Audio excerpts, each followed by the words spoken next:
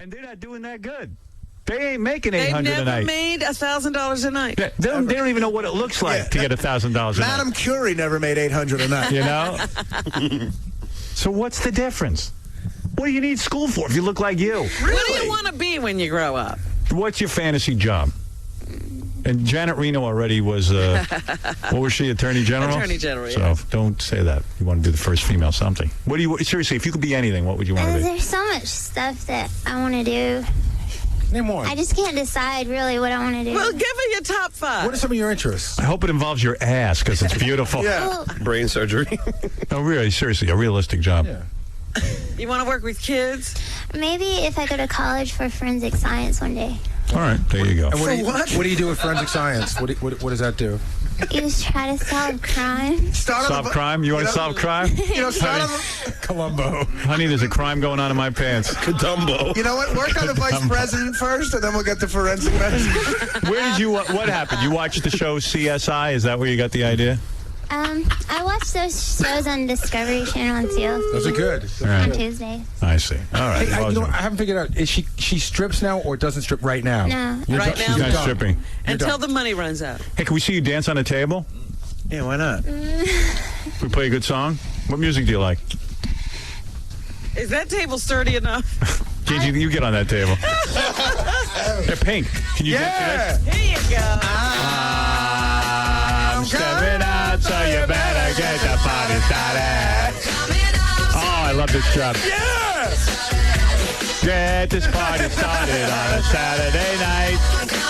Here you go. Yeah, hey, she can dance. This party started on a Saturday night. Everybody good at it. Oh, my God. You're good. Thank you. Oh, man. That was nice. That was good. You know what? That's nice. You know what? You get that typing degree, and I'll date you. I gotta say, Yeah, Artie be embarrassed to go out in public with you now until you get your typing degree. she's a genius of the table. Let me tell you something. You got a beautiful body. You're hot. You went You over. might as well strip. If you want to dance at Scores, I'll introduce you to Lonnie. I guarantee you, She scores hot. Yeah. you'll make a fortune. Yes. Is that what you want? Yeah, I've thought about it. It's just that I don't live here. Oh, what do you? Well, yeah, you'd have to move. Yeah, here. it's kind of a hard commute for you. Yeah. You'd have to move into my apartment. Traffic's bad on 95 North. Yeah. Did she get the award for the dumbest girl? No. Well, I think so. I mean, I don't know what. I don't know. She spelled pamphlet. You did good on that question. Pamphlet's tough. Wait a second. We had two girls that came in here once that were drunk, and they came in the morning, and they didn't know as much as she knows. All right, right. you're not the She's world's not- dumbest. Howard, how many nickels are in a dollar? Would you All right, know that's that? fair enough. Go ahead. If you can answer that one, then you're not the world's dumbest. How many nickels in a dollar? I wonder what the thought process is. Can we hear out loud what you're thinking? Can you? First thing she what? says- Say it. Did you say 10? Now, how did you get to that conclusion? I counted. Okay, let me ask you a question. What's a nickel? How much is a nickel worth? 5 cents. How much is 10 nickels? $2. Wait, you guys get a dollar.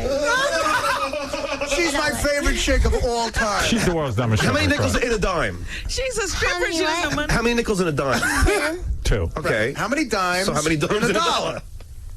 10. So how many So- nickels would be in a dollar? 20. There you go. You got it. You're not the world's dumbest stripper. That typing class just came in, honey. Get back home. We got to take it. Hey, you know what? You guys can all laugh, but no one wants to see you guys naked. That's right. That's right. How much Damn did you straight. make this weekend, Yeah, Artie? tell me how much you made this weekend, Artie. You know what? I did 80 minutes of stand-up comedy. I made about $300 clear. I worked for Stuttering John. Smarty pants, and you can answer all those Well, guess what? Andrea made $1,000 in a night. I love her. Shakehead. So hot, She man. could, you know what? You're very, very hot. But, what are your measurements? Do you know? Well, we'll save that for another time. But you're beautiful. But you we really never. are. forensic science. That's what she wants. She's hot enough to work the big time, though. She could be tripling that money. I go out with you. Can she You want to spell come to for Vegas with us? Yeah. You could be on Artie's lap the entire way. I got a room on it. Yeah. Which guy here do you find attractive out of all of us? Yeah. Who do you like the best? Oh, who's she going to say? Artie. Artie, you're such a charmer. Look at everyone there. Hold on. Come on, you know you want. Don't put Casey in there. Is there one guy in the room? If you saw him coming to the club, you say, "I want to dance for that guy." Out of every one of you guys? Yeah. Yeah. Howard. Yeah. All right. Well, the wait a guy in the room was a Don't know he's legend. Howard. All right, take Howard out. I'm glad you didn't pick KC because he's a big homo. There's All right, take me out of the mix the because question she answered correctly. out of these 5 guys, Out of these guys, yeah, who's the least repulsive?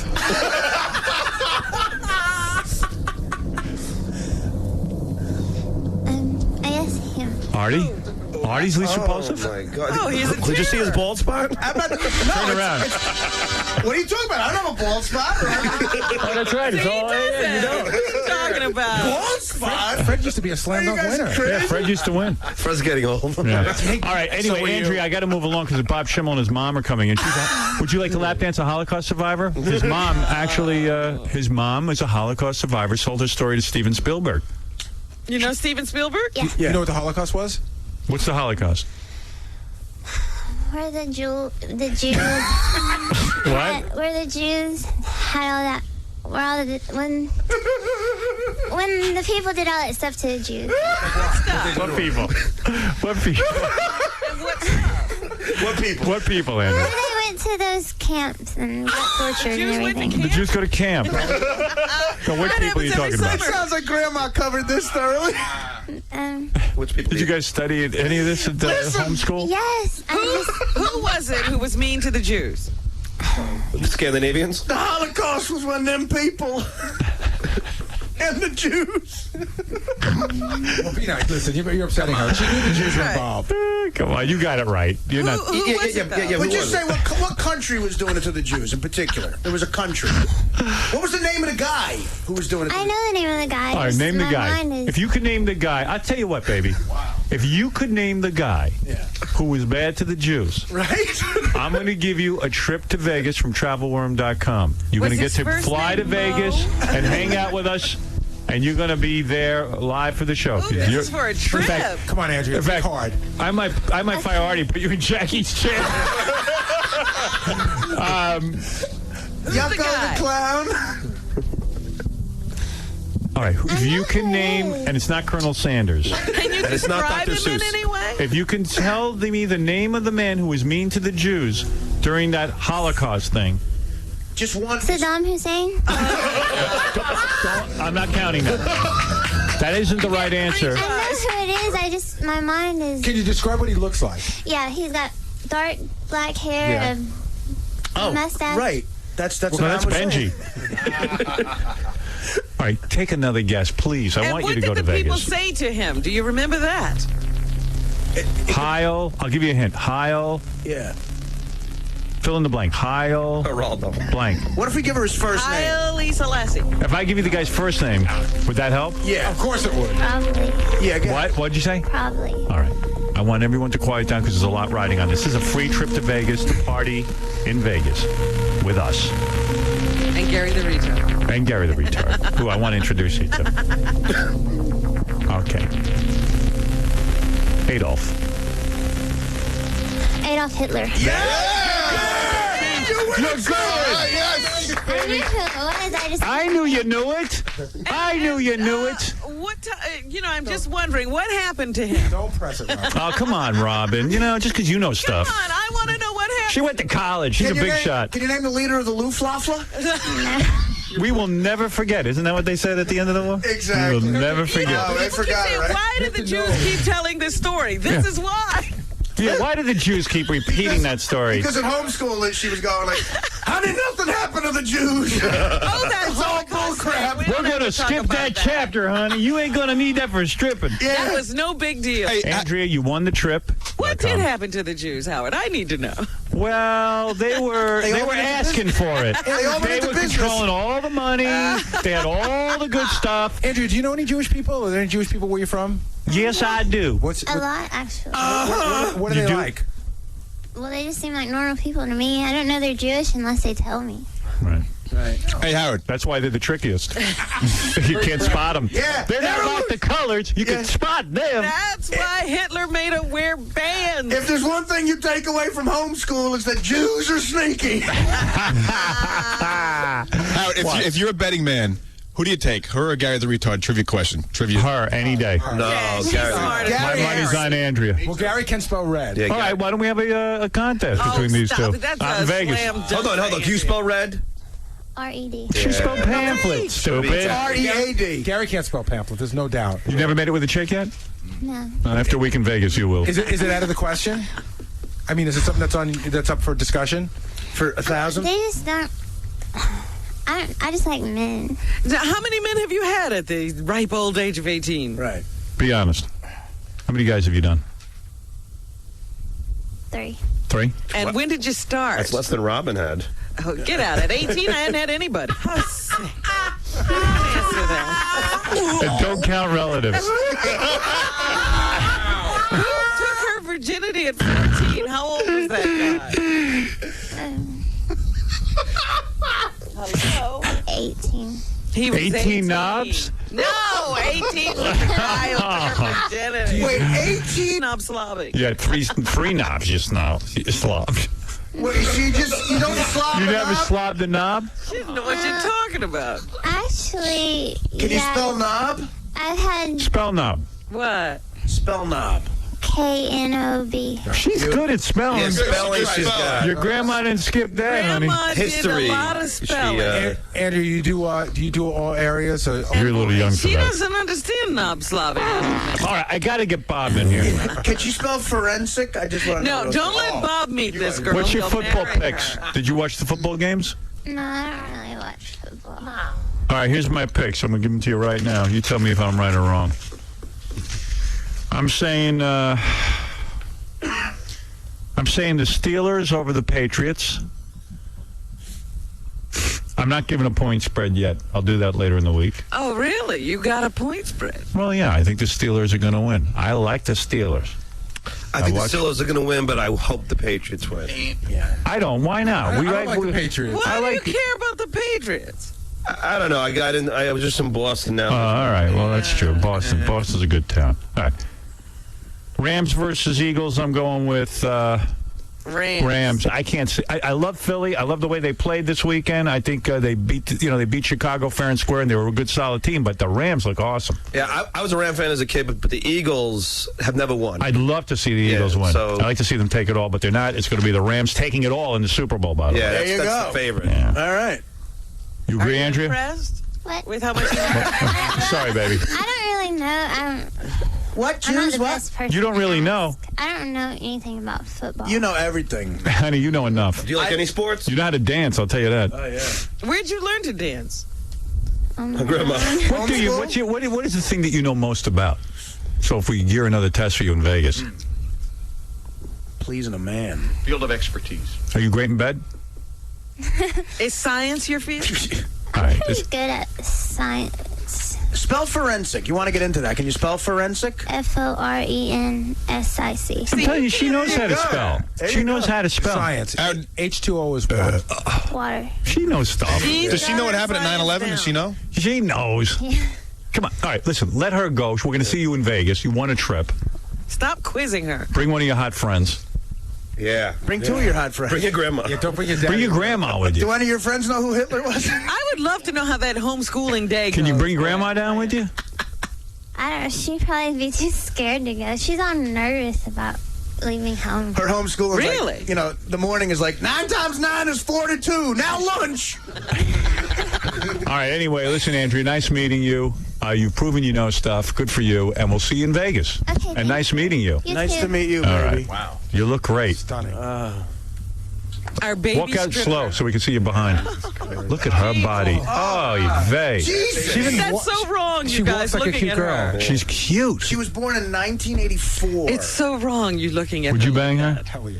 Yeah. 18, though. At is a little 18 young. here? It's probably a little You know young. what? It's not like she's 18 and she's been, shielded from the world. She's stripping already for 2 years. We'll be back right after these important words. You're listening to The Howard Stern Show. More in a moment. The woman that I'm about to introduce to you, her name is Camille Juice. You might remember her from a couple of months ago. She was about to marry Beetlejuice, and the marriage hasn't happened, and she's upset. Bring in Camille first before we bring in Beetle. The other annoying thing about Survivor, while we're waiting for Camille, why do they have to make it so friggin' spiritual? It's like, All the time with those tribes, wherever they are. first of all, there was a group of black men who they probably hired 2 seconds before and said, do me a favor, there's a bunch of dumb white people going to show up. Spray some crap on them and tell them you're like praying to the voodoo gods. I mean, there's nothing spiritual about it. And I love all these people that are like, I don't care if I win the money. I learned about myself. By standing on that pole, I proved something to myself. What? Standing on a pole proves something? What to did you prove to yourself? That you could stand on a pole? Where does that come in handy ever? Where's Camille Juice? I know she was out there taking her medication. Taking a while. Taking medication? Yeah, well, she calms down with that. Oh, there's Camille. She's such a lovely lady. Come on over here, Camille. Oh, hello there. There's Camille Juice. How are you? You at look you. terrific. Looks lovely. You do look terrific. She looks terrific. This is Camille Juice. Soon to be Camille Juice. We Wants to be. hope.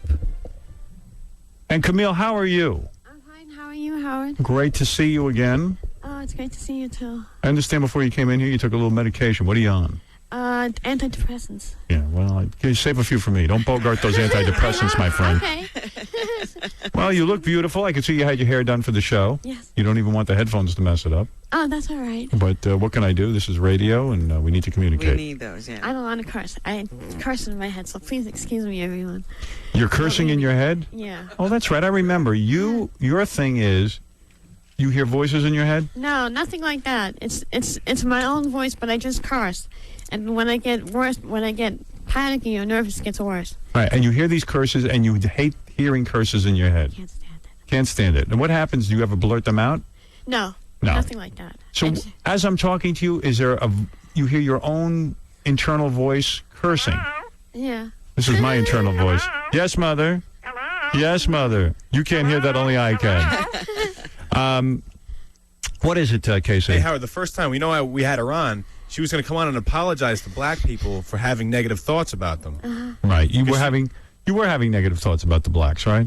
No. It's getting much better. It is. Yes. And Because of your show, anyway. yeah. And you don't hold any grudges against black people, but sometimes No. these thoughts just creep in. Is that correct? Uh-huh. Yeah. What kind of thoughts do you have? Just like dark thoughts. And not, Well, they are dark. yeah. Yes. I don't mean it that way. Tall, dark, and handsome. And Right. Did you have a bad experience with a black person? No, No. a long time ago, but it's nothing. It's not worth it. What happened? No, I don't want to say it. It's a long time ago when I was in school. It's too long ago to go into. I see. So you might have some negative feelings there, and they're subconscious, and they emerge. Uh-huh. I see. She has Tourette's, but only in her head. Right. She doesn't yell it out. Thank God. Oh, I'm so happy I don't do that. What kind of words do you hear in your head? The S word? Everything. The F word? Everything, yeah. How about the CS, the referring to oral sex, CS? You know what I'm saying? Yeah, I do You know that word? Uh-huh. I And know the- that word real well. Where does a nice girl like you hear all these words and learn I them? don't know where that came from. Yes. All of a sudden, one day I started cursing, and it just popped into my head. You're a lonely woman, I take it. I'm single. Yeah, you're single. You Do want you live alone? I live with I'm two most loveliest people in the whole world, my parents. Your parents Yeah. are good to you, right? Uh-huh. Well, at this point, you are in love with Beetlejuice. Sorry, what? You're so much love to both of all of you. Thank you. Yeah. Now, you're in love with Beetlejuice, is that correct? Yes. Okay. And what has happened? When he was on here, he proposed marriage, isn't that correct? Mm-hmm. Uh-huh. And then what happened? I don't know. He never. I guess I was supposed to call the studio, but I don't know. I never called. I see. So. Let's bring him in and find out what this cat is up to. Okay. He's not the cat. She says she never called. You're not pregnant from him, are you?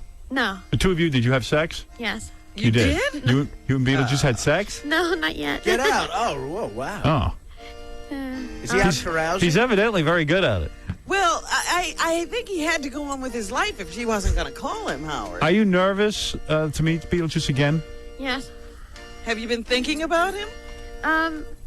Yeah. I have a picture from the last time of him and me. I keep it on my desk. There's the man of your dreams coming through the door right now. Ladies and gentlemen, Beetlejuice. Camille Juice, Beetlejuice. The woman who wants... there he is. He's a player, this guy. Looking like a hitman. He's a player. He looks sharp. How funny. Wow, look at that outfit. He looks like Puffy Combs today.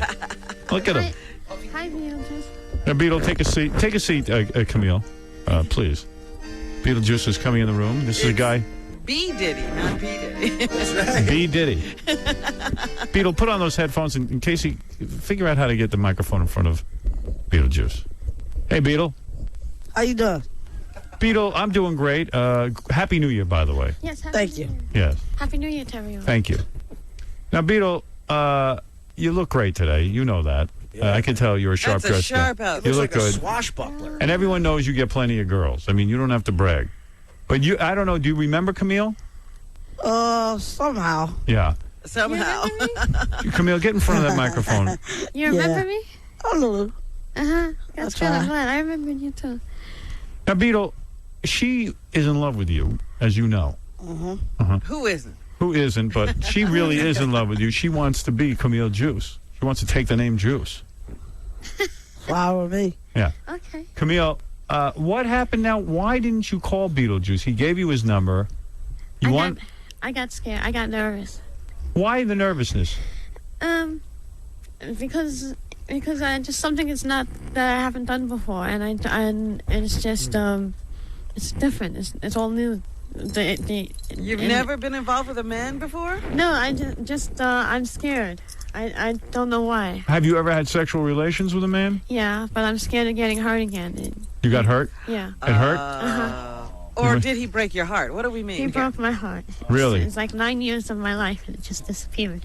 9 years of your life? Well, I knew him for that long. Yes. So it was difficult to get rid of, but I'm trying. Right. And 9 years, were you engaged? Yeah. You were. And he dumped you.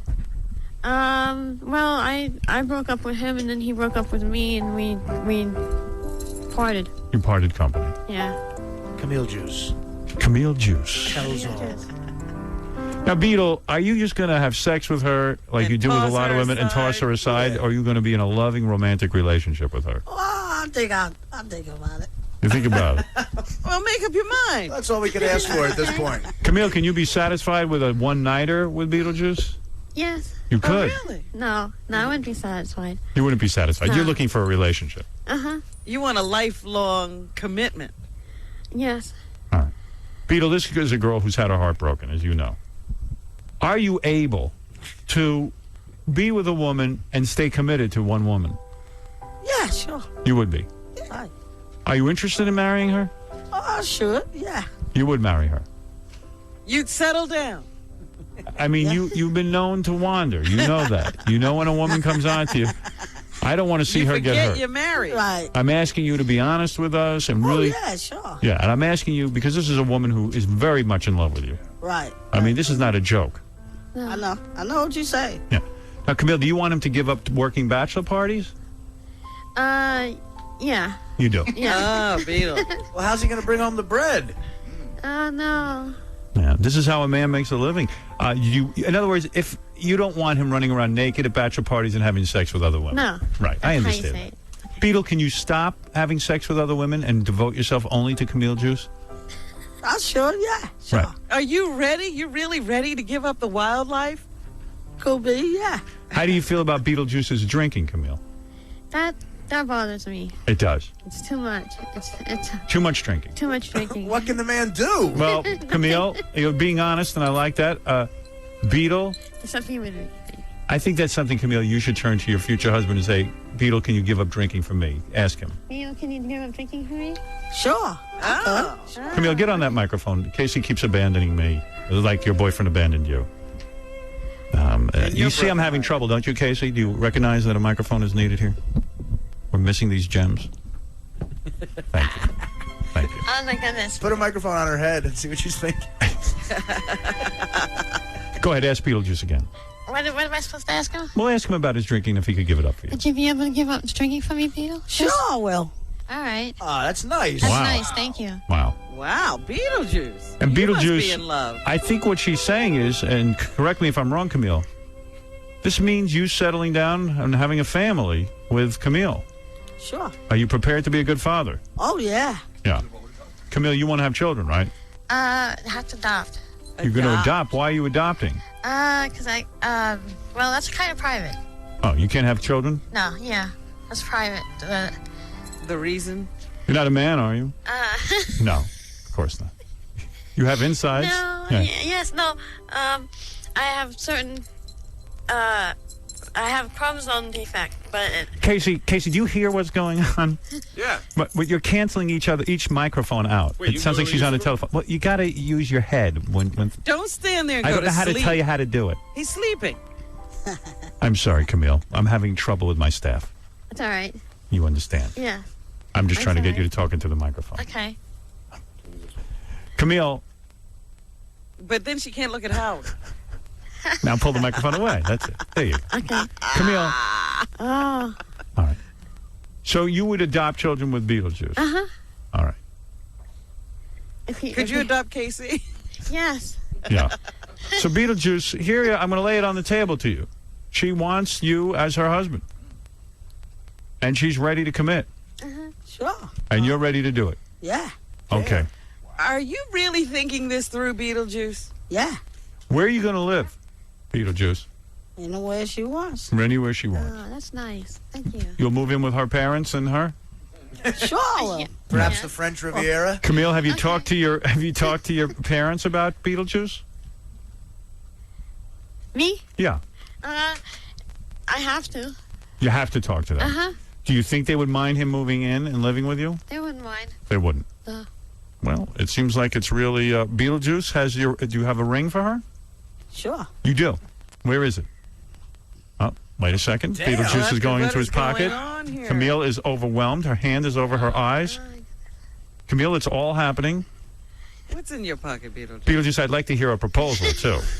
Yeah, I think you just don't hand her the ring. You have to say something romantic to Yeah, her. be a romantic. Beetlejuice is go into his pocket. I don't know what he's going to pull out. How come on, deep that Camille, pocket I is. see tears coming to your Are eyes. you packing, Beetlejuice? Don't jump to conclusions, Oh, there's his Camille. cigarettes. He's got his Newports. How do you feel about him smoking? He has to stop that too. Are you going to stop smoking? Let the guy do something. No, I'm not going to stop that. Why are you trying to change him? I shouldn't. You shouldn't. You should let him do his thing. Do his thing. This is the man you fell in love with. Yeah. He already gave up booze and women. All right, you can. I'll let him smoke. All right, he can smoke. Put him in the what do you call it? They have like that dog run. You can put him there and let him smoke. Look at Beetlejuice. He's Beetlejuice still is looking for something, right? Beetle. This is embarrassing. Yeah, he lost it. Second episode of I Love Lucy. Where's the ring? Where's Beetle Fred have to Mertz? get undressed to find the ring. Beetle is frantically going through his pockets. Didn't I give you the ring? I heard he had a ring. I have it. I don't know what that is. It's all right. I saw it when he walked in. He has it. Where's it at? It's on him somewhere. Maybe you will have to stand up, Beetlejuice. Beetle, stand up and find the ring. This is horrible. I'm so sorry, Camille. I know. It's all right. It's in here somewhere. You're supposed to be a smooth kind of guy, Beetle. Beetle is so smooth. Always has the Shop moves. dresser. I don't know. I don't know what that is. I don't know. I think I dropped it. All right. Well, maybe you. dear. Oh, there it is. He found it. Got it. Oh, wait a second. Beetle. Oh. Beetle. I know you want to say something to Camille first. Oh goodness. If you want, While you're out of the chair, get down on one knee. please. I'll never mic him down on one knee. Can't even see him on the camera. Go ahead. Say what you want to say. I know you want to propose now and propose marriage. I Go thought ahead. he was on one knee. Go ahead. I was over there. What? Wait, Beat. All right, Beat. This is the moment I think, Camille. Every girl dreams of this. Isn't that true, Camille? Yes. Yes. They do. Okay. I know. Casey, get the microphone near Beetle. Yeah. Where'd that ring come He's in? trying to get the box open. I don't know. I'm trying to get it open. Help him out there, Casey. Will you? Oh, there it goes, is. there All it right. Beetle, go ahead. I'll let you say something to your love. Well, Are those Tic Tacs? What has he got He's there? got a ring. Someone got him a ring. Oh goodness. Say something, Beetle. Oh my goodness. well. I love you, but I'm still gonna get this to you. What? I love you, but I'm still going to give this to you. Isn't that romantic? Beautiful. Like you. Wrong finger. It's Beetle, Everything. Beetle, you put it on the wrong finger. That's her FU finger. Yeah, it's her middle finger. B, put it on the wedding finger, please. On the left This is hand. an engagement ring. Right? On the left hand? No. left hand. Left hand. Left hand, yes. Beetle, say something romantic, please. Thank you. I love you. It's still on the wrong I finger. love you too. Oh, they've just kissed. Oh my goodness. Beetlejuice is trembling. I've never seen you this nervous. Marriage is a frightening thing, isn't it? Oh, stop fighting, but it's It's a big just step. like a relationship. That's all. Right. Yeah. It's something about leaving the ship. Hey, Camille, I see you're crying. Talk to us about what's going through your mind. It's so nice. It's such a pretty ring. I'm going to keep this forever. Oh, look, Let me I see hope the so. ring. You should hold it up for Hold the it up. camera. Everyone wants to see it. There it is. Wow. I think Beetle's already missing the booze and brudge. Yeah, Beetle. You know, I never thought I'd see the day where you'd settle down with one woman. Oh, yeah. It's been 30 seconds. How long have Beetlejuice. you been thinking about this, Beetle? Beetlejuice International Playboy. Oh, yeah. Yeah. Okay. Yep. Well, let me tell you something, Camille. Thank you, Howard. You went after a pot of gold and you got it. And you're all golden. All of you people. Isn't that nice? Any voices in your head right now cursing? No. No. Amazing since becoming engaged. You understand? Yes, it's amazing, right? Well, I hope Beetle makes all of the voices in your head very happy. I truly do. And Beetle, congratulations to you. Thank you. All right, and we'll be back right after these words.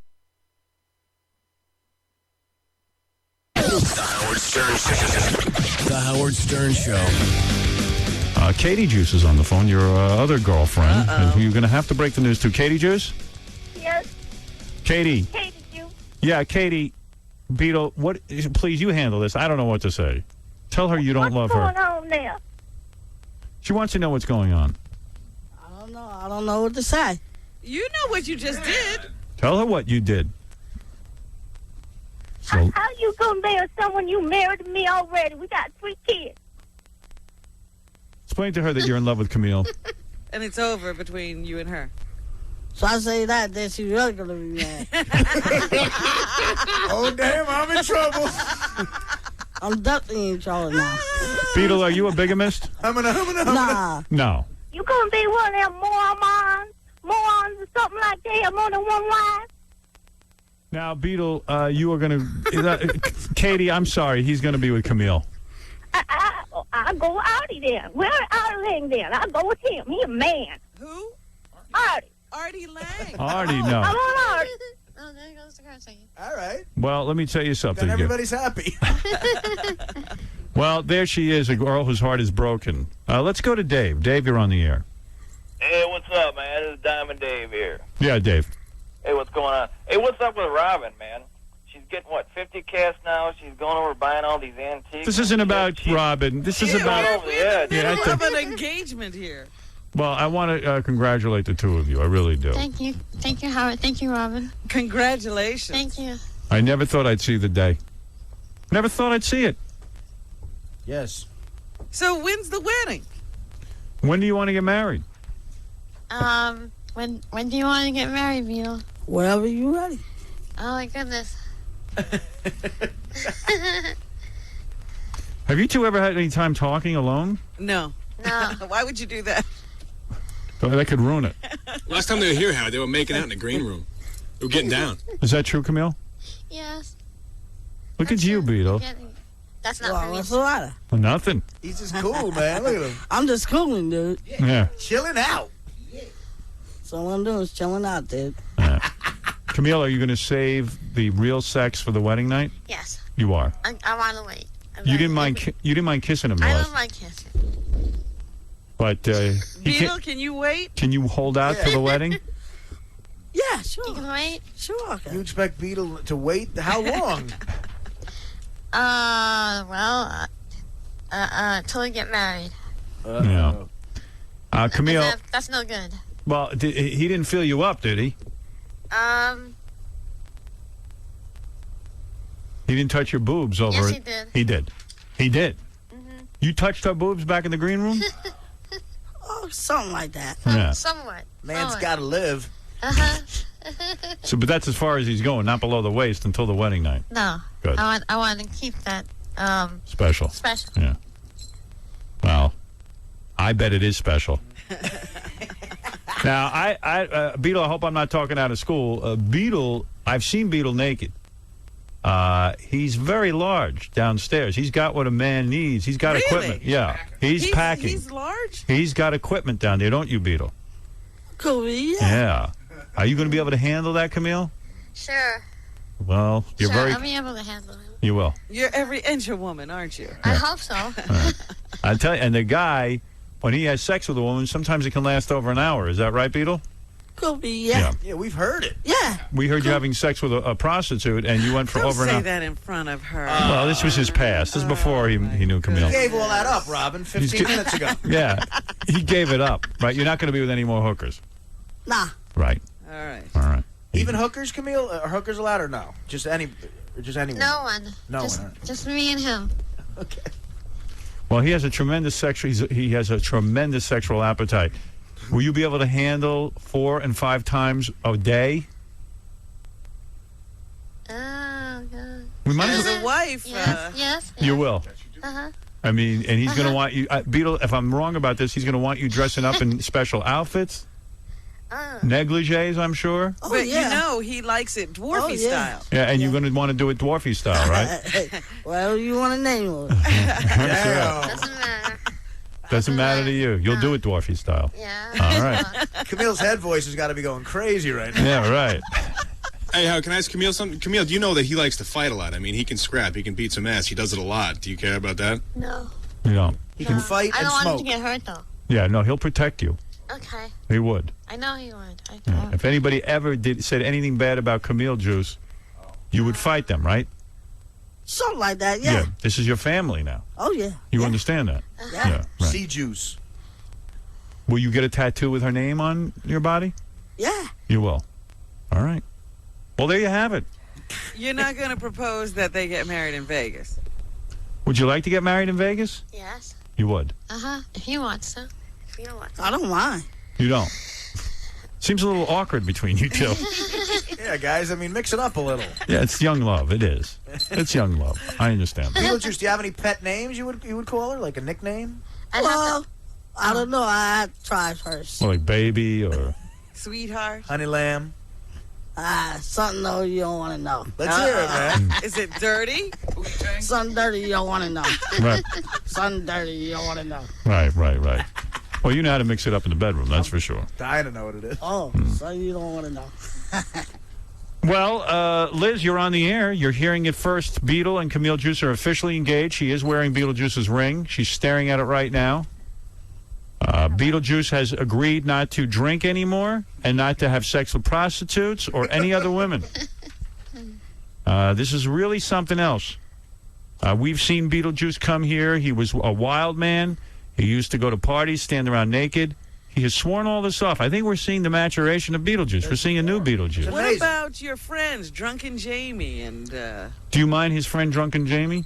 No. You don't? You want him to stop hanging out with those guys? Yes. You do. Are you going to stop hanging out with Drunken Jamie? Well, he's a friend of mine. Well, I like the guy. Well, he's my friend. But your wife feels you're spending too much time with him. Well, we just hang out. But Right. she doesn't want him at the house. Right.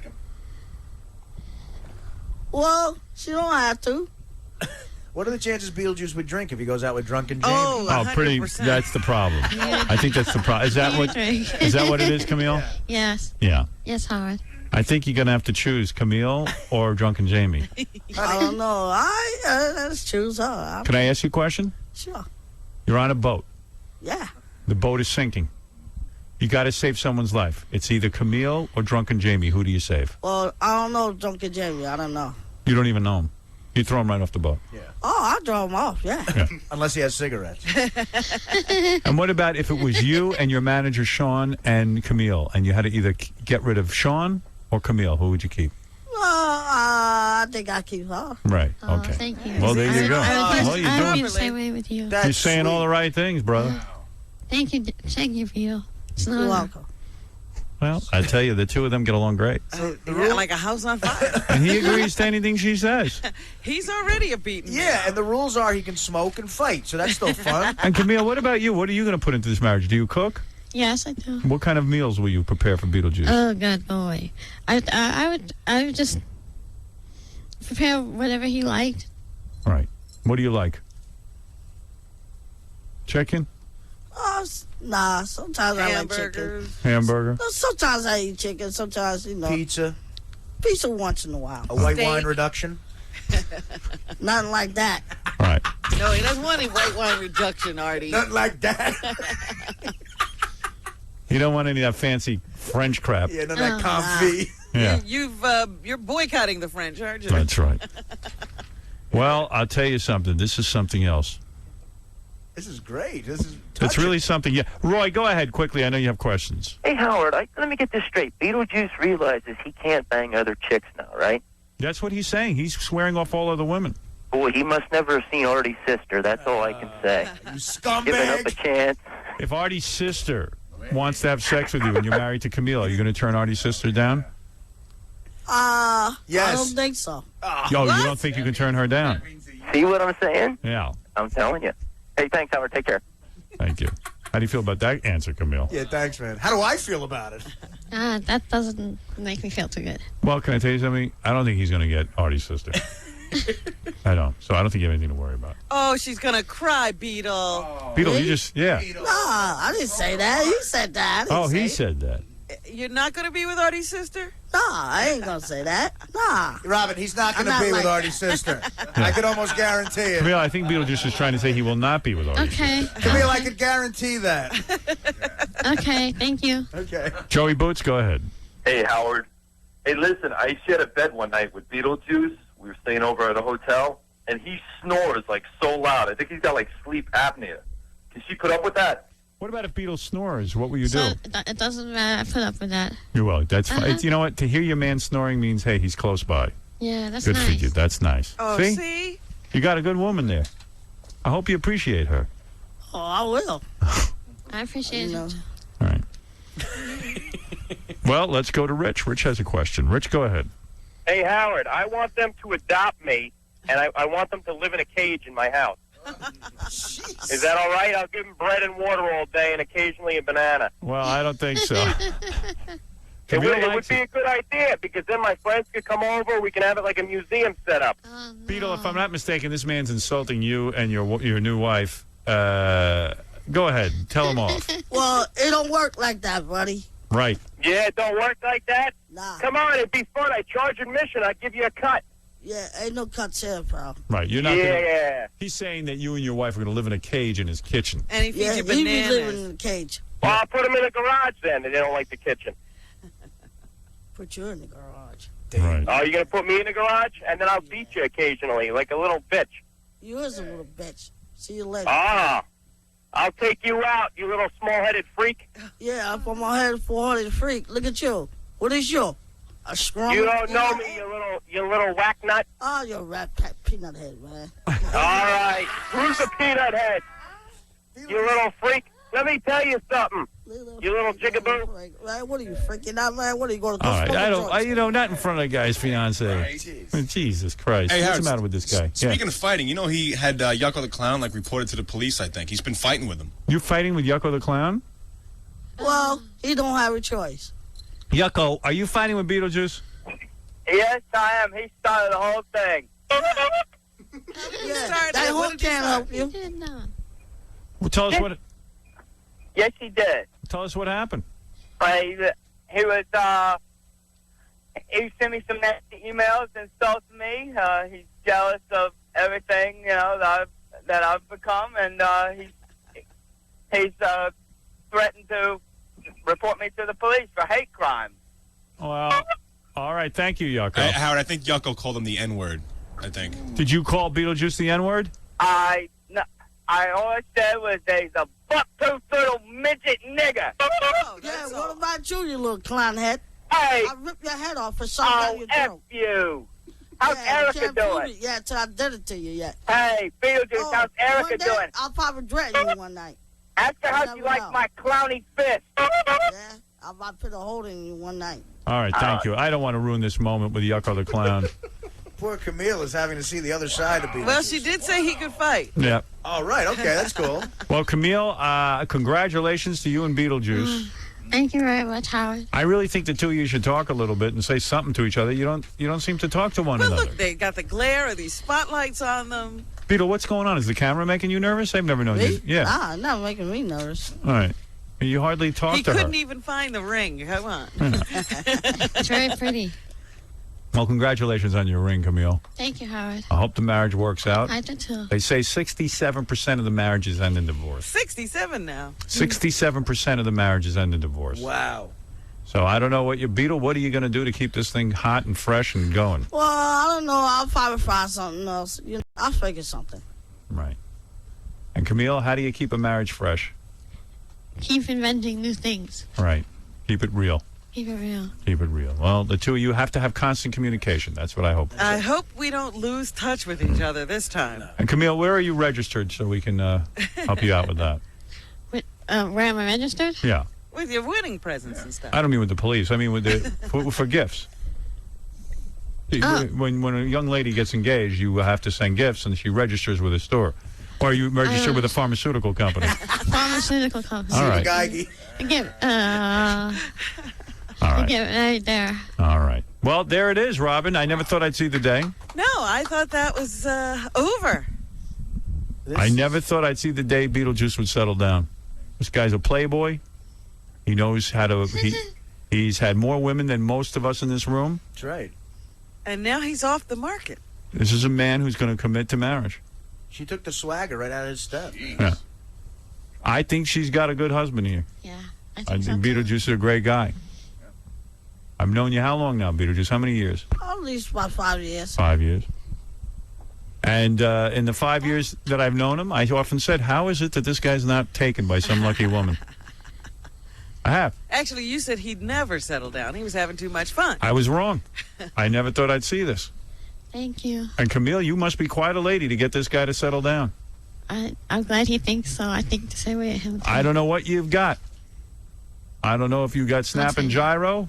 I don't know what it is. I just hope the sex is good. It will be. Aren't you afraid waiting? Maybe you should have sex before you get married, just to know. Just in case. Uh-huh. Don't you want to know the two of you are compatible? What do you want to do, Beetle? Whatever you want. That's nice of you. Thank you.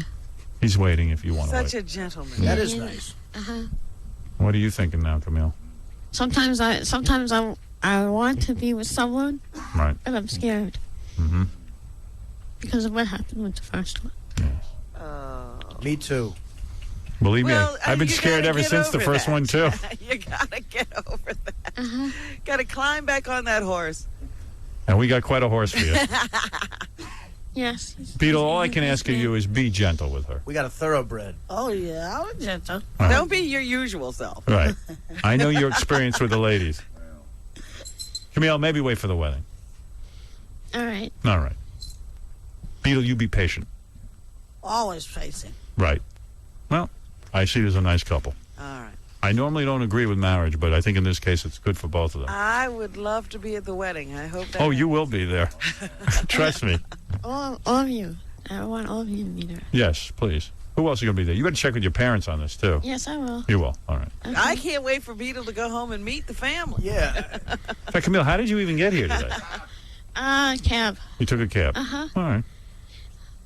Well, there it is. It's time to break for a commercial. I could stay with this all day. Yeah.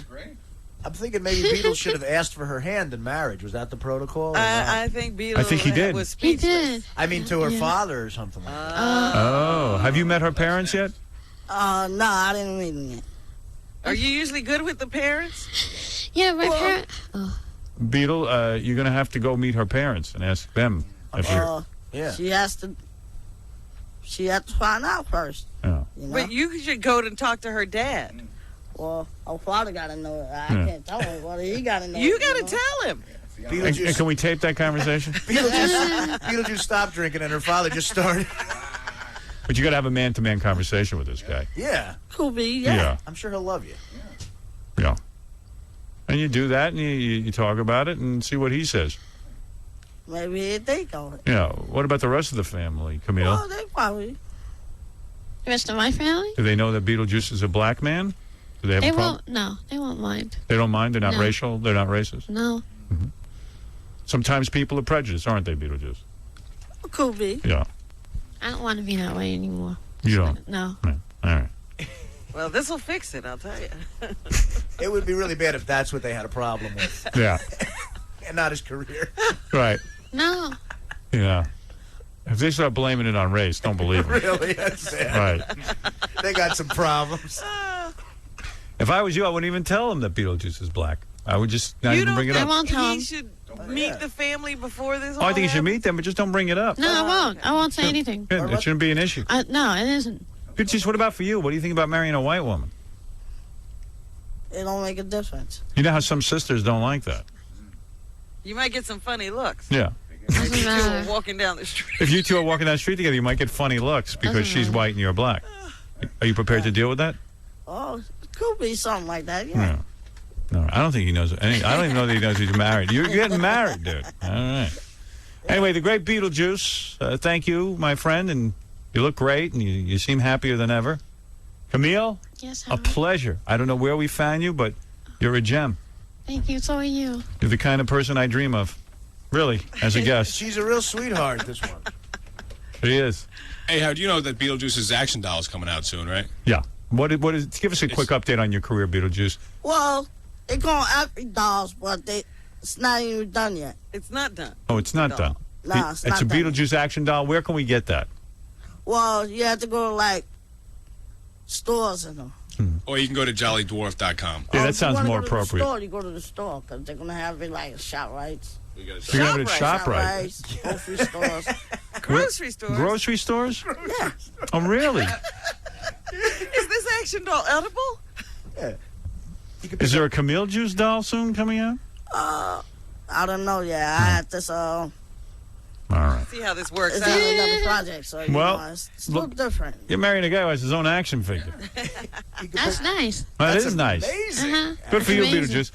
Beetlejuice. Look for it at where? Walmart? ShopRite. Grocery store. Grocery stores like Walmarts and all that stuff. Okay. You can pick up some Campbell soup and the Beetlejuice doll. All right, Beetle. Thank you, and congratulations again, Camille. Thank you, and congratulations. Thank you so much, Howard. Can't wait for the wedding. The new couple, Camille and Beetle. The Juices, ladies and gentlemen. This will probably be covered by the press this wedding. I would hope. Helicopters and stuff. Meet the Juices. They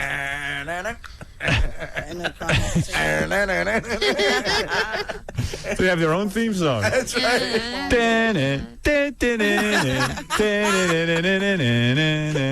Till the one day when this lady met this fella. Ain't no Charles Sellers here, man. Cosby, brother. Sorry, Beetle? Cosby, you said Cosby. All right, Cosby. Yeah, everyone. You make everyone happy. The two of you make a beautiful couple. Spreading the Thank joy. You make a stunning couple. Thank you. Don't mind me because I'm staring, because it's hard to keep my eyes off the two of you. Brad Pitt and Jennifer Aniston. Who cares about them? Right. I want to snap a photo and put it up on the web. The new hot showbiz couple. I do. Congratulations, really. Got it. All right, and we'll be back right after these words. The Howard Stern Show. Truly, you're on the air. Howard, how you doing, buddy? Yeah, Hey, I got a game for you. I made a new one. You like the Gary game so much? loved it. In fact, I'll tell you what. If this is a good game and I deem it good, I'm going to give you a Sony high-definition television set with a Sony DVD player and a copy of Mad Max on DVD, Mel Gibson's performance in the original Mad Max. Damn. How good is this game? I hope it's good enough for the HD TV. It's called Stupidest Moments. All right, stump me 3 times, I'll give you the TV. Well, it's not really a multiple choice one. It's more of an opinion type game. All right, just play the game, and if I like it, I'll give you the TV. Okay. I'll give you the friggin' TV anyway. Go ahead.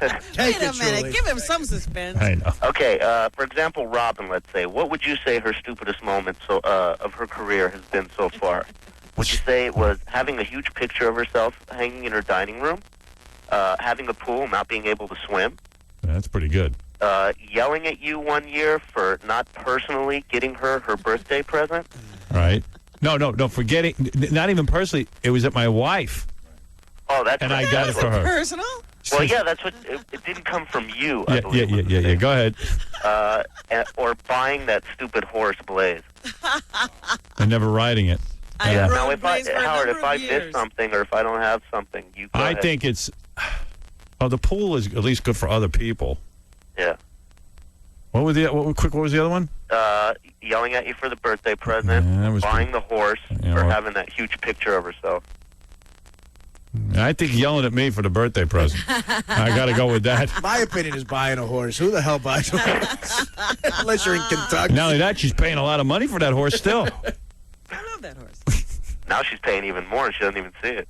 Right. All right, go ahead. Okay, let's go, John. What do you feel his was? Going behind your back for that book deal?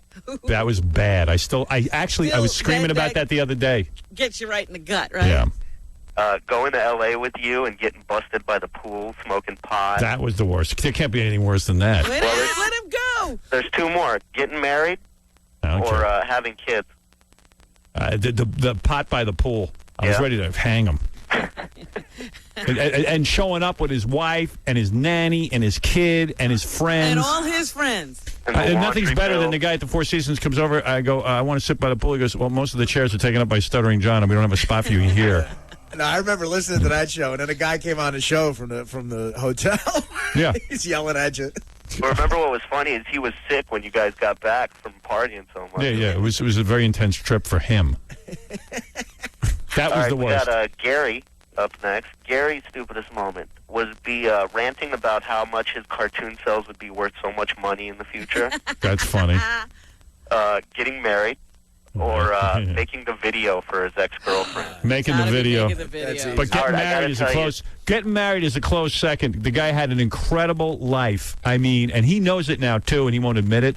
He had it made. The guy was getting laid, going out partying every night. Oh, had his own apartment. Howard, At least we don't have that on tape.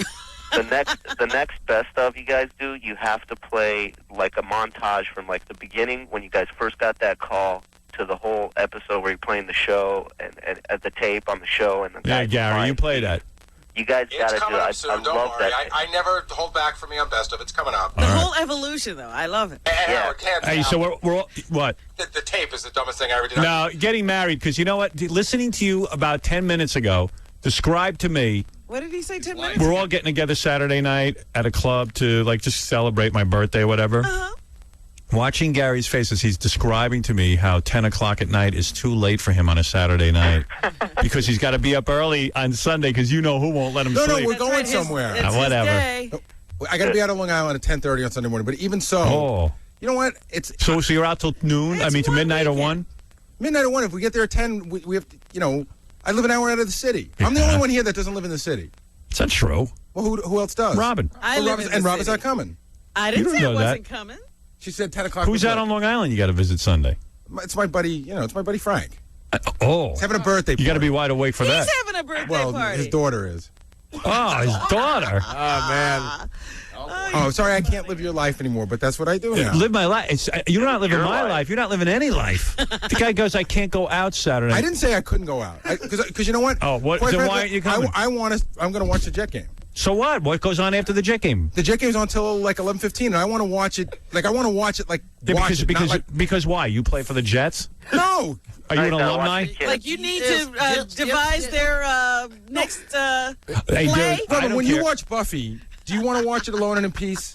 Jet game you don't need sound for. He's missing his boss's party for his friend's kid's party. Yeah. Coincidentally enough, John. You know what? Hey, Chuli, you left one out. The dumbest move Gary ever made? He had his wedding and didn't invite Tom Chiasano, the guy who gives him a raise. Tiny oversight. Yeah.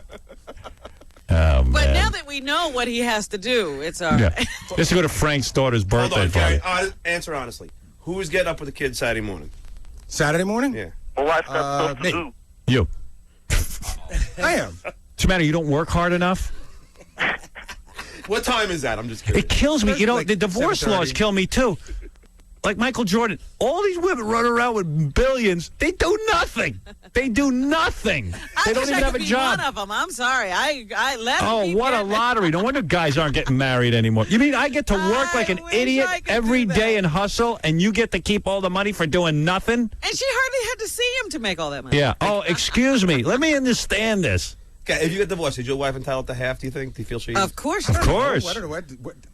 Gary'd be lucky if he walks away with half. Yeah, right. The way his life's I got to going. tell you, after hearing Gary Garver the other day, I don't know what the divorce laws are anymore. I mean, I don't know how it works. I thought you were entitled to what you had before. No, John. You've investigated more than any person I know. I have. And John, you got kids. You got a wife. So, okay, here's the deal. Say you and your wife split everything you have.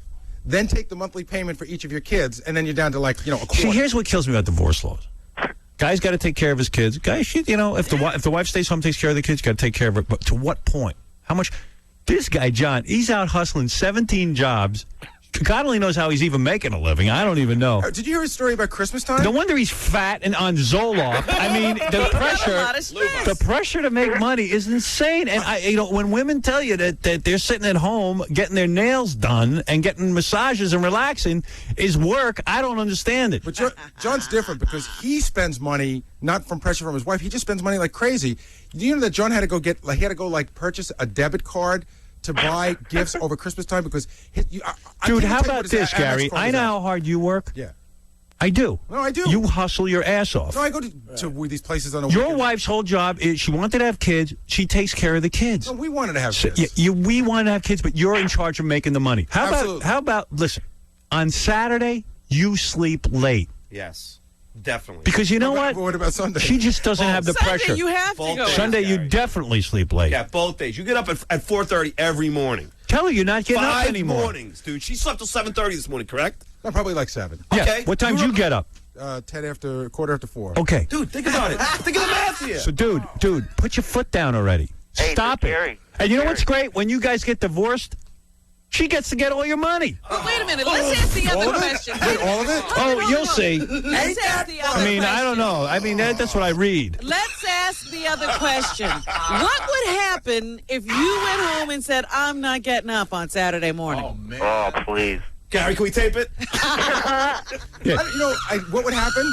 I don't know. Dude, don't you think you're entitled to a day's sleep on your day off? I mean, you're hustling all week. I got you. See, I think she's a better arguer than you, guy. I think she figures out a way to make you feel bad. Yeah, you know what it is? She goes, well, we both wanted to have children. Yes. Yeah, but you know what the deal is? I'm going and making money. You get up with the kids. Gary always buys the, well, when do I have a day off? It sounds like Ralph and Alice Graham. You know I what? am Tell your sleeping wife. late on Saturday. Tell your wife. Every day is her day off. She doesn't have to answer to a boss. Howard, Every day is her day off. She answers to me. Yeah. Oh, yeah, she does. Yeah, I see that. Well, you know what? Hold on. All right, anyway, go ahead with the game, Hold Truly. on. You got to ask Gary. Gary's going. Tell him. So you're going out to eat during the Jet game, right? No, we're not. I said I'm not. I said I'm watching the Jet So game. this is what they're going to do. No, I haven't figured it out yet. But I told we have dinner plans with friends on Saturday night. Yeah. And I just said to my wife, I'm watching the Jet game. We'll figure it out whether I watch it at home or whether we go somewhere and I watch it at home. Ooh, look at you. They're going to go to a Put restaurant. down. His wife and his wife's friend are going to eat, and him and Gary and his friend are going to go to the bar and watch the game. Yeah, I want to watch the game. Yeah, God forbid his wife stays home. Yeah, just say. Or go out with her friends by herself. Yeah, go out herself. Listen, She wants to go out. she offered to cancel and we could stay home and watch it. I actually don't want to stay home and watch it. Because who wants to watch football with your wife? For the kids. He still wants to get out of the house. Yeah. No, I don't think I want. Or he wants to get everybody out of the house. One of the other. Right. But my kids are too young to make them go somewhere else. So when you come to Howard's party, come a little early. So we'll go to my apartment and we'll watch a little bit of the game. Then we'll go to Howard's party. Yeah. And watch the rest of the game. Because we're gonna miss. First of all, we're gonna miss at least a half an hour of the game. How? Taking a cab from your apartment to. Oh no, we're not. You're No, not? No, halftime is when we'll go over. At the halftime will be 9:30. Yeah, it'll be perfect, and then we'll go over there and watch the rest of the game. Is it, you know Come what? on, gotta be fun. Me, Do audience whatever you will come want. Do over. whatever you want. I don't care. I'm actually not that into coming out this Saturday. Coming into the city, it's a haul. You know what I mean? It's your boss, 48. You know, I don't care. I really It's don't not care. like You know, that. if Gary's not But there, he's willing to make the haul at 10:30 the next morning. to get Frank's the daughters. He's gonna get little up with the girl's kids. birthday party. He's gonna get up with the kids at 7:30. Let me ask you a question, and don't do shtick for the air. Be really honest with me. Does it affect you one way or another that if I come to the party night, it's not like it's a birthday party for It you. doesn't affect me, but I would like to. Hang out with you. If we're planning a night of all of us hanging out, it would be fun. But you know, it's the other thing. I just feel bad. Listen, the other thing is it when we doesn't do these- affect me. I'm a big boy. But here's the deal. We never seem to hang out. I just feel. You know what I mean? Like, well, here's an because opportunity. my New Year's Eve party, I couldn't hang out with anyone. This is an opportunity to hang out. Yeah, he's not the host. This Yeah, I'm not the host. It's He's not not throwing going the to party. be that huge. Yeah. Yeah. And if we get a TV, There's gonna be people watch hanging the out. game, we'll get drunk. It'll be fun. His days of fun are over. All right, go ahead, Shuli. What else? All right. Who else you want to hear? I got Fred, Scott, Casey, Tom. All right, give me one more. You pick. Casey's so obvious. Can you? Well, Do Fred. All of them are good. Okay, Fred will go ballistic. Fred, let's see. Changing his name to Eric, not telling anyone, of course. That's great. Throwing stuff and causing a big scene at the Rainbow Room. Ooh. That was pretty bad. Oh, my God. That was unbelievable. That's a great one. But that wasn't really on the show. So. Oh, it was. Oh, yes, it was. The next day it was. Got better on the show. Next day it was when you stormed off and said you weren't working anymore. Okay. You quit the show. Actually, you know when it got really good, which I just heard on Best of, which I forgot about. We gave the guy that called in that morning an FME, and he came in to accept it live, and I really thought Fred was going to kill him. Yeah. I was that close. Yeah. It really was. You could tell Fred was unbelievably angry. I was that close to doing an AJ on him. He almost became hockey dad. All right, go ahead. Or buying his mom a cookie puss for her birthday. That was low. Come on, that was romantic. And or not divorcing his wife. Well, I'll tell you what it is. It's changing your name to Eric and not telling anyone. Oh, I don't know. Which one? You forgot falling down flat on my face. I was going to write that one, but I thought you were going to blame that on tequila. No, that was way better. No, I don't blame that on anything. That was a good Dude, the winner is changing your name to Eric and not telling anyone. That's about as bizarre as a human being can be. Because you did that sober. Yeah, not only did you do it sober, it just makes no sense. Why do it? It's just You're not gonna meaningless. use it? You know what he said? Because I wanted to look at my credit card and see my name is Eric. That's not the reason. I was just making a joke. So what was the reason? Okay. What is the reason? The reason being is I didn't like my original surname because it was tied with my father. I have much of a closer bond. But everyone with my calls you stepfather. Fred. No, he's You talking didn't about tell his anyone. surname. That's his. That's not his Well, given I also name. hated Fred. Oh, yeah. Wait, whoa. I know why you his changed. first name because he didn't like his last name. I understood always why you changed your last I hated name. them all. I understood why you changed your last name. That I knew that was about your father. I just did it because as long as I was doing it, why not throw it on there? But why not use it? Why not tell anyone that your name is Eric? I don't know, because everybody knows me as Fred. I mean, what am I going to do? Hold it down? I say that's the weirdest one. You know what the weirdest thing about that is? John just told me the other day, when John got married, Fred had not announced the name change, and Fred signed the card Fred, parentheses, Eric, and John didn't know what it meant. Fred Eric Norris. So what did that is. I don't even remember doing that, but I'll take your word for it. Wow. That sounds like a John made-up story. Oh, yeah, I'll bring in the car. And by the way, I was watching the American Music Awards last night. When they go on a picture of Pamela Anderson. Oh, she looks so hot. Well, let me say something though. Didn't she say she was getting her breasts reduced? Dude, they look bigger than it. They're huge. I mean, you know what? They're bigger than her head. and seriously, I'm into breast implants. Don't get me wrong. I think they're hot. I think it could look really good on a woman. But if you make them bigger than your head, there's no cleavage anymore. You know when they look weird? It's frightening. They're shiny, and they're shiny and like bursting. You know when they're they look like they hurt. Yeah. And she made them smaller, but then they got bigger again. So I think she was. I think her waist she's 2 is inches from the wall. That's why they look bigger. Well, she's coming in soon, John. You can tell. I think From she's the real. wall? I think she's real hot. Yeah, she's Don't still get me cute. wrong, You think but she's 2 inches from the I wall? think she's Is getting that what oh, you- she's so hot, dude. She still got it. And what's with Kid Rock? Can't he wear anything besides his undershirt, or is that like the only thing he's willing to wear? That's his look. Yeah, but Wife beater, dude. his wife beater, but like every event has to be a wife beater. Isn't there And another? the hat. And the hat. The Ed Norton hat. Yeah. He was the only good performer though last night on AMA. You know who you got? Yeah. He's good. Hey, Howard, I got one about Tom. It's really funny. All right, real quick, and then I'm going to give you a TV. Okay, stupidest moment of Tom. Making a cardboard golf club, scraping bumper stickers off the wall, hiring the grease man, or admitting on the air that he has to see 2 movies in one day so he can go home balanced. I was going to say the Grease Man, but I think it's the 2-movie thing. He has to see 2 movies a weekend, one comedy and one serious. I think it was losing $1,000 to me in golf. How about canceling the Christmas party? Yeah, There you go. Don't forget the letter he wrote with all the grammatical errors. and You've spelling won it. errors. Yeah, what was that? He wrote a letter to somebody. I can't remember what it Oh, a was. memo, right. A memo. It had a lot of errors in it. You don't even know half the funny things about him. You know, Tom survived cancer last year. Yeah. So he wrote an article for some cancer magazine. Oh, we never got to that. That's right. I don't want to read the whole. I mean, I should read the whole thing. It's Tom's article about his melanoma. It's a melanoma newsletter. But what it starts out with, in my private life, I am a golfer.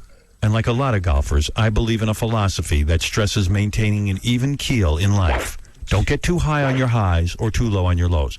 So he starts talking about cancer, but everything's about golf. And when you read real deep into it, he doesn't care how much skin cancer he gets. He's getting out on that golf course. Yes. And he evidently slathers himself. Uh-oh. What's up? What'd I do wrong? You know, the thing that is always funny, there's one line in there where Tom says, I know it doesn't go with what I believe in, because a guy who plays golf spends a lot of time in the sun, but I'm going to play golf. Right. I don't care about melanoma when it comes to golf. Tom is playing golf no matter what. I am. I would rather die than not play golf. Right. No. he has a horror for golf. Yeah, he loves that golf. I got to see. What do you? Do you wear like a beekeeper's helmet when you play golf now? Oh, he's all regulation outfit. But what kind of sunblock is he? Yeah, what kind of sunblock are you using? 50. 50. Yeah.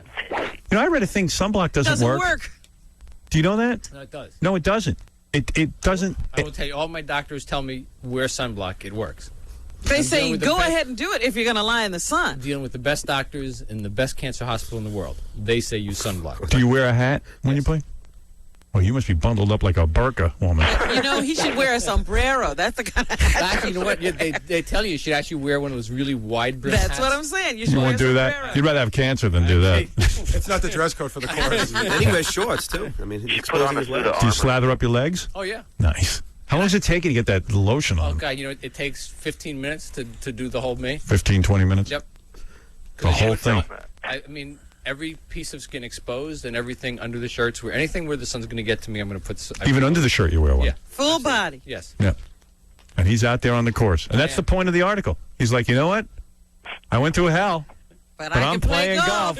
Hey, Howard, can we take that? Can we take the article and put it through that grade point? You know, they can tell you what grade, the level you're writing in. Yeah, sure you can. Remember you wrote the memo with all the errors? I have the memo upstairs. That's the We best. blew it up. And It's part of my memorabilia. I would say that's one of the top 3 angriest I've ever seen Tom. When you blew it up and brought in the English teacher to correct it. Yeah. Oh, that made you Oh, crazy. it absolutely did. Yeah, we brought in an English teacher. That was great. Yeah, I have the memo upstairs. What'd she say? He writes on the level of like a second grader. You know, she had a big red marker, and he was just getting bummed. Yeah. She gave me a C minus, if I remember correctly. She circled everything that was wrong. Oh, yeah. With that big red pen of Big red hers. pen. Oh, yeah. Minus. Circled him. All right, Actually, listen. you know what? Regarding that article, it was Ratso called me because he heard me talking about the fact one morning that they had asked me to write something, and Ratso called me and said, "Hey, you know what? So you don't get embarrassed. Why don't you let me help you write it?" Right. So Ratso helped you write this? no. I said, well, I already wrote it, and I read it to him, and he said, you know, it sounds good. I just went with it. He was goofing on you. He was probably trying to ruin it. Wait till Howard hears all the golf Wait references. till Howard gets. I'm a golfer. I live my life as a golfer. I have a golf philosophy. I didn't say. What is your golf philosophy? Not too high, not too low. Yes. Well, he was certainly low when I Well, beat what him. do you? What does it mean when you're out there on the course breaking clubs? I haven't broken a club in years? probably 8 years. Is that right? 10 years. So you've been living by the code. Yes. Yeah. Have you had a golf argument in like the last 3 years? Like, have you argued with someone over golf? Oh, sure. And what do you argue about? Like where the lay of the ball? The rules. The rules. The rules of golf. He didn't almost break a club when he was with you, John. Oh, he told me that when I told him, I said, this is about the angriest I have been. When you beat him? Yeah, Howard, you know, I beat him, and Tom and I took a ride back in his golf By cart. the way, you've never taken a lesson or No, anything. I'm the worst golfer in the world. And I took a ride back in the golf cart on the golf cart, and all his buddies, like these old guys, walking around. I go, "Hey, I just beat Tom for $1,000 in golf." Howard, after John won, he ran around the course like a retard, screaming and yelling, completely inappropriate. That's what really. Tom, you looked at me and goes, "John, I want to just tell you this." He goes, "I haven't been this upset since I lost the championship." Really? And then he wouldn't talk to me the whole way. He goes, "I'm not gonna," you know, he just was so sullen. Well, it was a bad day for him. Julie, you win a Sony high-definition television with a Sony DVD player and a copy of Mad Max on DVD. Howard, I love you. You are the man, and I love contributing to this show, and I will call you with new games all the time. All right, Julie, thank you. Love him. All right. We'll be back right after these words.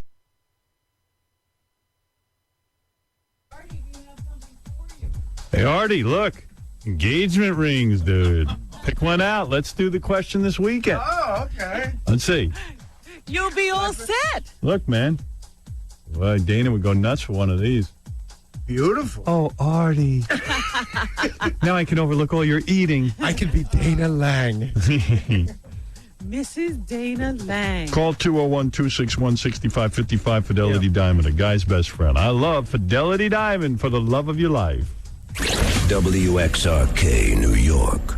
The Howard Stern Show. Hello, Pope's residence, Ambassador Ray Flynn speaking. Yeah, Ray, how you doing? This is Red Peters. Is His Holiness in? Oh, yes. Yes, he is, Fred, but His Holiness is taking a shit right now. Hey, just a second, Red. His Holiness wants me to bring the phone into the bathroom. All right. I'm going to put you on hold, all right? Wait a minute. Hold on, Red. Here you go, Your Excellency. It's Red Peters. Hello. Yes, hello, Red. Yes, Your Holiness. Is that you? How's your holy family? Very funny, Your Holiness. That's funny. How you feeling? Traveling is tiring. Oh, geez, Pope. That's a real prick for. What's a prick for? Well, for you, just for peeing, I hope. Red. That reminds me. Hey, I hope you're taking your medication, sulfur-denial, and no acetol. Hey, Red, let me get serious for a minute. I think it's time you go to confession. You really think so, Pope? Nah, I was only pulling your leg, you stupid Pope. Pope? Pope? Yeah, Red. Can you send me 3 more CDs and 2 signed blow me handkerchiefs as soon as possible? Of course I can, Pope. I promised a couple of the sisters I'd take care of them. I understand. Hey, Pope. Hey, nice talking with you, kid. Maybe you and me and Ray Flynn can hop in the Pope-mobile and go drinking, okay? And so again, we leave the scene of another exciting adventure in the life of Red Peters. Stay tuned for the next sad... There's a trial in December. I had cancer. I had Hodgkin's stage 4. And I was misdiagnosed for 2 years. They finally caught it. I was near death. I was wasting away. I don't know how much longer I might even live. And I just really want to get my kids back. Oh, damn, you got a great story going there. Wow. Talk about for the 25. I just give her the money now. I don't know if 25 will help. I don't know if 25 will. Will the 25 help you, though? Yes. Yeah, help you get a lawyer, help you. Yeah. All right. And help me see my kids because I can't afford to even see them. I could have 2 visits at 2 hours twice a week. You seem like a nice mom. How the hell? Yeah, I am. And there's nothing on me. I'm not a drug addict. I'm not an alcoholic. I'm not a criminal. How did the judge not see it your way? I don't know. I've been in court for 10 years. This guy's been dragging me into court for 10 years because he's spiteful. I moved on with my life. He hasn't. And he knows the kids are my life. And he knows that would destroy me. Did you have a psychological evaluation? Did they make stuff up about you? Yeah. What'd they say? What was wrong with you? Oh, he said that I was in a mental institution. So I signed a release and it checked out to be untrue. But yet he wrote it anyway. Wow. And mackerel. The system up there is so corrupt, and it's just horrible. All right. Okay. All right, Bianca. You did a good job getting your story I'm glad up. I don't have to vote. I'm voting for her. It's hard. Now, don't vote yet. You got to wait till you hear Tom and Selena. Contestant. Thanks, Bianca. I know that's a rough story to tell. Yeah, thank you for coming in. Thanks for coming in. I don't blame you for being pissed. Hodgkin's 4 sounds serious. Hodgkin's 1 sounds... Which is worse, 1 or 4? 4? What? 4 is the last stage. You die. I was dying. How'd you revive from that? 9 months of chemotherapy and 5 weeks of radiation. But since I had so much radiation, they don't know if I could have, problems in the future. At least 25 would help her see her kids again. Yeah. All right, I got the story. Okay. That's unbelievable. Tom, come in here. That's going to be tough to beat, Bianca. Tough to beat. Oh, here's Tom. Tom looks like it's okay. How you doing, Tom? I'm doing. All right, Tom. Let me describe like I did with Bianca. You're I'd say you're a white male, 5'8", maybe. Yeah. Normal weight. Yes, sir. Dark black hair. Look to be about in your 20s, I'd say. 22. 22 years old. All right. What's your story, Tom? Well, I feel kind of bad for this girl right here, but I've been raped. I've been molested. I got a minute to break it down. If you got any questions, ask me here in a sec. Go ahead. What do you mean you got raped? I got raped in a detention facility when I was 16 years old. Well, what did you do to get into detention? Where's Robin? Just talk. Running out of time. What did I do? I think it was a burglary. I've been involved in the system since I was 13, man. Just. Now, what happened? You went into jail and men raped you? Well, actually, a guard raped me. Wow. Yeah. That had to hurt. Yeah, yes, sir. Were you being flirtatious? Did you ask for it? Stop that. Are you gay or are you straight? I'm straight. Right. I'm very straight. Where were your parents in all this? My parents suck, yo. Really? My parents are abusive. My parents are drunks. Really? It's been a hell of a life, yo. And you're only 22 and all this has happened already. Is it getting worse or is it getting better? It's worse. Is. It's worse. I actually missed court just to be here. What do you mean you missed court? What were you arrested for? I had a court date for DUI and criminal mischief. Damn. So as soon as I get back to Colorado, I go to jail. Well, what would you do with $25,000? What would I do with $25,000? About $8,000 would go for legal fees, restitution, and what would you do with the rest of the money? Boy, I you better buy some lube if you're going back to prison. I'm telling you, you got to be careful in there, bro. Come on, Howard. I'm telling you. He told me that he's got no insurance and he wants to use the money to get into rehab because he's an alcoholic. Oh, now you see that? Something. I can go on and on. I'm an alcoholic, you know. As soon as I get back, I go to jail, which is good. You know, but I would love the opportunity to win this money and come out on my feet. You know, You what I'm didn't saying? drive here, did you? No. What is it, Gary? Wait, the rape that you had in prison, was that one time, or weren't you raped like a bunch of times in a bunch of different places? Just one. A couple times in a detention facility, and my grandmother molested me from about 5 to 13. Your grandma molested you? Yes, sir. Holy Mac! What do you mean? Like, what would she do? Would she force you to? Would she touch you inappropriately? Boy, this is hard to talk about. Really? Well, that's good. Listen, you're going for 25 G's. You better get something going. Going for here. 25 G's. What happened there? Did Well, yeah, she forced me to perform what act? Oral? Yes, sir. Yes, sir. Holy Mac! Oh man, that's the worst thing I've ever heard. Man, yeah, I'm so. We don't mean to be laughing, man. That's awful. Well, yeah, it's been a hell of a life, man. I need this money desperately. Like I said, as soon as I get back to Colorado, Yeah, I can't believe this. This guy's got horrible luck. He's got a story about a gym teacher incident. Gym teacher too? Oh, okay. My teacher. Well, I don't know. Man, you've had no luck your entire life. No, sir. I've had, Man, some of this stuff is really hard to say. You know what I'm saying? He raped you? No. He didn't. He just he pinned me up against the wall, man. Basically beat the hell out of me. Really? And when I was in 6th grade, and that's I don't know, man. My first memories are my grandma molesting me, and then I got this coach. All right, I got it. What has he got written on his arm? What do you got written on your arm? You got some tattoo there. The Chinese outlaw. It says outlaw. Yeah, you are. Got that right. Yeah. He really is an outlaw because he was in the hotel this morning. We had to call security to get him up because he'd been drinking, and his pants are just full of the little bottles you get in the mini bar. Oh, dear. Okay. All right. We got your story, and Tom, that's a tough story. I don't make light of that. Contestant number 2. I'd just like to thank you guys for the opportunity to turn my life around, man. All right. Well, we're trying for you, but Bianca's got a hell of a story too. Bianca, were you ever raped or anything like that? No. No. All right. Okay. Let's go to Selena, who is contestant number 3. Well, this is a very beautiful woman. Wow. Don't let that sway you. Don't let that sway you. Selena, I must say you're attractive. Thank you. You're wearing, let me describe to the audience. I'd say you're about 5'5".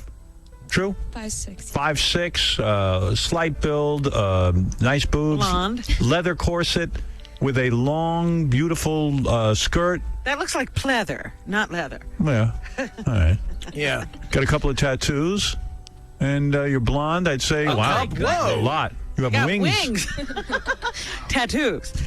Are you a bondage? You kind of look like a bondage girl. Actually, no. It's just for fun. Just for fun. And I would say you're in your 20s? Yeah. Okay, go ahead. What's your story?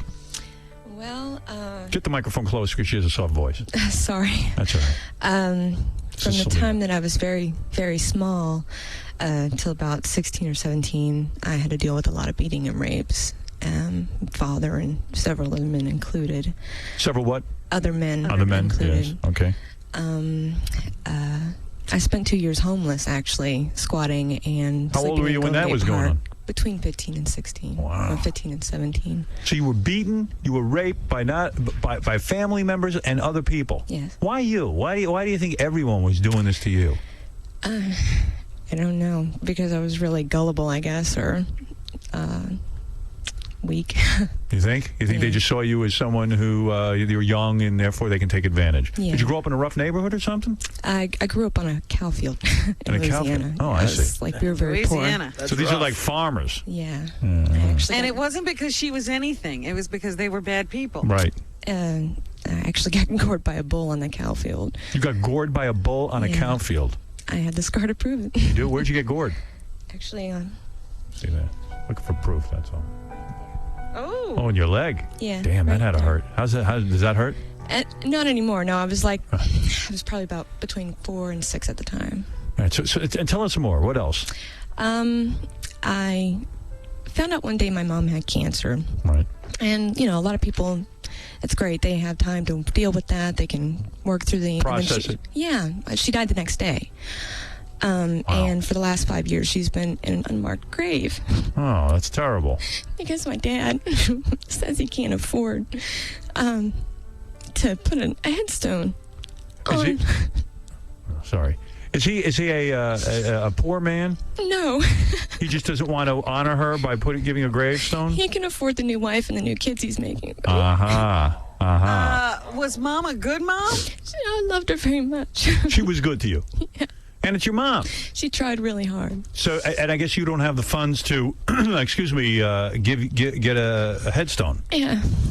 Wow. And I'm trying to also get enough money so that we can afford to go to the doctor because I need to have some things removed from my breasts. You have a lump? I have several cysts.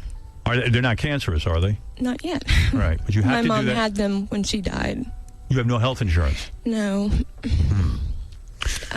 We can't afford to buy health insurance outside of our job, and because they're there before my husband got his insurance, they're considered pre-existing problems. I see, so they will not look at them.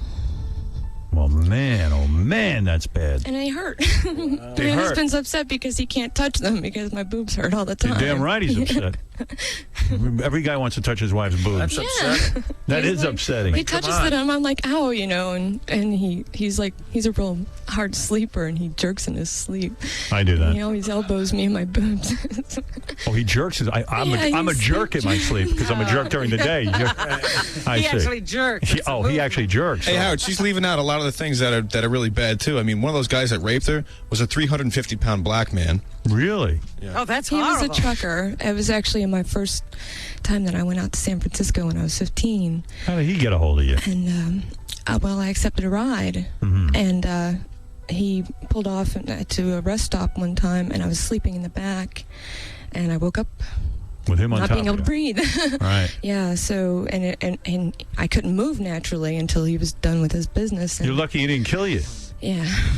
He let you live. Yeah. Wow. I watched one of my friends get shot 5 times when I was pregnant. Really? Yeah, it was over something else that had nothing to do with him. He was like a sweet kid who liked to play hacky sack in the park. Same guy, the trucker? No. No, different person. This is a different time. A nice kid who was a friend of yours? Yeah, and he was just the wrong place at the wrong time, and I watched him get shot, and Oh my he was God! very dead. Some people have so much tragedy in their lives. And Howard, that's not all. She also had a baby. I think she gave up for adoption. Is that right? How come you did that? You didn't have the money? Because I was crazy. I didn't want to hurt my kid. Right. I was afraid that I was going to repeat my mistakes. Yes. And so after 72 hours of drugless labor, I found a really nice family for her. You did. Yeah. Well, that was noble. Well, actually, I think that's kind of sweet that you did Yeah, that. that was You know a what I very mean? I think noble that thing that's. to do. I'm sorry you had so much pain in your life. I'm sorry. And you don't have to be sorry. Believe me, if I was you, I'd be crying too. She's a good kid, I'm sure she is. Do you ever get to see this kid, or no way? I've seen her, yeah. You have? Yeah. Oh man. See, it's better not to have to vote. I'm glad we're not voting. I would know who to vote for. I'm sorry. Give it to her. What about the first woman? She's got it bad too. No, She's trying to see her It's kid. terrible. She's got I it feel so bad. bad for her. I really wish her luck. I'm gonna cry now. I'm sorry. I've been crying. Can we get back to happy talk? There's nothing happy here. Oh my goodness. Can we get back to the You know, Amish I don't ranch? like this bit because I get sad, but at least someone's going to get 25 grand, so I like that. The other two can go to the Amish ranch. No, happy to we wouldn't be wish here. that on You anybody. guys like charcoal paint? Yeah, you can look at Deidre Imish's charcoal paintings and really feel bad for yourself. I know. As bad as all three of you have had it, I wouldn't wish that on anyone going to that Imish ranch and seeing those stupid charcoal paintings of that idiot wife of his. Wow. Amish sucks, yeah. Yeah, Amish sucks. Of course. And he does have, what'd you say earlier? Bitch. Yeah, that's what I did say. Artie, hold me. All right. Now's the tough part. Here's the tough part. Let me talk to you for a second. Yes, sir. All three of you need money. You deserve money. You know what? It's not even that you deserve money. I just like to see you get money. You've all had it rough. You need some good luck to come your way. You need some good luck. What? I'm homeless. I go to Colorado. All right, you had your chance. You had your chance. Yeah, they're going to put you in jail. You got to. Yeah, you're going to jail. Dude, you're going to jail. You got a home. You're going to get some Get clothes. 3 squares. And you're going to have a wife. It would be nice to get out and be so. I'm an alcoholic too, Right. and We'd like you to get off the booze. But these two ladies have problems too. All three of you do. I think it's time now for the audience to vote. I think that's the best way to handle this. Number 1 is for Bianca. You remember her story. Number 2 is Tom. And number 3 is Selena. Vote for Tom. He's like running for office. I know. He thinks I don't even have cab fare to get to the hotel, man. Please, You had your chance. Tom yelling stuff out through the Smirnoff. Yeah. She just had some. Bianca has lost her kids. She has Hodgkin's. Tom was raped. Going to jail. Going to jail. No money. Needs rehab. Had to give oral to his grandma. That's the topper, That's baby. nasty. That is the topper. That's bad. Hey. And Selena, honestly, man, I don't even know where to begin with you. Between rape, giving up your child, the lumps in your breasts. I mean, what can I say? All three of Mom you. with no headstone. The bull even gored you. And you saw your friend get shot. Yeah. Yeah. And my dad taking switches with thorns on them. So we didn't even get into The only thing you have to ask yourself is he really good with women now? Yeah, did you get anything out of it? Anything good come out of Everyone it? must look I like mean, a it's playmate terrible. to you. Your grandma was demented. No, it's very sickening. It is Must sickening. not be even. I've able to do actually that. had, dreams. I understand. Believe me, I understand. I'm going to have dreams. Yeah, I'm having dreams. Please, anybody Terrible. listening, please help me. Please. All right, take it easy. I'm here to- Selena's been awfully quiet and sweet about this, but man, there's the tears that she's crying are weird, are real tears and very valid tears. There are kids right now Right. who she doesn't get to see. And Selena too. Selena, you're crying. You're not even talking, and you're crying. I'm sorry. You're sad. Don't be sorry. My mom was 39. No headstone. I forgot that. I said And Selena I can't believe she's just. and Bianca, you haven't seen your kids in how long? Just once every 2 weeks. I'm allowed to see them 2 times a week at 2 hours, and I have to pay $40 an hour for a supervisor that I don't have. She says she gets the same rates as like a child molester. Exactly. And there's nothing on me at all. And The legal system never can change their mind. horrible. She went through All right. chemo, too. That's tough. Chemo. Oh, and my ex dropped my medical insurance while I was undergoing chemo. All right, I can't take it. The world is a cold, harsh place. It is. God. It is. It is. Tom, now you're starting to cry. Right? Who are you crying for? He hasn't had a drink in an hour. I'm not going to cry. I'm All not, right, I'm all not, right. Be- I'm not be going to get too strong. deep into. If I went on, I would cry. All right, okay, here we go. Vote now for 1, 2, or 3, and I will hand over the $25,000 to the winner. Is that fair enough? That's fair enough. All right. Please And help me. what is that, Tom? Tom's still screaming. Please help me. All I'm right. going to jail as soon as I get home. One thing about you, you're even making Selena laugh. And when I get out of jail, I can't go back to my parents' house. All right, man. I understand. I understand your rap. You had your chance. My dad What about is these two ladies? They've had their chance. Come on. there, man. Screw them. My dad has threatened my life on numerous occasions. okay, man. here we go. I got to get out of my house. All right, we know. But we got to, in all fairness, we have to stop the contest now and let Screw these He can hoes. get out of the You're house. 22. Oh, damn. It's not like he's 12. Tom's losing points by the hour, isn't he? What jail could be worse than your grandmother's? All right, we're going to go and take a break now so everyone can relax. Maybe have something to drink. I mean, water or Just something. remember, Tom, we're not voting. Yeah, we're not. Remember, this ain't a go-go bar. And we'll be back with the results right after these words.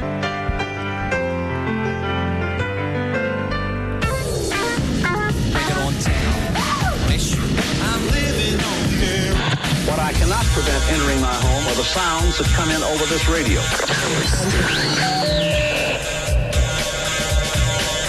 92.3. All right, here it is. $25,000 hangs in the balance. It's a competition between Bianca, Tom, Selena. Fred, how are you? Not bad yourself, Howard. Thanks for putting up the $25,000. Now, let me just remind Bianca, Tom, and Selena the way this works, and I'm sorry about this. I wish we had $75,000 and we could split it. Only one person can get $25,000. Right. Selena, you understand that, right? Yeah. Okay. Tom, you understand that? Yes, sir. All right. And Bianca, you're Yes. cool with that? Okay. That's the way it works. Now, the voting went on during the commercials. Is that right, Fred? Yeah, everything went up. Everything is live.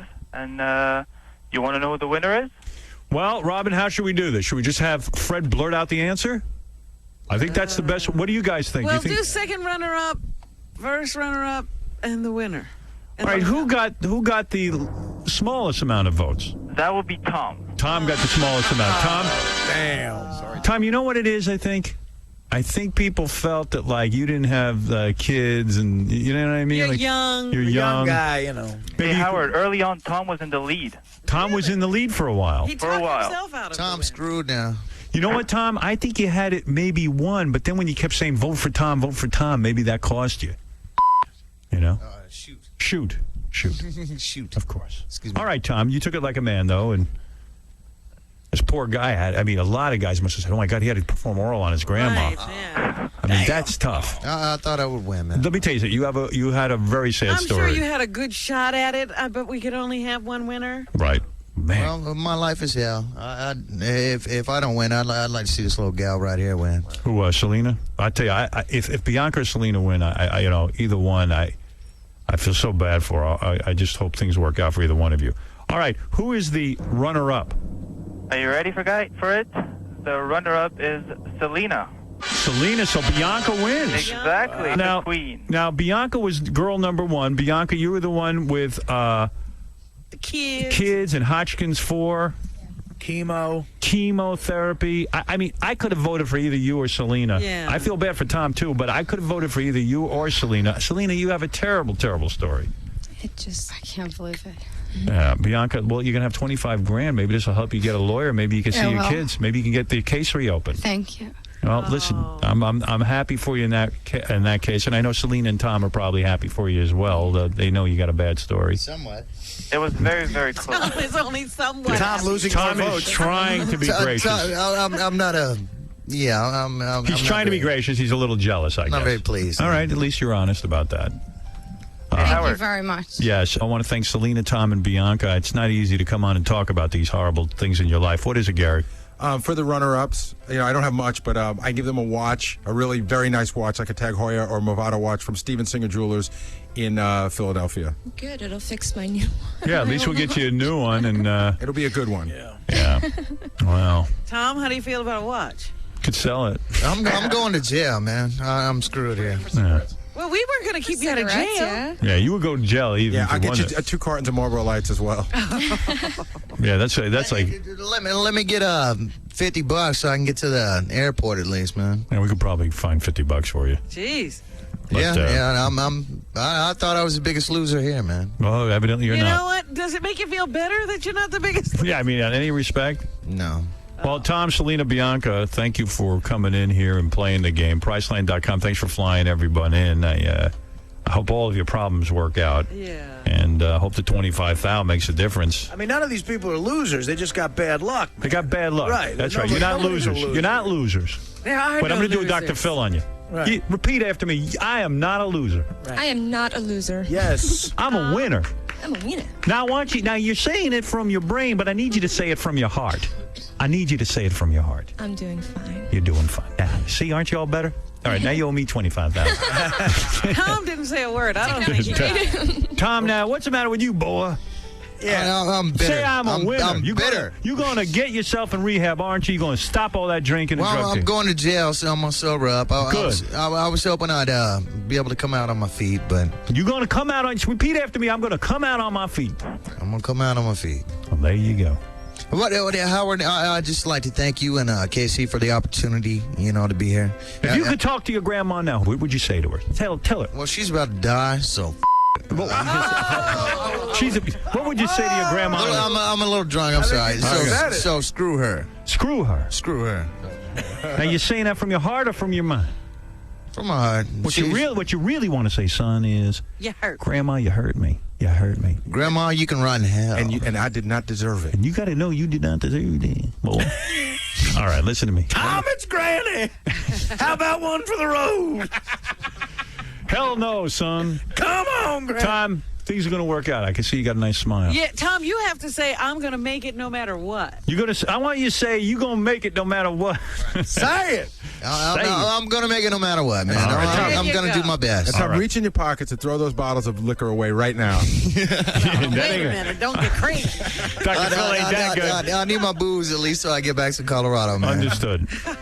Ladies, thank you. Bianca, Tom, and Selena, and I hope things do work out. Thank you very, very much. All right. I really appreciate it. All right, appreciate having you in here, and I hope your stay in New York is a little more pleasant than the rest of your life has been. Thanks, guys. I live in New York. Good luck to you all. Selena, good luck to you. Can my husband meet you? Yes. Yeah. Thank you. Yeah. Sorry. Of course. All right, well, I'll come out after the commercial. And thank you. Well, there we go. Selena got a lot of tattoos. I know. Those wings are wild, aren't they? She's a good-looking girl. You're getting more done. That's enough, honey. Nobody wants to see a sideshow.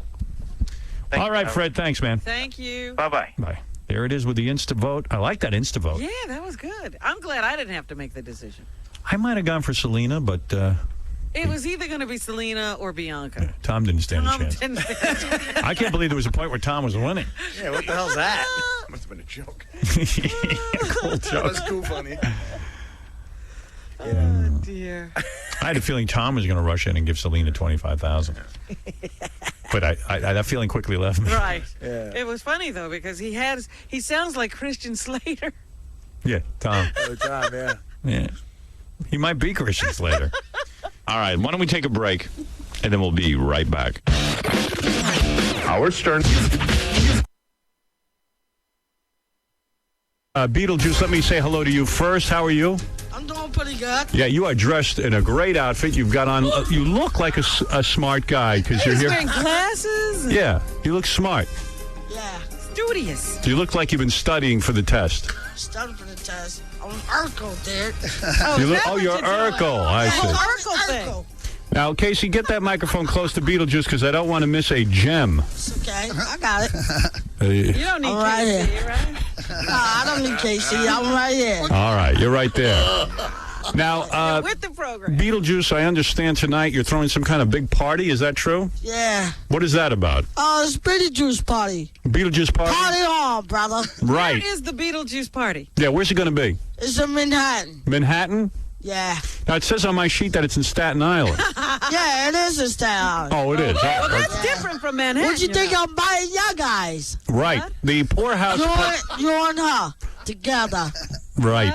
What's... Are we invited? We're invited? Yeah, I'm inviting y'all guys. Okay. Beetlejuice, what's going on with that movie you just made? When is that coming out? Hey, it's coming out 24th,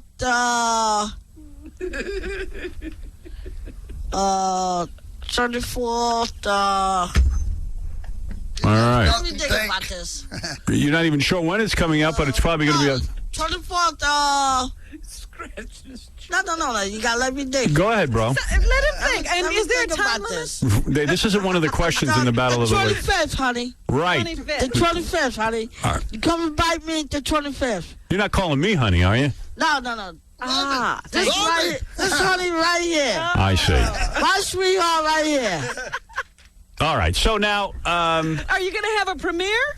Yeah, that's for you, honey. Oh, that's okay. for you. All right. Okay. That sounds good. I think he's got, now, our other... I think he's got love in his eyes today. Our other Are you in love with Robin? Is that it? Hey, I'm in love with Robin when I had sex with her. Right. Well, that's the best offer I've had today. When is the last time you had sex? I mean, Me? full blown out intercourse. Me? Yes. I can have it any time, brother. I know. When is the last time you had it? Last time? Yeah. I had it in 1976, brother. Right. But no, you get... Anytime. Now that When were you born, Beetlejuice? Me? I was born in 1975, baby. Wow. Right. And a year later, you were having sex. Yep, that's right out of the womb. So, Beetlejuice, now that you're in a movie, I would imagine the women are coming on pretty strong. Yeah, I love that. Right. You're a big movie star. Yeah, they love it because they love it what I do. They know when I'm working. They know they love it. Gary the retard, let me say hello to you. Beetlejuice is you're going to play against Beetlejuice. I know you guys are friends. Yeah, I know you've been. I haven't seen this guy in a long time. Don't worry about it. We're playing against the law, brother. Don't worry. If you lose, you win. Right. If you don't lose, I get the pussy. You know? All right. Hey, Gary. That's with her. You know it. With Robin. But you're not playing. That's with Robin. All right, Gary. Alone. Have you gained some weight? You look a little heavier. Yeah, what happened? What are you eating now? What kind of diet are you on? Good life? Yeah, what happened to you? You gained a couple of pounds. Yeah, no, I have. What happened? You used to have such a beautiful body. I used to be so envious of your physique. How much you weigh, dude? You look like you ate your television set. No. How much you weigh? How much you weigh now? How about you weigh first? How much you think he weighs, Beetlejuice? How much do you think I weigh? No, I'm asking you. I don't know. It's more better for you. All right. How much do you weigh? Probably about 146. 126? 46. 46. I think he weighs a little more than that. It might be a little more than that. 46. Yeah. And Gary, I weigh 47, dude. I weigh 180 pounds. all right. Hey, I weigh 130. I can pick off and then fucking on 130. all right. Okay. Now listen to me. Hold on a second. When are we going to get to this contest? We're going to get to the contest in a minute. Gary, what happened? I thought you got yourself a new set of false teeth. Where are they? In my coat pocket. You need to go get them? No. I like it Carry without your the teeth in your coat pocket? It's better for TV without the teeth. Gotta put them on, brother. Yeah. Why do you keep them in your coat? How can you Don't eat? keep them in your coat. Put them in your mouth. Tell my wisdom keep hurting my mouth a lot. They hurt your mouth. So he hasn't gotten used No, to it. keep them on. Just get braces on them, brother. Braces? It holds them up. Hey, Beetlejuice trying to help you, man. Give you some advice. Yeah, no. Beetlejuice, you got all your teeth, right? Me? Yeah. I got all of them. All right. Now it's time to play our game. Mine don't lose. I like I got teeth too. But me, hey, I weigh like 48 pounds, brother. All right. I still got teeth.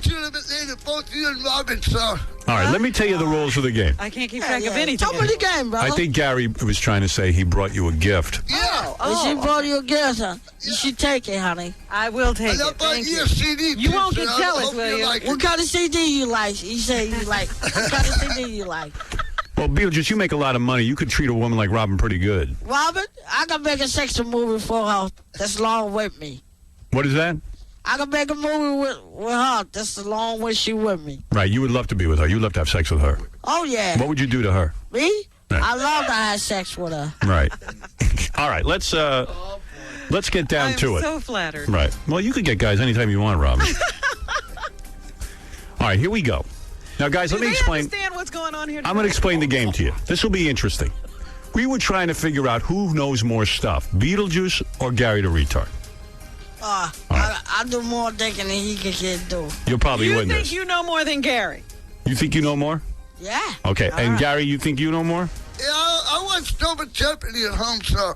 You watch Jeopardy. More Jeopardy. Yes, he watched Jeopardy. More Jeopardy at home. I can do more than that in 24 hours.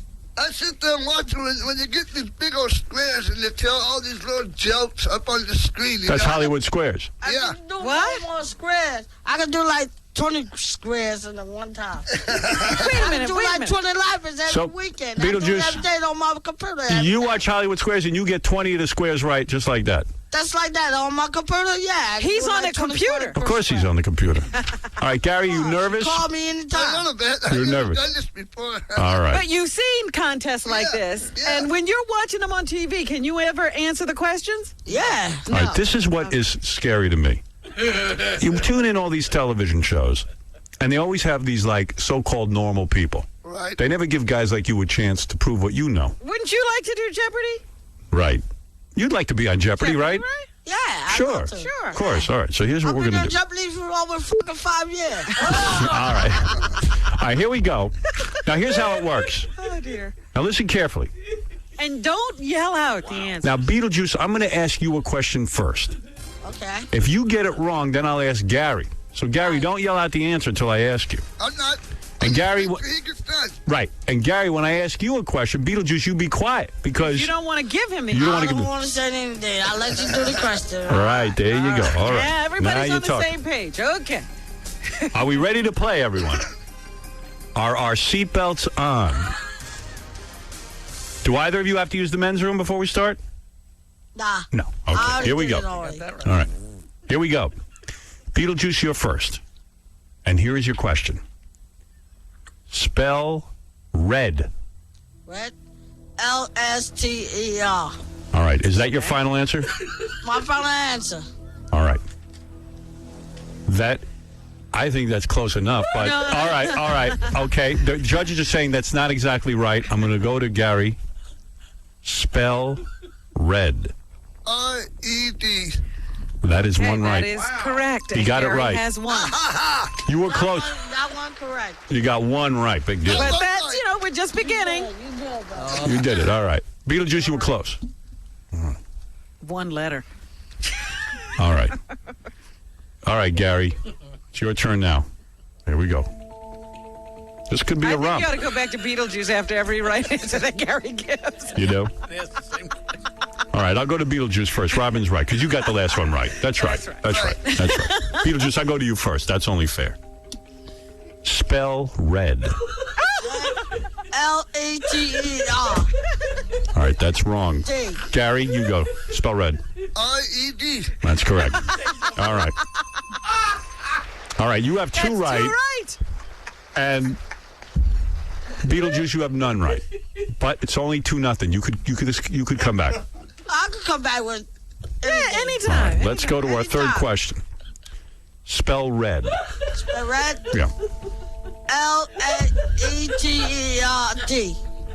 Close but not right. Go ahead, Gary. R-E-D. That is correct. You have 3 now. All right, he's doing good. All right, Beetlejuice, let's go. All right, let's go again. All right. Then we'll move on to the next question. Beetlejuice's question. Here's Beetlejuice's question. Beetlejuice, how many days are in a week? A week? Okay. In a week, 7 days. That is That right. would be a correct answer. The score now is 3-1.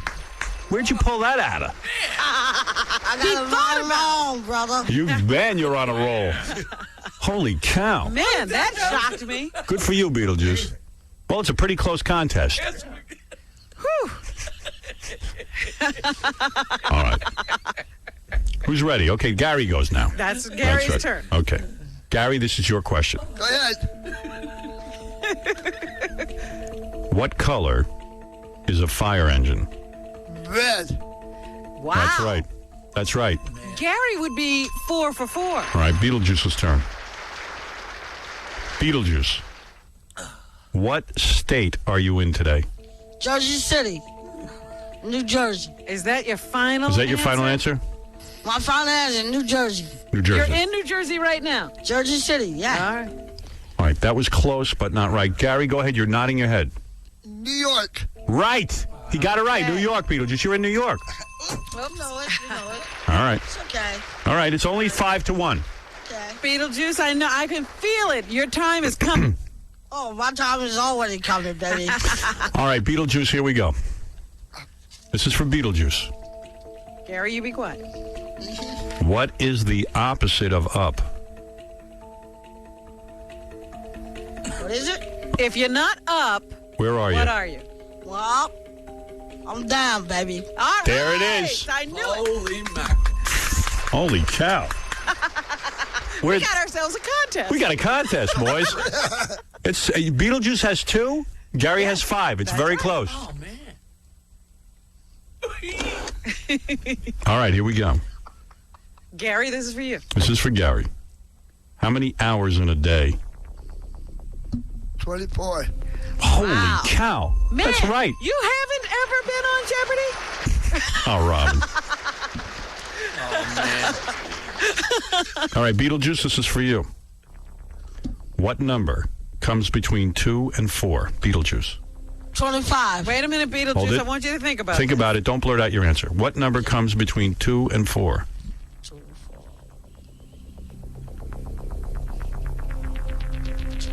Start from 1. Don't confuse him. Let him just give me. Let me hear his thing. Shh, he's got the answer. Got all confidence. Look at your fingers. You can use your fingers. I don't care. 2, 4, 5, 36. All right. Is that your final answer? 36. 36 is your final answer? 36. Very close, but that's not it. Let's go to Gary the retard. What number between 2 and 4? 7. Is that your final answer? All right, you both got it wrong. Now we got a game. Well, listen to this. 1, 2, 3, 4. 3 is the one. Ladies and gentlemen, in case you're keeping score at home. 4, that's why I said it. Yeah. What? Well, no, you said 36. 6. If I said 36, that'd be 35. Right. All right, here we go. We're almost there. It's 6-2, Gary. You are ahead, but Beetlejuice, you are coming on very strong. Nobody needs to feel bad here because... Everybody's answered something, which is amazing. Right. Jesus. All right, here we go. Our final question. Who's ready? Beetlejuice? Okay, Beetlejuice first. What are the 2 ingredients of a peanut butter and jelly sandwich? Well, peanut butter jelly sandwich? Yeah. He said it. No, go ahead. What are the 2 ingredients? Well, butter and jelly. What? Butter and jelly. Jelly and what? I think the judges will take butter and jelly. Butter and jelly? Yeah. Yeah. I think the judges will take that. Judges accept butter and jelly. You have 3. You got it right. I think we will take that. You got that right. Yes, Now of it's- course I did. Well, that was our final question. Oh, no. The contest is over? Well, it's 6-3. Gary's winning. No final Jeopardy. You want a final question? All right, Beetlejuice, final question. I got my car ready already, but hey, I got my car at the car dealers already. They already got my cars ready already. All right, well, So I'm ready to get my Jeep already, but I got 2 cars going. Gary, what are you doing I got 2 tonight? Jeeps. Gary, what are you doing tonight in New York I City? got a lot of money to pay on cars. I'm going to go back to Oregon. You're going back to Oregon tonight? Yeah. You're going to fly to Oregon? Uh-huh. Be sure to listen to our show next week. Next, what, weekend? Next week, we're going to be in Las Vegas. Not next week, this coming weekend. Well, listen to the show next week. Weekend. I'm selling cars this weekend. Okay. I'm the car dealer. Is that right? Yeah, I'm making like $4 million already. Gary, we're going to be on the radio, and Beetlejuice, we're going to be on the radio from Las Vegas next week. Yeah, on Monday. On Monday and Los Angeles. Yeah, on Monday, I won't make it on Monday because I got selling cars on Mondays. Right. Because I'm making $1,000 already on cars already. All right, and Beetlejuice, tonight you're having a party in Staten Island. Yeah. I'm making $1,000 now. I'm making cars right now. I'm getting my car right now. I'm making $1 million. The Poorhouse Pub, located at 165 Van Pelt Avenue. That's right. You will host the party. It starts at 9 p.m. Yes. Will you be pulling your pants down and chasing people with your penis? No. I'm not doing that right now. You're not? Because he's a star. I'm not doing that right now. Why did you stop I'll do that at the end when the girls there. when the girls are there? Yeah, when my wife is there, she's going to be there tonight. Your wife is going. Yeah, my wife's going to be there tonight. All right. So she's going to be with me tonight when I do it tonight. All right. I wonder if Beetlejuice She's could... just in one family, but she's going to be there tonight. Did you tell them that Gary won? I mean, we didn't make a big deal. No, Gary didn't want it because the other one won it. He didn't want nothing. I don't want to tell him who won. It's better we don't get into a fight. You know what I'm saying? No, we don't want to get into no fight, but we're Right. partners, but he let me slide this time. All right. So I'm going to let him slide this time. All right. That's nice of you, Beetlejuice. Gary won. Shh. Everyone wins. Don't say it. Don't say it. Don't say it. Well, because I might get you, baby. Don't say Hey, But you Beetlejuice. probably not doing it, baby. You know who wins? 50 cities win. They all get to hear you, too. No, who's the baby around here, baby? So you got to play it on me, baby. If I had asked you, Beetlejuice, what sex has a penis, male or female, could you have answered that? Oh, I think I'll do with a female because she's like it.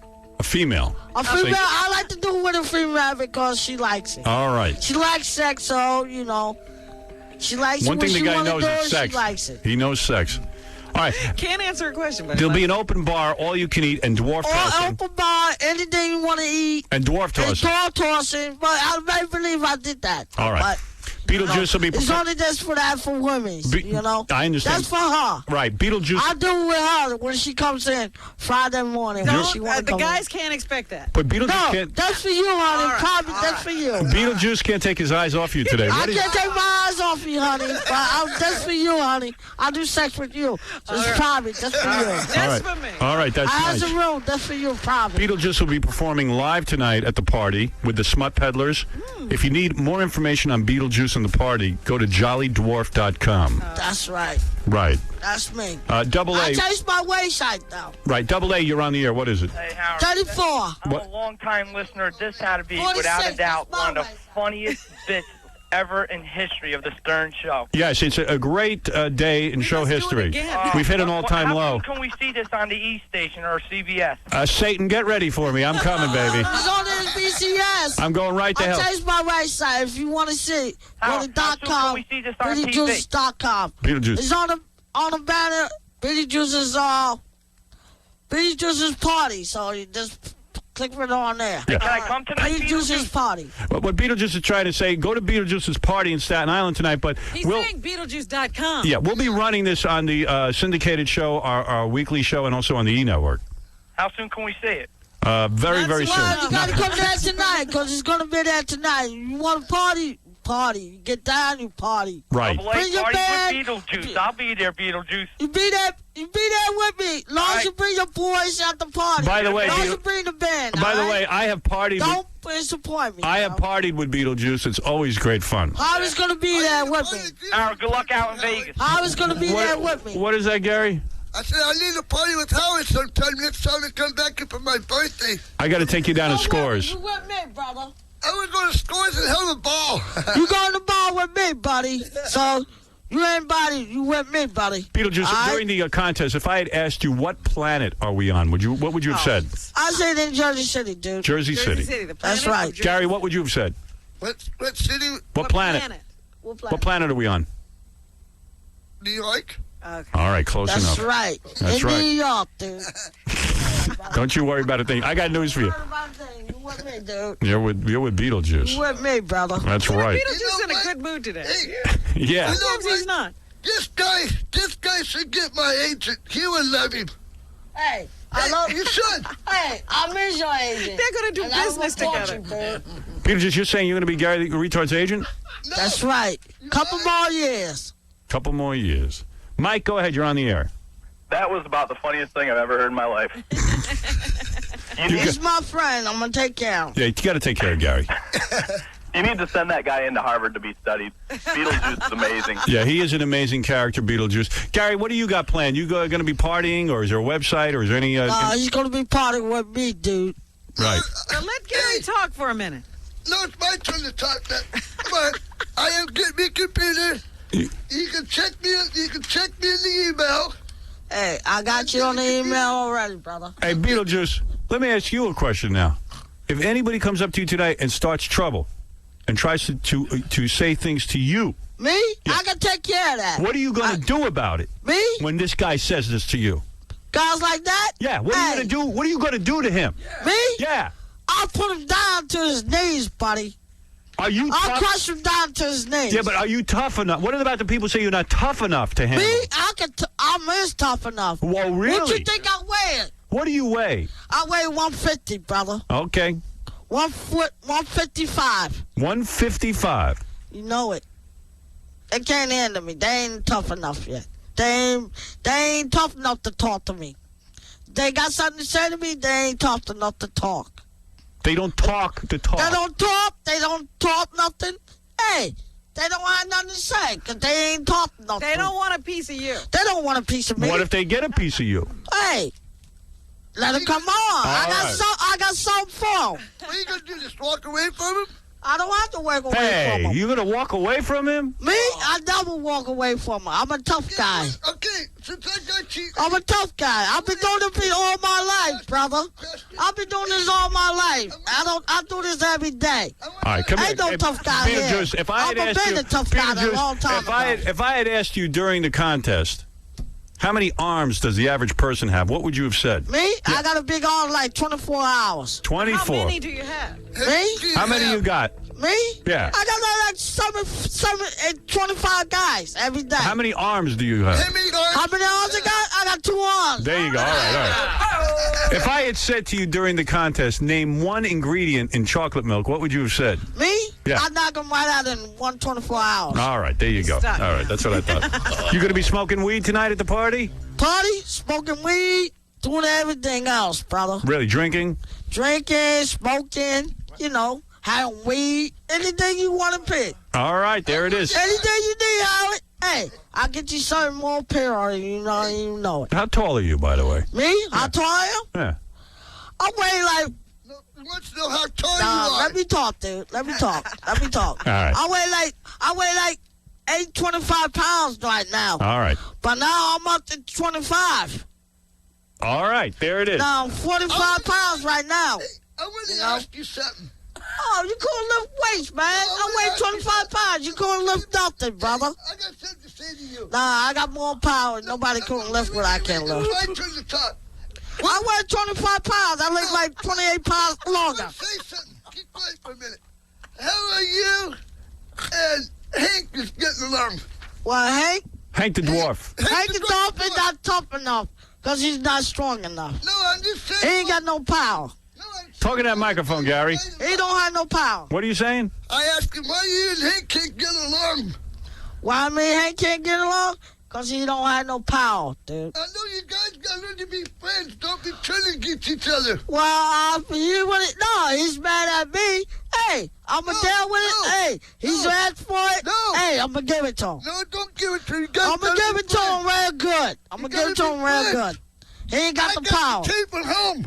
Well, he can keep him home, but he ain't have the power. No, dude. you guys got to learn to get along and quit your fight. He can work on his power, but me, I'm more stronger. I know you. I got more confidence in me, brother. You guys got to learn to get along. You know what I'm saying? I got more confidence in me. You have to learn to He ain't got no power. I can listen to this all day, boys, but I gotta end it at some point.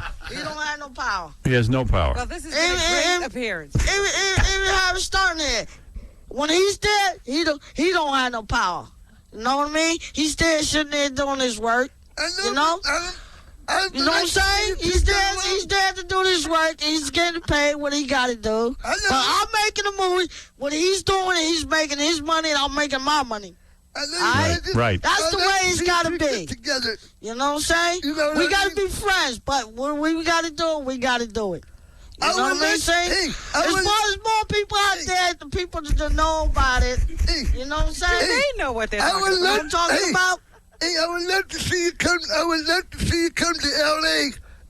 Oh, L.A.? Yeah. There's no problem going to L.A. I worked in L.A. for 3 years ago. What? So I've been doing it for 8 years, so I don't have no problem. All right, on our phone, Beetlejuice. Beetlejuice, on our phone right now. My people love me. Beetlejuice, right on our phone now is Katie Juice, your wife. Yeah, my wife. Put her on. Katie Juice. Yeah, put my wife on. Beetlejuice?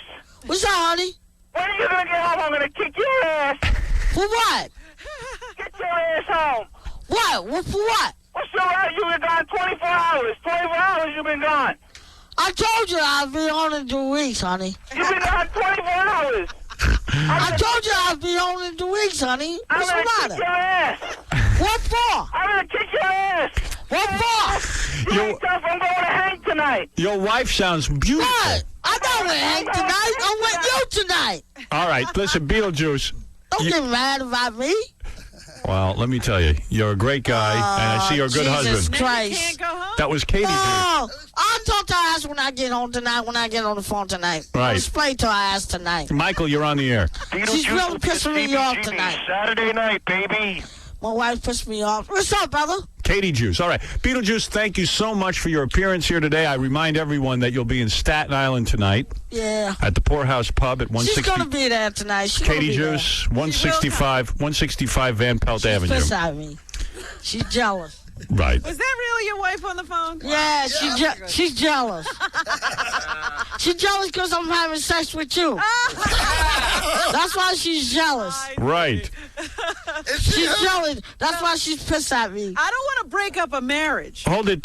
She's mad at me. Beetlejuice, your dentist is on the phone. Let me speak to him. Oh, yeah. Yeah, Put 'em Scott, on. go ahead. Put 'em on. Oh, my God. You have to leave these guys on for the rest of the day. I know. Talk to me, Doc. you guys have ever done. Yeah, they're fun. I got to tell you. How many days I got? So many days there, Doc. Right. Well, let me tell you something. You guys. Hey, I gotta come over for a checkup this weekend, Doc. All right. Listen, you guys have done a great job.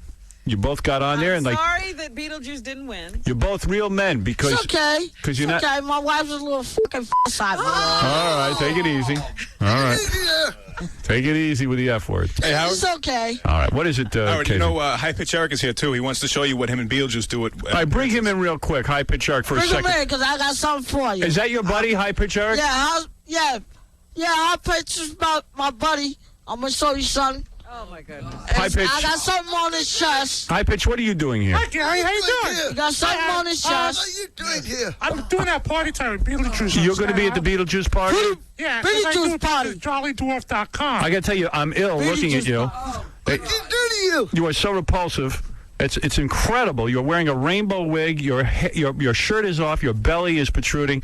You look a mess. Beads on that they throw down in New Orleans. This is show business. Party down, baby. What is your routine? What do you do with Beetlejuice? Okay, well, when He's you do gonna Beetlejuice, party he down. rides on my back. All right, Beetlejuice, you going to ride his back? Right on his back and party down, baby. Beetlejuice, take the headphones off.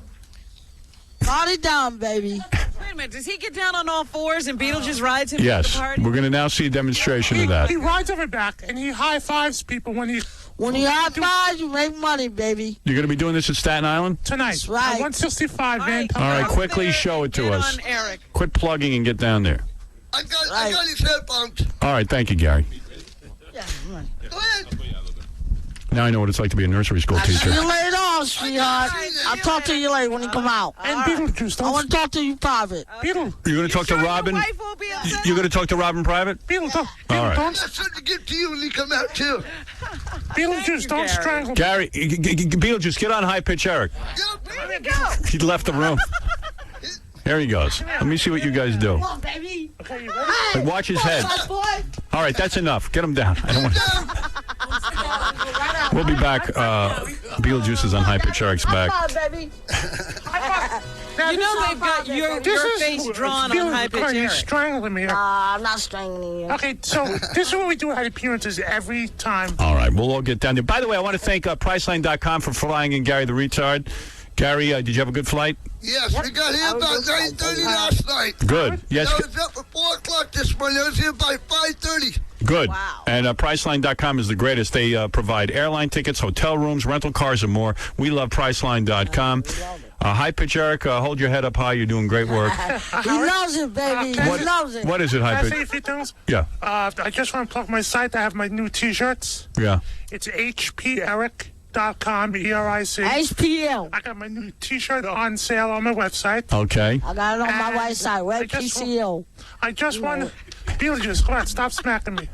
Also, I'm fighting with you stop. out, brother. No, come on, stop doing that. Stop. Stop it. Beetle, come on, stop it. Howard, yeah, I got a little Howard, I bitch would like to now. say... Beetlejuice, Like is a that... little girl. Hey, Beetlejuice, is that He's your... scared. Is that your bitch? He's a little bitch. He's scared. Yeah, you're my little bitch, too. No, you're my bitch. Hey, you don't talk like He's that. scared. He's scared, girls. Why come you ran away from him last year? At least I have more bitches than you. He's scared. Every Every time I'm on the stage, you ran. Diane, You run from the pussy, you scared. I love my two ladies, Diane and Nikki. If she was there right now, if she would open her legs right now, you'd be scared right now? Peter, I gotta have sex with your wife tonight. Nah, my wife ain't gonna nail you. Hey, Beetlejuice, play with High Pitch's If I belly. would have did that, you would have been fucking dead right now. All right, okay. Don't curse, man. I told you. Nah, what I want to curse at you for? I would have killed you by now. I'll kill you tonight. Nah, I would have been I would have put you on the ground already, dude. I'll You would have been dead already. Hey, Beetlejuice, feel him up. Put you down on like 6 feet down, dude. You would've Feel been up his gone. boobs. No, If I feel your boots, if I would have seen your boots, you would have been down on the All right, ground listen, already. we got to... Hey, you want to feel me up? I can fill you up, but you would have been down already. If you feel me up, you're a faggot. If I'm a faggot, you wouldn't talk to me like that because you would be scared. I ain't scared of Negroes like You that. weren't scared of me? You wouldn't be scared of me? I ain't scared of you. You ain't scared of me? You put should him be down. scared of me. Put him I'm down. more angry. Put him down. I'm more angry. You be more scared of me. Look at this. You so fat, I can put you on the ground in 2 minutes. Let's see that. I You need to lose some weight. All right, I gotta go. We'll be back. Shut up. Hey. Oh, okay. You Steve Urkel, I'm mother Steve. effer. Hey, I'm Steve Urkel. Yeah. All right, high pitch. Leave him alone. Baby. I'm Steve Urkel, baby. Yes, suck this. Hey, come on. All right. Steve Urkel don't have that, baby. Steve Urkel had more pussies more than that. Steve Urkel gets more pussy than you. Oh, Steve Urkel made more than that. He makes more than you, that's for sure. Yeah, Steve Urkel made more than that. Even Gary Coleman makes more than you. Steve Urkel get on that pussy for a long while, brother. I'm in better shape than you are. Oh, Steve Urkel lost his pants. All right. High pitch. He got inside his pants, but it's more better. Can you talk like Steve Urkel? I can. Oh, Hey, high pitch. High pitch, please. Did I do that? Oh, can't do that. Did I do that, you little twerp? Can't do that. Got spit on the ground. Can't do that. All right, listen. What happened? Listen. You guys have a good appearance tonight. You want to come? Shake hands. No, shake hands and make up. Shake hands and make up. Okay. Can I do that? Come with your wife. Oh. All right. Easy. Okay. All right. The party's over. You don't know what I'm saying? I'm too sloppy. I'll just slap it on the ground. I'm going to have your wife tonight. Can't wait. Oh, you can't wait? Oh, that's too bad. I love black chicks. Oh, don't worry about that. I'll take care of the rest of that in an hour. Oh, yeah? Yeah, I'll put her in the fucking chamber and I'll make her look. All right. Okay. I'm going to be like 2 seconds tonight. Oh, I got 2 seconds in the fucking... All right. He's getting angry. All right, everybody with the F word. Listen. I don't curse, dude. All right, don't curse. I think Robin's starting to cry over here. All right. Gary. All right, we're going to be back right after these words. I'm going to calm everyone down. A great appearance. Gary the Retard, congratulations on your win. And we'll be back right after these words.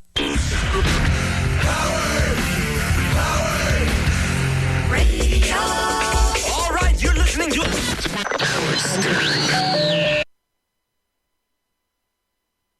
All right, let's go to Bobo. Let's go to some phone calls because people are anxious to speak with us. Hey, Howard. Yeah, hi.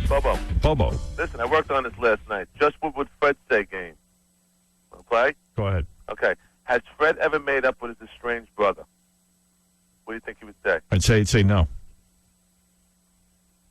Fred, what would you say? I'd say you're wrong. You made up with him? with your brother? Yeah. Someone with the holidays. Oh, with these holidays? Someone with the holidays, yep. Who is behind that? Your wife? It just kind of happened. How did you wind up with him? Just got together. It was a whole family gathering, and that was it. And you called talked a to meeting him? of the tribes, and we came. Yeah, it's fine. Are you going to call him now and speak with him? We're going to have him in the city. You are? Yep. Wow. That's nice. So I guess you'll get to see your nephews now. Oh, I've seen them. Yeah, absolutely.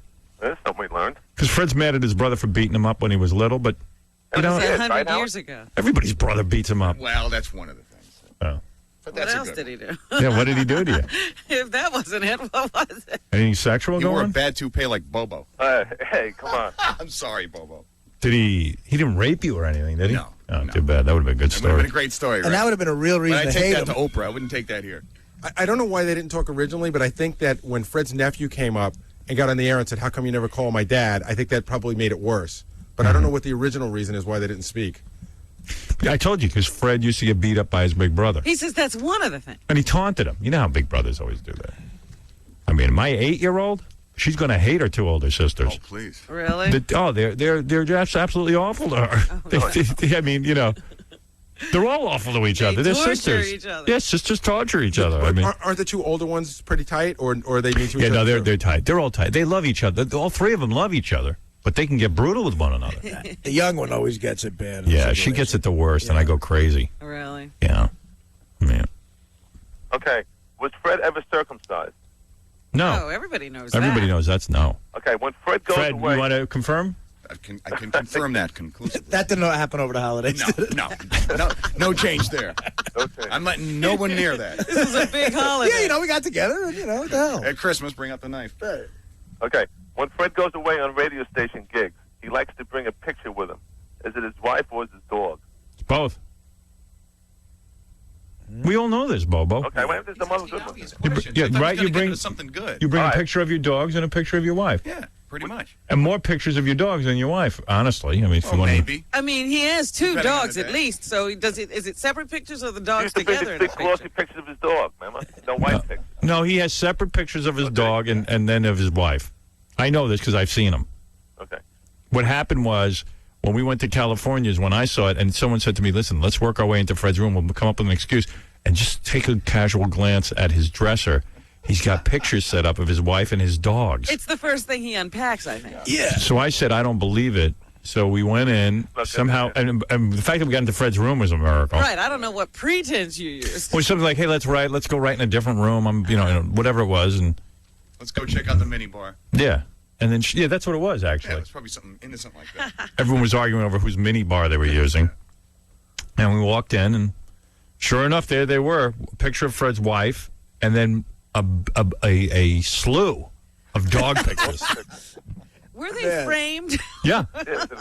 They were absolutely framed. Oh, my goodness. Man. And we didn't say anything. We just kind of looked at them. Just observed. Yeah. It's a big commitment to go to a hotel and bring any pictures to put on a dresser. You know, I mean, why would you do that anyway? Well, Fred tried to say his wife packed them. But He put them out. he did. He displayed them. I never saw a guy on a 2-day trip display pictures. Yeah. Of dogs. Yeah. That's nice. He missed his dog. That's all. It's nice. Yeah, you're sitting right next to him. So, yeah, that's I mean, nice. I'm kind of moving away. That's nice, man. Hey, good for you. There you go. It's comforting. Road trips are funny. You learn stuff about Fred. Yeah. Yeah. Would you say that Fred associates with Jackie off the show, yes or no? No. No? Right, Fred? No. Really? Yeah. Oh no. He's no Those Jackie guys fan. were always tight, I figure, they kept the relationship. No, they were never really tight. No? No. Don't kid yourself. And Fred was, Fred felt that Jackie did the show wrong. So But didn't Jackie take him and his wife out for the anniversary or something? Or steakhouse or something? that was when we were all working together. Yeah. That's different. Fred's the consummate professional. He puts He those maintains ties when necessary. when necessary. Actually, Jackie invited Fred and his wife, so he went. Go ahead. Okay, if the radio station caught fire and everybody made it out safely except Stutterman, John, and Benji, and Fred can only save one of them, who would you think Fred would choose, John or Benji? Let me think about that. I can answer that. What would you say? Benji. Why? He hates Stuttering John. Does he? Yes. It's a convoluted way to ask who he hates. Is Robin right, Fred? Can I choose neither? No. No, you gotta choose one. You gotta You gotta choose. choose Because one. I'm not rocking that back in that building. I might get burned. No, you got to. No, you I'm got not to a choose professional. one. You got to It's choose gonna one. be easy for gotta you to choose save one, Fred. one, but you, You can know, only I save one. unfortunately I have to choose John because he's got kids. That's what he would say. Oh. He knew you would pick him. Wow. But if he didn't have kids, If you didn't have kids, forget it. Let them burn. What if it was Benji, John, and your dog photos? Dog photos. Dog photos. Dog pictures of your dog. Dog pictures. even if John has kids, dog photos. Kids or no kids. You're cooking, baby. All right, go ahead. Okay, if Fred had the chance to change the hands of time, do you think he would remarry Allison or date some hot stripper?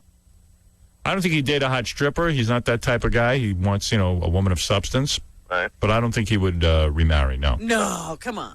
No, I think he would. Really? Fred, what would you say? That's a do you loaded think, question, Fred? and I'm not going to answer it. So and I'm the right. answer is no, yeah. No, it's not right. Because that's a dumb. What is it? Marry a stripper or my? No. Of course, Not I'd marry my marry. wife again. No, How do I I'm know saying that? not marry a stripper, just See, be that's single. even a bad question, anyways. It is? No, it'd be better to ask would I date strippers if? No, that's not the question. I'm rewording the question. No, I'd marry my wife. If you go back in time, I'd marry her again. you would marry your wife again. Absolutely. I don't believe you. How far back? Sorry. A week? Go ahead. Okay, and all the time you know Fred and have worked with him, Howard, and would you say that Fred has at some point lied to you about something big or small? What would Fred ever say? I don't feel Fred's a liar, no. I feel yes, he must have. Ah. Really? I don't. Well, maybe just conceal. You know. Well, he doesn't volunteer Yeah, information. he conceals everything. Who knew he reconciled with his brother till you asked the question? Right, see? Who knew he had changed his name? Who knew he had changed his name? That's Who not knew? lying. Who knew he ever acted in any movies? Right. Who, He's who just knew not anything? telling you something. He just doesn't tell you. There's not a lot to report. He just doesn't tell you anything. Okay, if Fred died tomorrow, do you think you know enough about him as a friend, Howard? What do you think Fred would say? No. No? Could you eulogize Fred with some? Well, you certainly could have your anecdotes, but Yeah. would it really be the Fred he thinks he is? No. No. Thanks, Robin. I don't want to do Fred's eulogy. I don't want to do anybody's eulogy because I'm going to tell you The something. closer she gets to menopause, the meaner she gets. I haven't been to a lot of funerals, but the few that I've been to, the guy who does the eulogy always gets up and says something so beautiful and moving and makes the crowd cry. I never know anybody. No, I'm talking about somebody personal who gets up. Like Dr. Lou's dad died like a year ago, and I went to the funeral, or the service, and Lou got up and made the most beautiful, moving speech. And I know Lou. Lou hates getting up in front of people. Right, he's not like a public speaker. Not at all. But he spoke about his father. I mean, it made me cry. Because I really loved Dr. Lou's dad. He was a good guy, and he was always nice to us as kids growing up.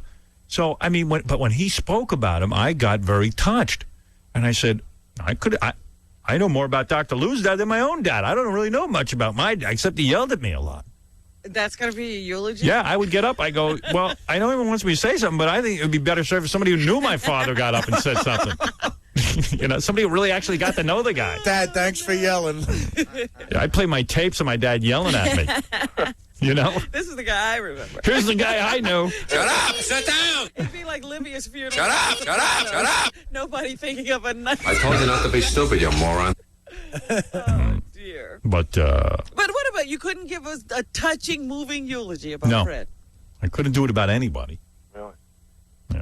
Not even me? Now I'm hurt. I couldn't. I really couldn't. I'm not good at finding those words. I'm not an emotional guy. People die, I can go on. I'm not saying you shouldn't go on. I'm just saying. But stop for a second. I'm not that touched. Yeah, just pause for 1 second. Say a few words. My analyst said I'm a removed personality. Yeah, you're just, you are. I am.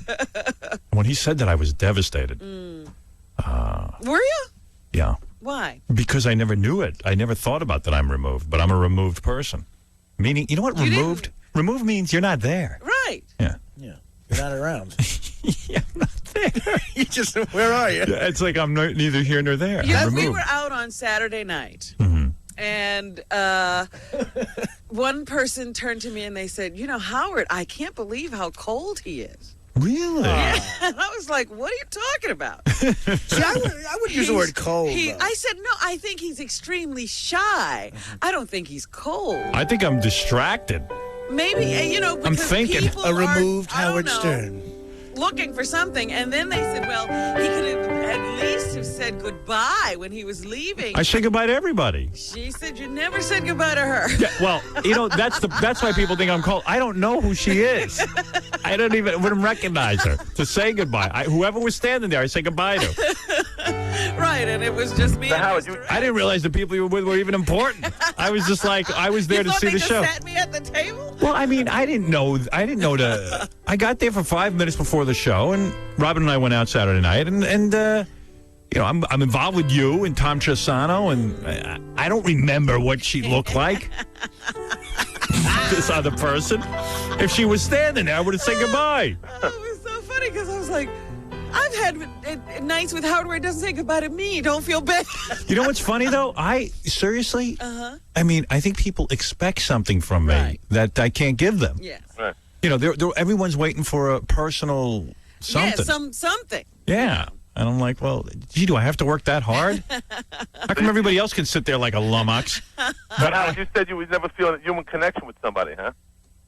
It's hard for me, yeah. It's hard for me to feel human connections. I don't understand it. I was very touched after she said that she did say goodbye to me. I was like, wow, I guess I ranked. Yeah.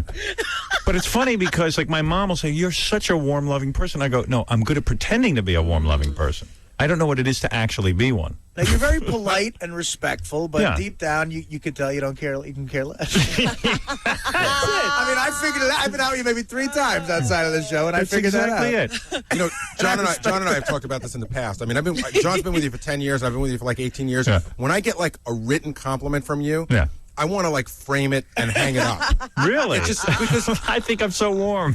No, but when you send me a note on Lotus Notes and you said something, hey, that was a great job or something like that, it's like. because a lot they don't come often. Should I be doing that every day? No. Nobody's saying that. No, but more than once every 2 years would be nice. Well, I just feel you're doing your job, and I haven't fired you, so you must know you're okay. I understand that, and I understand that's the way you think. Every once in a while, it's okay to hear that it's all right. You know what I think? Seriously, I think of you as an equal. I'm being serious. This show is as much yours as it is mine. You should write me and compliment me as much as I can. Did you write him a note? No. When have you ever written me a note saying, "Hey, Howard, you did a good interview with somebody"? Actually, the Paul McCartney one, if you remember. Yeah, 100 times. Once in a million interviews. No, once, and then after the World Trade Center, I wrote you a note. Really? On how you handle that too. Yes, you did. Yes, you did. And you wrote me back like 2 months later. Well, there you go. So it was nice. Well, there you go. It's enough. So 2 times in 20 years you wrote me? No, it's in the last 6 months. Yeah. Kimmy from Survivor was a great interview too. Let me say that. Howard. Admiral Schwarzkopf. Did Fred ever do anal with a woman? Yes or no? No. Yes. Fred? Yes. It was. Yeah. Was it your mother? But we already answered Was that it question. your mother? His mother loves anal. I know that. Was it your brother? It's in his blood. The whole Norris family loves anal. There you go. Who knew? But Fred, you've never received anal. Like your mom. I mean, you've given Not to my knowledge. Right. Okay. Who does Fred consider to be the least closest to him on the show? Robin, Benji, Gary, John, and I throw Artie in the mix. I have no idea. Let me think. The least. Put the clock on. Close. Fred's a very removed person. He's also removed. You know what? I'm removed and he's removed squared. So I would say I don't think anybody matters to Fred. Oh. Wow. That I don't think is true. Wow, that's brutal. I didn't mean, hey, I'm in the same think club. Of all Robin, those what'd you people say that that you for? mentioned, me, Artie, Yeah, I haven't known him that Robin, long, so- Benji, Gary, John, or Artie? I figure Artie, since Artie hasn't been here that long. Right. No, I don't think. I think Artie's his best friend because he hasn't been here that long. He hasn't learned to hate him yet. Yeah. I think it's either me or you. Well, you've given me a lot of history, Robin. I like All right, Fred. are we I done think with he's Fred? a very interesting guy. Are we done with this? Hey, Howard, can I have a T-ball or something? No, we don't have anything. You're No. recycling old questions. What about my bottle watch? I can use a watch. You could use new hair. Yeah, we'll give you new hair. No, we won't. Howard's going to write you a compliment on a note. Dear Bobo. Howard, I have a cardboard box for you. how about a watch or something? You know, Bobo, come on. Okay, all right. Send Howard a watch. But I do want to know, who do you feel the least close to, Fred? You've already answered the question. It's Artie. He's been here the shortest. All right. All right. There it is. Thank you, Bobo. Okay, man. Nice talking with you guys. Nice talking to you. Bye-bye. Here's a question about Bobo that I want you to answer. How many times is that guy going to call and then at the end ask for gifts and we're going to tell him no? Every time. He desperately Every tries to time. figure out a game Yeah. so he can ask for something at the end of it. Yeah. It's a game. Hey, Howard, I got a game for you. Do I get a prize? We got to take a break. We'll be back right after these words. On our phone now this is a guy I really want to talk to. He wrote a book called Chosen to Live. Jerry Schimmel, who is a plane crash survivor. I always want to interview a plane crash survivor. Yeah, there aren't that many of them, are there? One of my biggest fears is that I'm going to go down on a plane. Hi, Jerry. Good morning. How are you? I'm doing good. Every day is a blessing. That's true. It really is, man. How long ago did this happen to you? A little over 8 years, July of 1989. And you're some big shot announcer or something? No, just an announcer. Yeah, Not a big shot one. What do you do? You announce something. I forget what it is. The Denver Nuggets. Oh, yeah, he's the voice of the Denver Nuggets. Oh, okay. So anyway, I guess you got to travel by plane all the time because you got to go to all the games. Well, actually, John Madden and I ride in a bus together. Oh, do you? Kidding? Yeah. No, he's kidding. Yeah, we're flying all the time, yeah. Yeah, John Madden's one of the few guys who can afford, I guess, to... Right, to have that whole motorhome kind of thing going. Yeah, because CBS or Fox loves him so much, they'll pay for all that nonsense. Yeah, they'll put up with that. Yeah, but a regular guy can't get that kind of... A regular NBA team won't do that. Right. So, okay, how many years ago? You said 8 years ago? 8 years ago. Okay, you're on a plane. What airline? United Airlines. All right, you're on United Airlines, and you're flying where? From Denver to Chicago. Okay. And big game in Chicago. You're flying over there. You're with. You're not with any team members, right? No. The team members have probably a private plane. Flying commercial. Yeah. Oh, okay. But you figure you think that I bet you the team gets a parachute on their plane. I was saying this yesterday. We were promoting the fact that you were coming on. I said, why don't they just give all the passengers parachutes so that when you hear the plane's going to crash, you can parachute out? But this guy from Boeing said most people would not jump anyway. Yeah, he's right. You wouldn't jump. I think I would. No, you wouldn't. In my mind, I would. You? If they told me I'm going to go down on a plane, Howard, you get paralyzed Anyway. I'm a man of action, Robin. No. I can do stuff if I see other people doing it. I'm a follower. You're telling me that, and then I said to him, how come on the when these rocket ships go up, the space shuttles? The space shuttle does not have a parachute to help it land. Yes, it does. It comes has a into our parachute. atmosphere, and a parachute opens up, No. and it breaks the fall. That it is not true. Yes, it is. It is It not. absolutely is. The parachute is not deployed until after it lands. Bull. You're crazy. Bull is right. It does not Is she land crazy in the or what? water. What did you ever watch the space shuttle land? Yes, of course I do. When there's re-entry into the atmosphere, they open up the parachute. It opens after it touches down. How much you want to bet? Deceleration is what that parachute is for. How much you want to? What is deceleration? That's slowing down, you silly fool. Yeah. So why would you slow down once you're in the water? That means land speed. It's going too fast. Get out of here. Would you tell I'll them, bet. Fred? You want to bet on We're this? talking about the capsules. She's right. Yes. She's absolutely Thank right. It's you. kind of like a drag. Me and you were talking about You two ever go different down a things. Well, Fred is from Mars. He wouldn't know. No, but it's like He knows in space. the old days when The they used to put down the capsules. capsule, they used to use the. I swear to God, I seen the. Let's ask Jerry. He seems to know something. Jerry, when you see those guys on TV land, don't they always have the parachute? Robin's right. Thank you. I don't think Jerry knows either. We're talking about something different. Right. I know what I'm talking about. When they used to even have the chimps go up in space. They had a parachute, yes, Right. but those capsules are very small. Well, not only that, there was no power. They just Right, kinda they like- just fell to the ground. So why can't Well, the the plane is airplane? Why can't the airplane turn off its engines and you put out a big giant parachute? I'm being serious. Or a couple of parachutes. All right. Where would they put this parachute? You know what? Jerry's on It'd the have phone. to He's be promoting a awfully book, huge. and I want to hear about his experience. Okay. And we're going to take this up afterwards. Jerry, I'm sorry we got sidetracked. That's all right. But you know what? Every conversation we get sidetracked on this show. All right. So you're going to do the Chicago game. Denver versus Chicago. You're flying commercial. Do you remember who you were sitting next to? Yes. Was it a hot chick? No. That's my luck, too. I always get next to, like, some... You're next to Jackie. Yeah, some drunk. Okay. So you're next to a guy? Right. Any hot chicks on the plane? Flight attendants. Okay, good. Because I know my plan. So what happens? What goes wrong? We were about halfway to Chicago from Denver, about an hour into our flight, and we have an explosion, a serious explosion. The first thing I thought was a bomb had gone off the plane. Right. And we started to drop, not a free fall drop, but sort of an easing down. And I thought that's going to be it for everybody at that point. And then we came out of that drop, and then we... And is it a sudden drop? I mean, like, 'cause I get freaked out in turbulence. Is it worse than turbulence? It wasn't a turbulence. It was almost like we came out of our cruising altitude but started descent. Wow. But keep in mind, it was a tremendous explosion to start with. I mean, it was... Where was it the rocked plane. explosion? Was it the explosion in the back? Yeah, it was one of the engines actually exploding. Wow. Was any of the plane opened up on explosion? No, it wasn't. In fact, we never even lost cabin pressure. But you knew it was there. Afterward, the plane continued to shake and shudder and vibrate. And physically, what happens to you? Do you feel like you're going to puke or something? No, I had my tray table open in front of me, and I grabbed that as we started to drop. And what I kept thinking was... Isn't it weird how we grab a tray? You know, I mean, like if that's going to happen. That's stuff I do. Yeah, it seemed to help a little bit, I guess. Right. But the flashes of Pan Am 103 that was down over Scotland by a terrorist bomb. Right. You probably remember that. Sure. The flashes of that news footage, that wreckage being strewn about a countryside, flashed into my head, and I thought that's what we're going to look like in the next couple of moments. And do you say to yourself, "There's no way I'm surviving this. I'm dying"? Yeah. Exactly. Do you talk to the guy next to you or the people in the plane? Or? No, in those moments we didn't.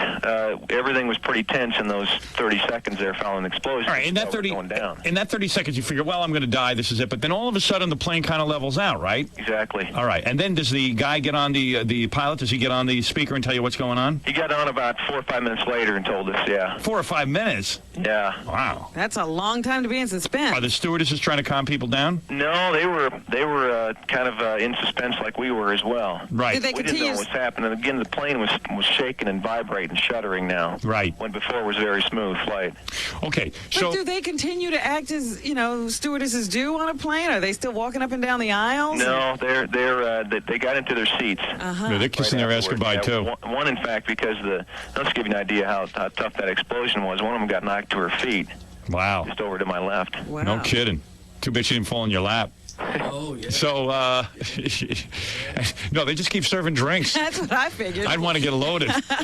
So now 4 or 5 minutes later, you're in suspense, but you realize you're not going down. But the plane is shuddering. The pilot comes on and says what? He says that the number 2 engine had in fact exploded, and when it did, it injured the rear of the aircraft, and he said in his words he was having a lot of trouble controlling the plane. Wow. And wow. Going to try to make an emergency landing in Sioux City, Iowa. All right, now let me ask you something. Do you pee in your pants at that point? Did you ever release? There's no getting out. Did anyone pee in their pants? I don't recall releasing, and I don't think anybody else did either. Because I would make duty and pee-pee in my pants. Don't you think you try to hold it together at least a little while? I'd have a full metal jacket. So, okay. Now you've got this guy trying to make an emergency landing, and the plane is shuddering, which is a weird way, because usually I figure you go down and that's it. You know, you don't have time to think. Of time to think about it. So you're sitting there. Ours is different. We flew around for 45 minutes after that. Are you thinking, man, what should I do here with the last 45 minutes of my life? Yeah, we had those thoughts. And did you start to talk to other people? I talked to the guy next to me just briefly, and the flight attendant several times, and that was about it. And what did he say to you? Was he like, hey, I got kids? This is the extent of our conversation. I said, can you believe this? He said, yeah, this is something, isn't it? Yeah. Wow. Real verbal. He really comforted you. Yeah. And so what it's did not you like say to the stewardess? So it's not like the movie Airplane where people start like nuns start helping people. Yeah, and... you start singing. No blown up dolls or anything. All right, was it a full plane? Yes, 296 people aboard. So you never sit and think, hey, maybe I should make love to a woman and ask someone if they want to make love. See, I would think that the people would just say, hey, I might as well screw my brains out. I'm about to die. I think it would be the exact opposite. You want to say something to somebody. Like, did you start writing? Well, then you think the plane's going to burn up. No need to write, right? Well, I did that. Oh, you did? I wrote a note. Oh, that's cool. So you wrote a little note. Yeah. Hey, that's kind of neat. I don't think I'd think to do that. Yeah, I think you would. You do? I put it in my briefcase, and the briefcase burned up inside the plane, so it didn't really matter. Well, that's what I'm saying. That's why it suddenly occurred to me a big fire would burn up everything you wrote anyway. All right, so let's fast forward. 45 minutes, pretty much, you're just sitting there in shock.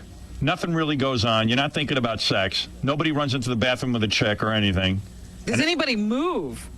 No, we had the command to stay in our seats and belted in the whole time. Okay, now the guy starts to make his descent. Does he give you any words of hope, or does he say it looks pretty bad? He says it looks pretty bad. In fact, the last thing he told us was, I'm not going to kid anybody. This is going to be rough. It's going to be rougher than anything you've ever been through. Wow. Man. Oh, my God. I would have had to bail out, They just Howard. had so little control. See, you would have bailed out? Yeah, What do you I mean would have bailed out? popped the door to that emergency door and just jumped. Robbing of a... I would be a good pilot because I would lie to me. I'd be like, hi, everybody. I'm not going to lie to you. We're in pretty good shape here. I wouldn't lie. I wouldn't really lie to you. I think we're going to be just fine with this thing. Big deal, I lost one engine. This thing's got 20 engines, okay? We're going to be landing in just a couple of minutes. Why don't you guys all relax? And we might be a little bit late, especially for that gentleman who's going to be doing the game. It might not be tonight. And for the rest of you passengers, it's okay to cheat. Yes, I know you're married and you took vows before God, but even if you got a nun sitting next to you, let her hike up her dress and let's get going. See, that would be a hint that things weren't good, Howard. Yeah. Just in case. All right. He says, I'm not going to kid you. I'm not going to kid you. It's going to be bad. At this point, you don't... Are you there? I'm here. Oh, he's there, man. Okay. He's reliving it. It's not an easy quiet thing. now as he was on that plane. Oh, yeah. This interview's a worse disaster than the plane crash. Now the plane is going down, and when you hit, does the whole goddamn plane explode? Well, close to that. We hit down actually the right wing of the plane at the runway first. Were you praying to God and everything? Yeah. I would do that. Even you. Yeah. Oh, I get religious during that kind of stuff. You even. I was on a plane just going to Florida, and we just hit some turbulence, and I was like, I just want to say, God, I know sometimes I doubt your existence, and I'm coming to see you. I get all religious. Suddenly you turn to voodoo. You hypocrite. Oh, I'm total. When I'm sitting here, I'm fine. So you start praying and everything. Do you hear people praying out loud? No. None of the broads are screaming? No. No whimpering, nothing. God, Pretty calm and peaceful, actually, when we came in. Can you imagine if I'm ever involved in a situation? You'll be screaming. Everyone will be calm, and I'll be like, ah! And you know what? Everybody will probably survive. Yeah. And all the stories will be about what a baby I Howard was. Stern made of himself. All right, so it starts to go down. Go ahead, tell your story. Well, we hit down the right wing of the plane hit first, then we kind of bounced the nose a couple of times, and then we flipped over frontwards. We were coming in so fast. We came in about 150 miles an hour too fast, and our momentum carried us over, and we flipped over, and that's when the plane started to break into pieces and catch on fire, and 4 big pieces, actually, of the plane it broke into. And a lot of times you don't die on impact. It's the fire that kills you. That's what was reported. They said 80% of the deaths from our crash were from smoke inhalation. Now, I had a little tough time believing because we hit down so hard. There was a tremendous amount of chaos as soon as we hit. You were seatbelted in. Right. Did you have that little mask on? No. The oxygen mask? You didn't No. need that. Never lost cabin pressure. All right, let me ask you this. The guy sitting next to you, did he live? No. Wow. Jeez. How do you figure that? I haven't. Like, you talked to him. You said, you had very little conversation, but you said a couple of words. And, like, do you black out when the plane hits? No, I didn't. I think several people did after talking to him, but I stayed conscious and awake the whole time. Did you feel pain at all? No, I did for a little while. When we flipped over, I felt a real burning shock go through my back and my legs. Right. Then it left. Once I got out of my seat later on, I didn't feel anything. You were fine. You didn't have any injuries? Well, I had some pretty severe smoke inhalation, and it ended up hurting my back with a whiplash, and that was about it. And the guy next to you, did you know him at all? No, I didn't know him before the flight, no. Wow. It wasn't like your best friend or anything. No. And the movie that we saw with, what's that guy's name? Jeff Bridges. Jeff Bridges, that was based on you? Well, that's what I think. Warner Brothers claims that that's not the case. Right. And it's a fictitious movie. I see. And so when a plane hits ground and starts to, go on fire and explode and everything, even though the guy next to you could die, and did they ever explain what he died from? Yeah, he died on the initial impact when we flipped over. Yeah. The ceiling where we were kind of gave way and it crushed him. Oh. And for his cause of death was impact, but so it wasn't smoke inhalation. So all of a sudden it was just like the ceiling just didn't come as low onto you and you lived. Exactly. Wow. And how many people? Were you sitting on the aisle or at the window? You were on the aisle. I was on the aisle, yeah. I had the aisle on my right. Uh-huh. Wasn't there a story that you talked some friend of yours into taking the flight with you or something? Well, we were flying standby. A buddy of mine and I were flying, and we were flying standby, and he had a chance to take an earlier flight, about an hour and a half earlier. Right. With one seat left on it, and he turned that down. I didn't talk him into it, but he just said, no, we'll fly together. And did he die? He died in the crash, yeah. Whoa. You weren't sitting with him? No, we were standby. 7 rows apart. How many rows? 2 people on flying standby, so they didn't have 2 seats together. I'm sorry, I missed it. How many rows were you apart? 7. 7. Wow. And he died. Mm-hmm. What did he die of? Smoke inhalation was the cause of death, but who knows? Yeah, well, he burnt up very badly. In fact, they didn't identify his body until 4 days later. Wow. Do you think when you burn up on a plane, do you feel it? I mean, like, or are you unconscious? I don't know. It hasn't happened to me. I know, but like, I wonder. Like, know. Are you burned alive? They told us that the smoke killed at first, and then you burn. Well, they make you feel better that way. Exactly. Yeah. That's the way Yeah, but I if think you have they no do, lungs, too. you really can't live. I know. So if you're breathing in that hot air, your lungs burn up and you die. Oh, Robin, please. Thank you. Oh, man. Not a good way to go. No, I wouldn't say so. Jerry Schimmel's book is called Chosen to Live. Good title. Makes sense. How do you get this book? Is it in the bookstores? It's in the books. It's probably not stocked that well out in the East Coast. We have an ordering number, of course, that you can call. It's probably easier. So did you get real religious afterwards? Yeah, I did. Like, do you go to church every Sunday now? I go to church every... Can you believe that? Do you, though? Seriously. Yeah, you must be a religious Why freak. would you get religious? Nobody saved you from the plane crash. Well, he did live. I would have said a good God would have kept me out of a plane crash. Hey, you know that movie? Did you ever date any of the survivors? Oh, yeah. Some people have asked me that, too. No, I haven't. Did you talk to them, No though? affairs, no dates, no... Because there was no hot little chicks like and Rosie you didn't Perez. leave your wife or anything like that? No, I didn't. And you didn't get all, like, quiet and stuff with your wife? No, and I didn't try to commit suicide or anything like that either. Wow. Or go around saving people? Didn't you save a baby or something, I heard? Yeah. What did you do? The plane was burning up. You got out, and then you heard there was a baby on there, and you ran back in. Yeah, that's pretty much the way it happened. What happened? I mean, in other words, how did you get? As soon as you hit the ground and you realize you're alive, do you unbuckle your seatbelt and just like run out? No, I unbuckled my seatbelt. Didn't see any way to get out. Yeah. Emergency exit was right next to me, and it was gone. It was a wall of burning steel. And did you see dead people just laying there? Yeah. Wow. And it's burning steel, and you're the only one conscious? There were some other people in my area that were alive, too. And were you all looking at each other saying, what do we do? Yeah. And then what happened? And what did you do? We made our way to the back of the plane, kind of helping some people along the way, and we finally, after probably 3 or 4 minutes, found an opening, actually, where the plane had broken into pieces. Yeah. Out the back, so we went out that way. And you jumped out? Didn't have to jump out. We just it was level with the ground where we were. It had dug in that far, so we just kind of walked out. And then you heard a baby crying? Right. Where did you hear? Like you were already outside? I was outside, yeah. And you heard this baby crying? Right. And then you said, I'm going back in? No, I didn't say that. I didn't even think about it. The next thing I remember, I'm back inside the plane. Honestly, I didn't think about anything. Now, you're a hero, man. I mean, you know, like guys who don't think about it and just do stuff? That's the way it happened. I don't know about a hero, but that's the way it happened. I didn't weigh any risks. I know that. Was it hard to see the baby in the smoke and everything in the fire? Impossible. It was so full of smoke, you couldn't see anything. And how did you find it? I just kind of honed in on the cries. Was the baby lying in the mother's dead arms? You know, no. She was. This is kind of hard to fathom, but she was trapped inside an overhead compartment of the plane because we were turned over. Wow, the baby rolled. I picked her up in row maybe 27 or 28. She was sitting originally in row 11. So the baby had rolled into an overhead compartment. Right, and then there was some debris on top of that.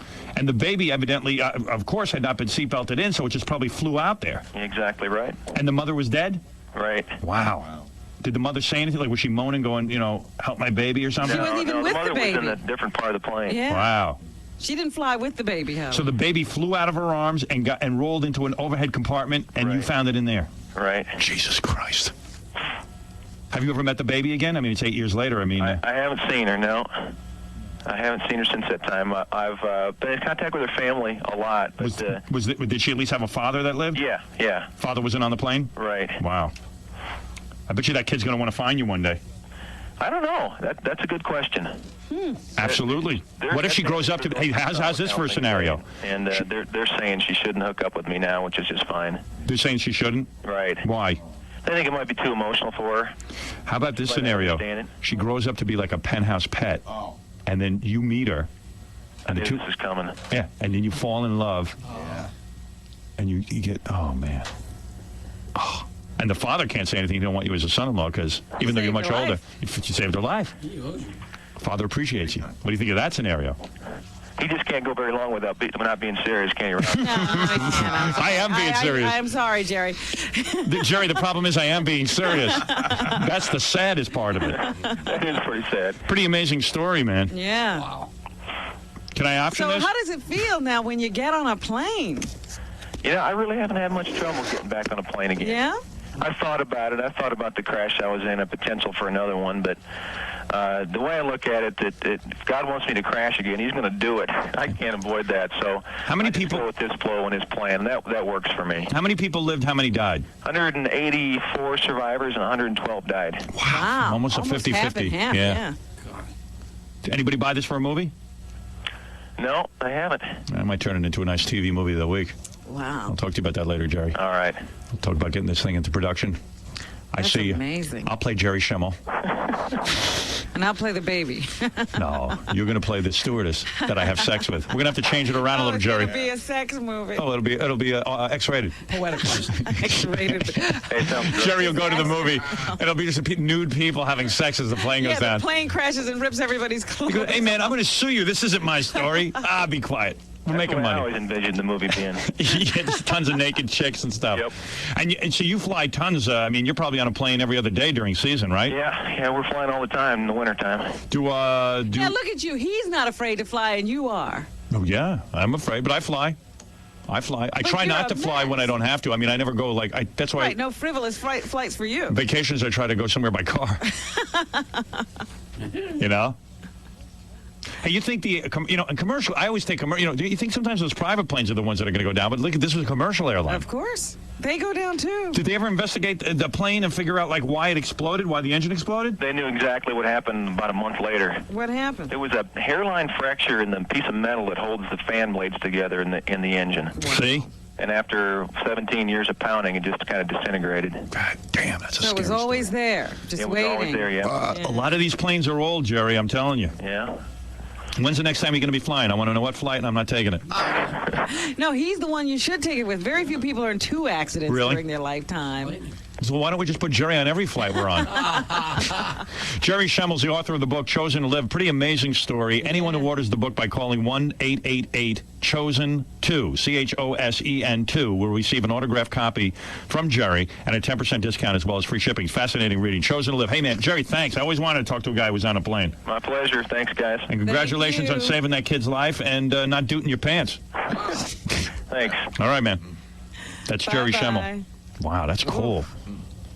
Jeez. And he didn't bang any chicks. Chilling. No, he didn't even think about it. People, it's amazing to me. People didn't talk. They didn't move. They didn't do anything. Wouldn't it be cool, too? For 45 minutes. You have sex with a chick because you know you're dying and then you live? It would be cool. Yeah, Yeah. great. What's up? I just make it clear that it's 1-888-CHOSEN-2. It's the number 2, not the word 2. Yeah, 1-888-CHOSEN and then the number 2. Yeah. Pretty cool book. I have it. I'm going to read it. Because he reveals a whole bunch of stuff in there.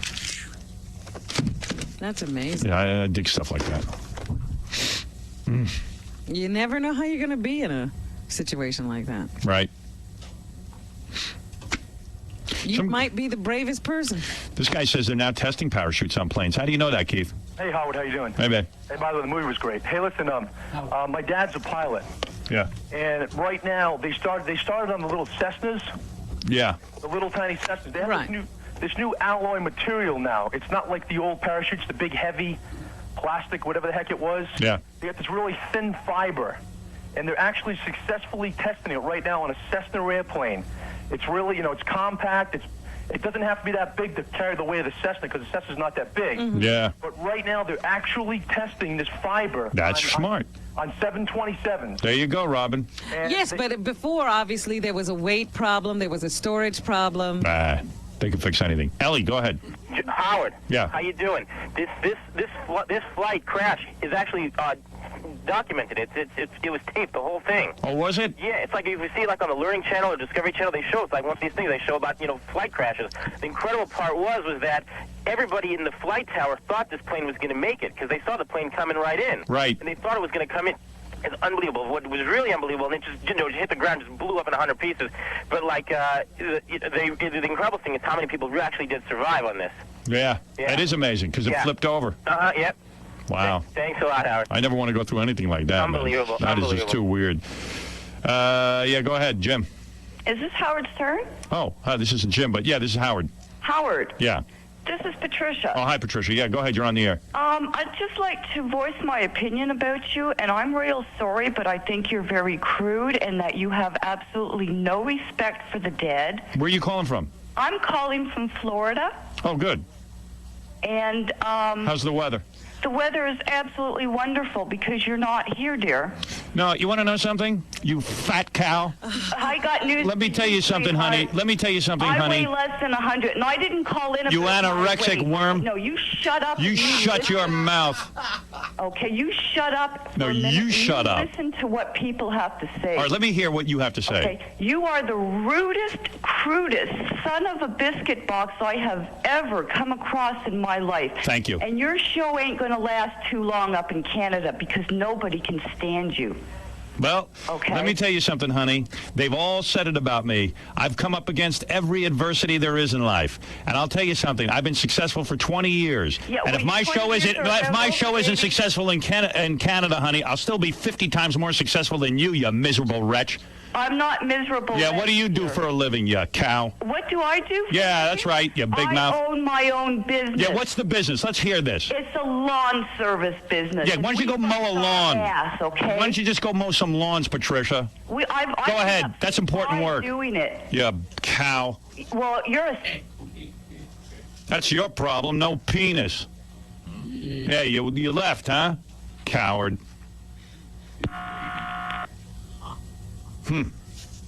Why do people want to call you and tell you? What? It's funny. What a dumb broad. But it really cracks me up that they, I hate him. I must tell him. They're all. You know what it is? They all want airtime. They're all hypocrites. They all want to get on the air. All phonies. I want to see her in. Strippers. Where are you going to get topless dancers? Think about it. Absolutely. That would be a tragedy if we couldn't have any of those. Everybody starts being functional. Forget about it. Whole industry will dry up. As you said earlier that today, Viacom and a number of other people will be on Capitol Hill, NFL, for a hearing today about indecency over the airwaves. Can you imagine? It's not fun. What a waste of money.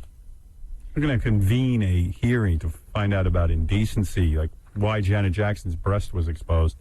That's unbelievable. And what a waste of money and time.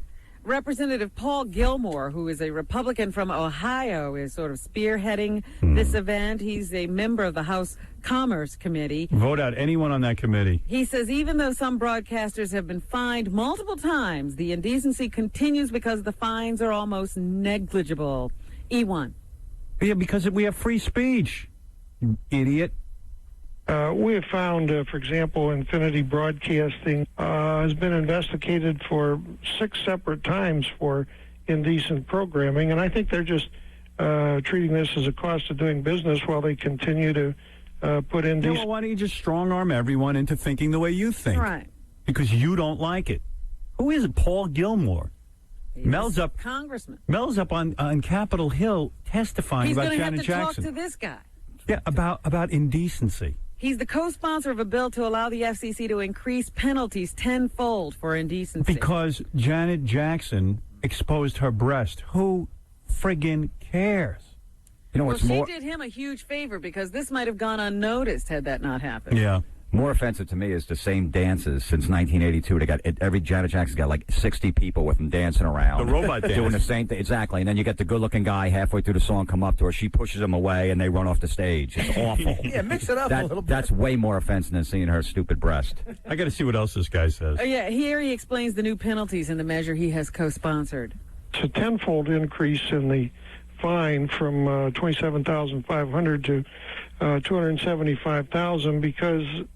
As a practical matter, for a big operation, $27,500 is less than a slap on the wrist. I'm glad they're going to raise the amount they fine because maybe finally some broadcasters are going to be forced to go to court over this thing and actually fight it. You think they will, or will they bend? I don't know. I mean, this is hypocrisy in the biggest sense.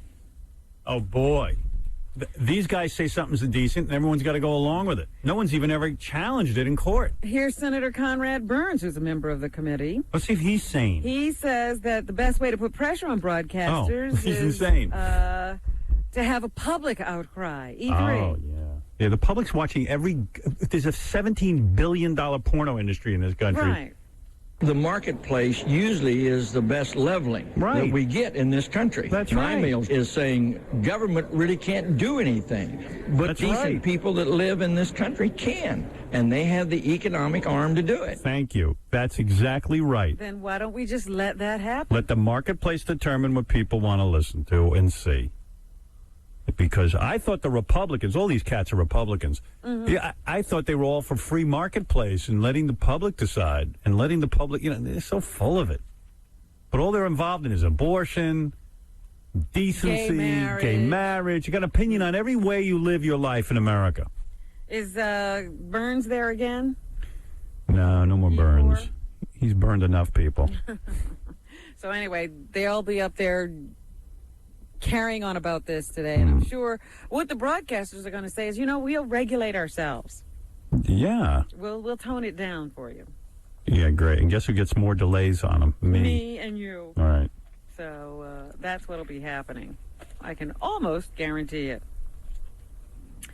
Also in the news, the Westminster Dog Show has ended, and the new best in show was a Newfoundland.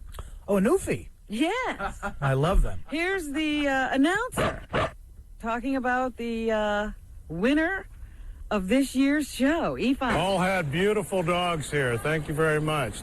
But today, the best in show for the Westminster Minster. It's not Kennels Club is the Newfoundland. Wow. Listening. So there you go. The Newfoundland immediately went out and smelled 3 crotches, made a duty, and ate it. Yeah. No. He moved beautifully. Yeah. It's a lot of excitement over a That's Newfie. what you hear over and over again. Oh, he moved beautifully. Wesley Clark has decided to drop out of the Democratic presidential race. He just decided that enough was enough. He hasn't won anything in the last 2 contests yesterday. He came in behind both John Kerry and John Edwards, so he said, well, it's time for me to go home. So here's Carlos Watson, a CNN radio political analyst, who explains why he thinks Clark had an assistant make the announcement that he was dropping out of the race. D3. He probably, frankly, was overcome by a lot of emotion. We can't forget that while he was very successful in the military over the course of 4 decades, this was really his first run for political office. And so, frankly, coming to grips with it and doing it in the right way. Shut up. That's the guy Madonna endorsed, right? Clark. Yes. Yeah, good. He's out. Right. Here's Matt Bennett, that political aide, actually making the statement. D2. It was a very difficult decision to make, obviously. Difficult. It's pretty easy when you lose every primary. He did it after the final results were in for Tennessee. And got like 3 votes. Yeah, an easy decision. Al Sharpton had more. I got a tough decision to make here. It's a hard decision.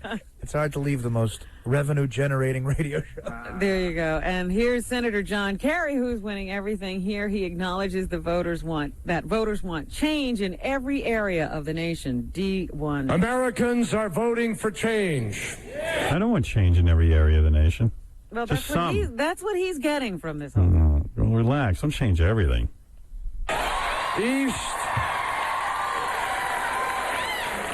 East and west, north, and now in the south.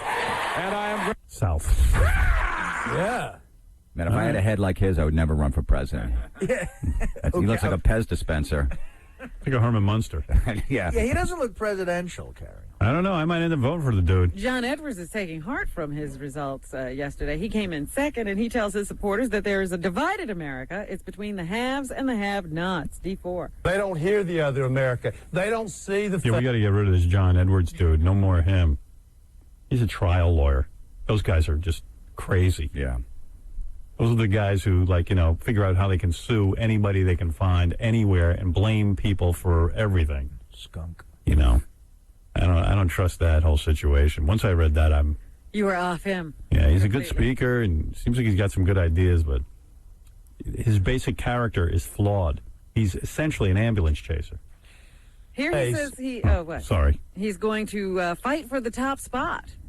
Voters who voted today in the election for saying to the country that we're going to have a campaign and an election, not a coronation. What the hell does that mean? That means he's not going to just walk away and give it to John Kerry. He's going to fight. Oh, good luck. Fight on. Howard Dean, who I think showed up 4th in both these contests, has vowed to fight on. What's the point? It's over, dude. Man, did he ruin He's not it. giving up yet. He said a while ago He's a that choke artist.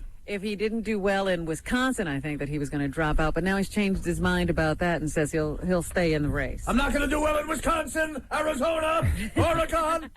You're not going to do well anywhere. I'm not going to do well anywhere. And then I'm going to go to the White House, and I'm not going to do well. I'm not going to do well in New Jersey, in the caucus. Fire!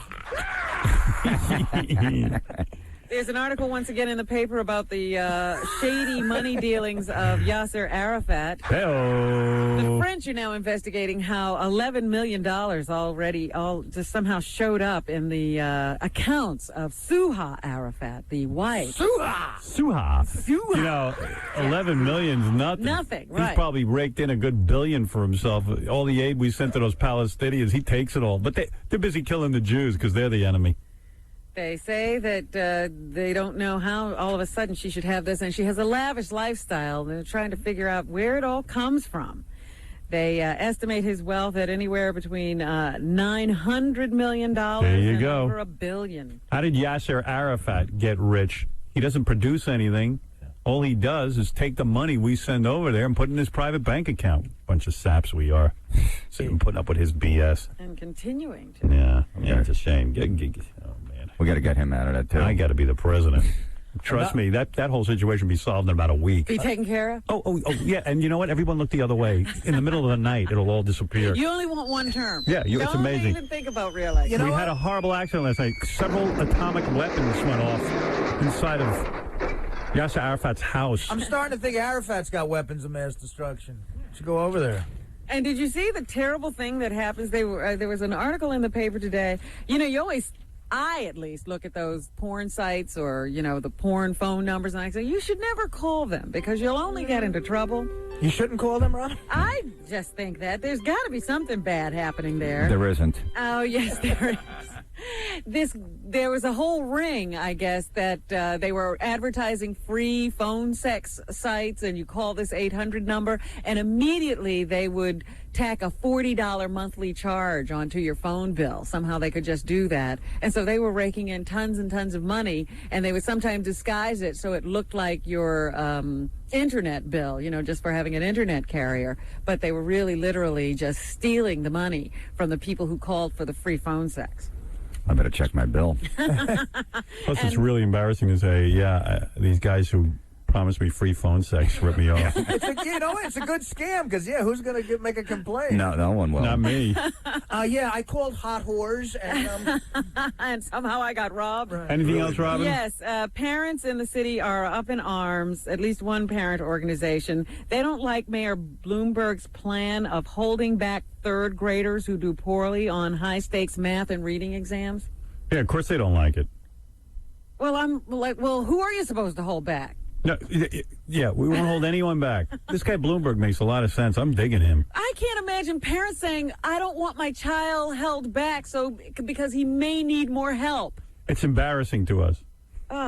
Yeah, let him just go and be stupid. Okay. He didn't put up with any crap, Bloomberg.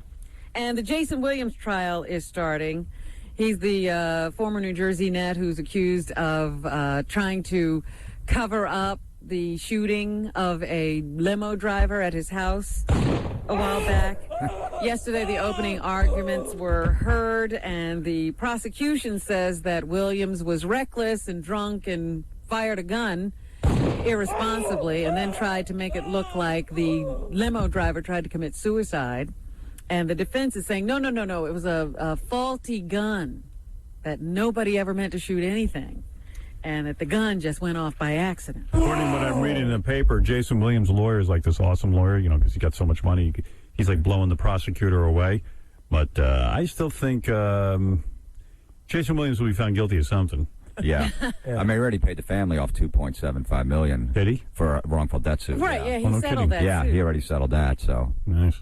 But, I really don't like the whole public relations thing of, I go to the grave every week and, that's leave the man alone. Right. Yeah, he doesn't want to see you at his grave. Yeah. You're the last thing he wants to Jason see. goes and visits the grave every week. And, that means his family can't go. They don't want to run into him. Yeah. John Edwards just called me. He's been speaking to that guy, the limo driver. He says, could you tell that guy really not to visit me? It's kind of a bummer. I'm not digging it. Really. Welcome to Mooseport opens on February 20th. That's the new Ray Romano movie.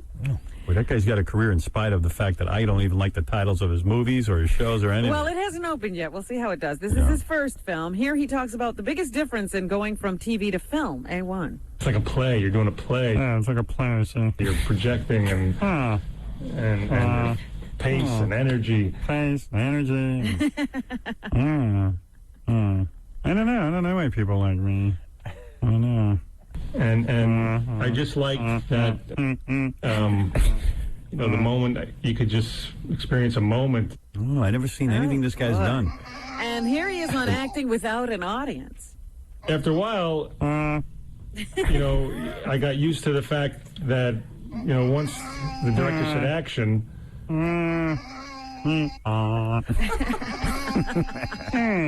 It is. It's hard to listen to it. It is hard to listen to. 51st Dates, the Adam Sandler film, also stars Rob Schneider. And Rob will be here tomorrow. Here's Rob on if he smoked some Hawaiian weed while he was on the island shooting this film. A3. I can't smoke a lot of pot because I can't handle it. I don't know anyone who can. But except for Jim Florentine. Well, yeah. Because it's not the same pot that we had in when I was a kid, 20 years ago in San Francisco. I mean, are you high? I don't know. Are you high? It was just, the stuff now, it's like, you can see the chromosome damage from the beginning of the joint to the end of the joint. Yeah, I remember the good old days. We used to go, I don't think I'm high. Right. I don't think this is any good. Yeah, you can smoke your own joint. Right. Everyone had their own joint to smoke and just get a little. You take one hit now. It's over. You're sailing. You're in the hospital. In the early 80s, they would sell you, parsley in Washington Square Park. Right. That I could handle. Yeah, you didn't even know if you had pot. I think I'm high. Anything else, Robin? Yes, Queen Latifah's in the #1 film of the week, Barbershop 2. And here she is on trying not to laugh when working with Cedric the Entertainer. I bet you I could not laugh when I'm around Cedric the Entertainer. It's hard. Cedric is too damn funny. So it's hard to keep it... All right, whatever. Just keep the food in your mouth, he won't laugh. Too damn funny. That's not hacked. I'm just doing put-downs the whole movie. That's... You're fat. It's awful. John McEnroe has a new TV show on CNBC. When does that start? Let me see. It will debut in the spring following Dennis Miller. Wow, that's a good lead-in. What a blockbuster hour they've put together there. If John does real well, he might get to replace Dennis if he can pull over a half a point. Here's John on the opportunity to host his own show. The opportunity sort of initially came about when I started commentating. So I think people saw me in a different light than they saw me on the tennis court. So they saw that I didn't take... Sounds like fun. And he says he wants to talk about more than just sports.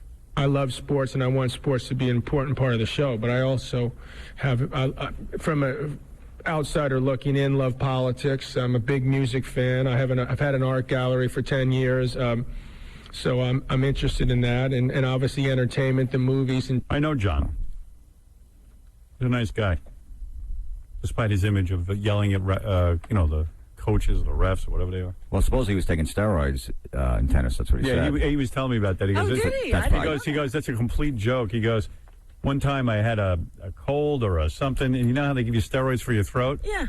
So he happened to say, yeah, one time I took a steroid for my throat or something, and then they wrote in the paper. That he was on steroids? And he goes, it's ridiculous. He goes, look at me. Do I look like I take steroids? Really? I was going to say, well, he certainly wasn't some big muscle guy. And Gwyneth Paltrow, how is she a big star?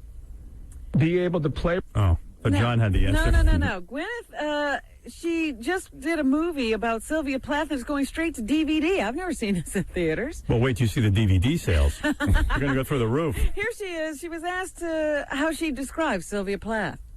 I would describe Sylvia Plath as someone no one cares about?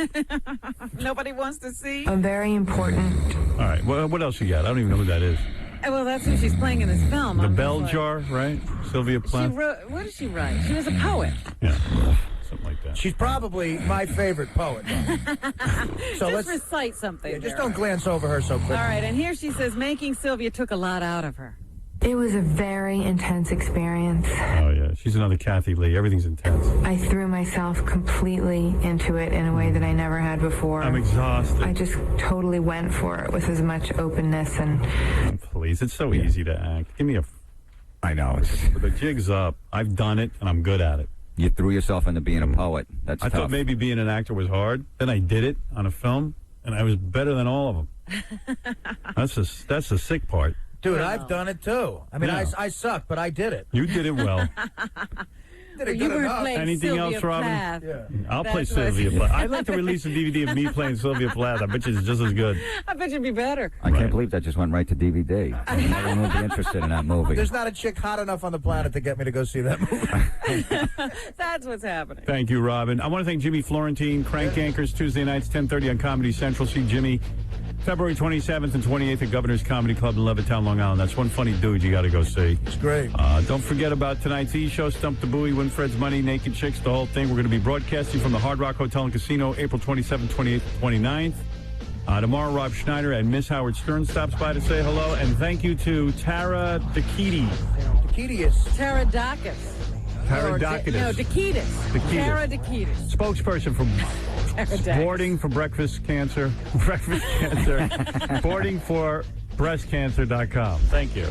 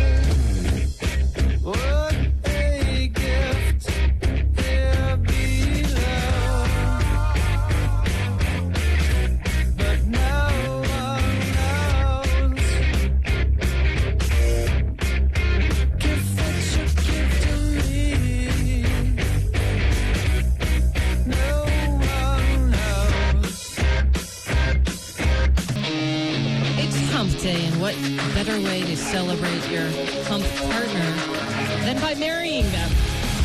With Reverend Courtney Love, it's K-Rock's World Tour 2004, Lake Tahoe. Qualify for the trip sometime between now and 1. I cannot take this anymore. Saying everything I said before. All these words, they make no sense. I found this in ignorance. Less I hear, the less you say. You'll find that out anyway. Just like before. Everything you say to me. One step closer to the edge.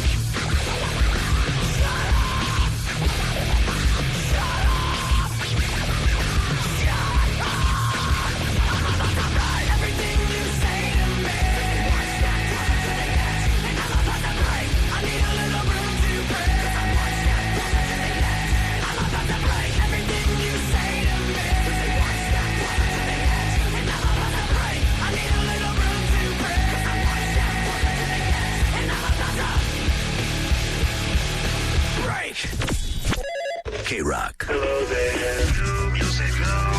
Blink 182, I miss you. Where you can always find me. K-Rock.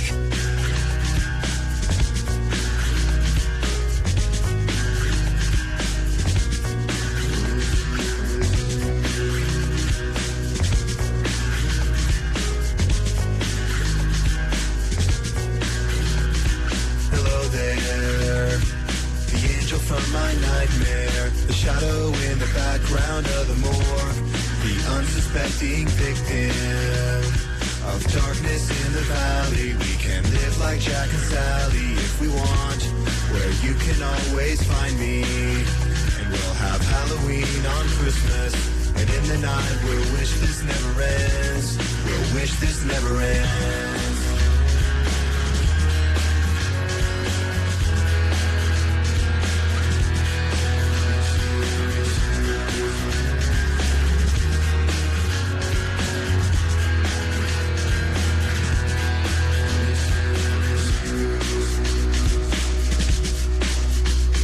Where are you? And I'm so sorry. I cannot sleep, I cannot dream tonight. I need somebody and always. This sick, strange darkness comes creeping on, so haunting every time. And as I stared, I counted the webs from all the spiders, catching things and eating their insides, like indecision to call you. And hear your voice of treason. Will you come home and stop this pain tonight? Stop this pain tonight. Don't waste your time on me. You're already the voice inside my head. Don't waste your time on me. You're already the voice inside my head.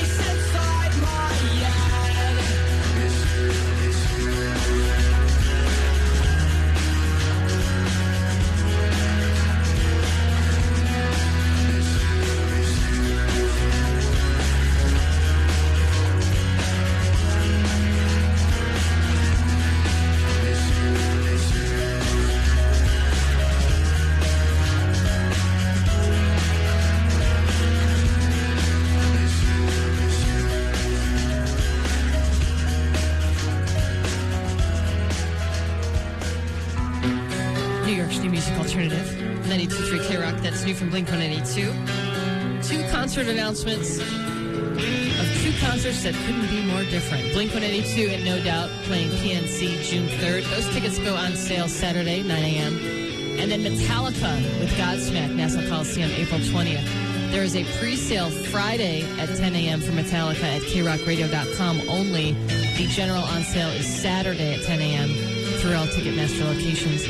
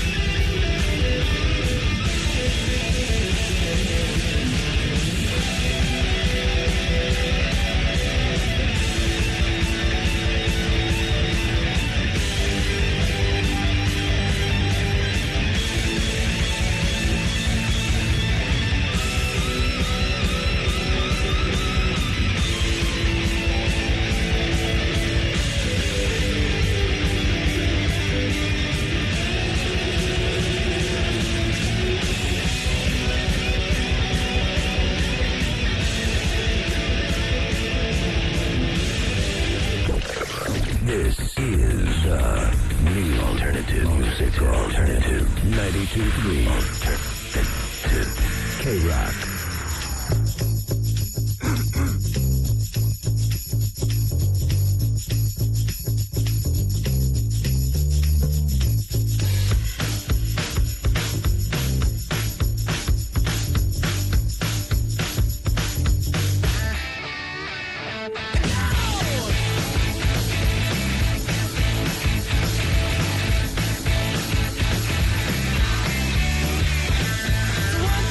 Take my hand and come with me because you look so fine that I really want to make you mine. I say you look so fine that I really want to make you mine.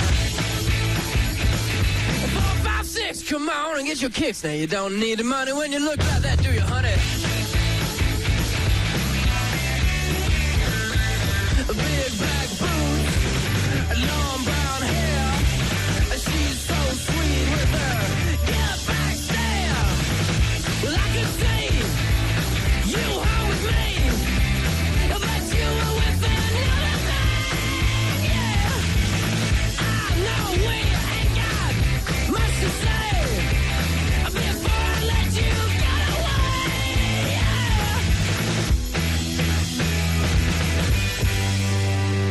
I said, are you gonna be my girl?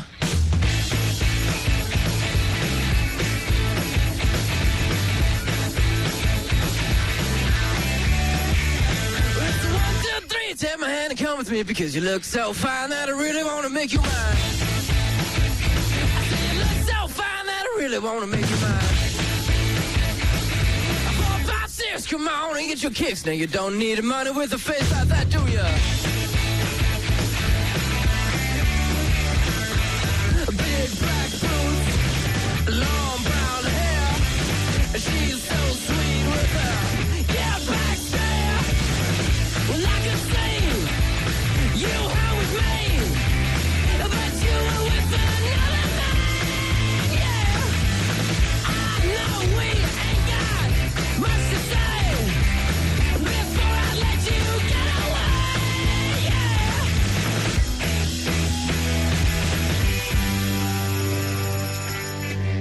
I said, are you gonna be my girl?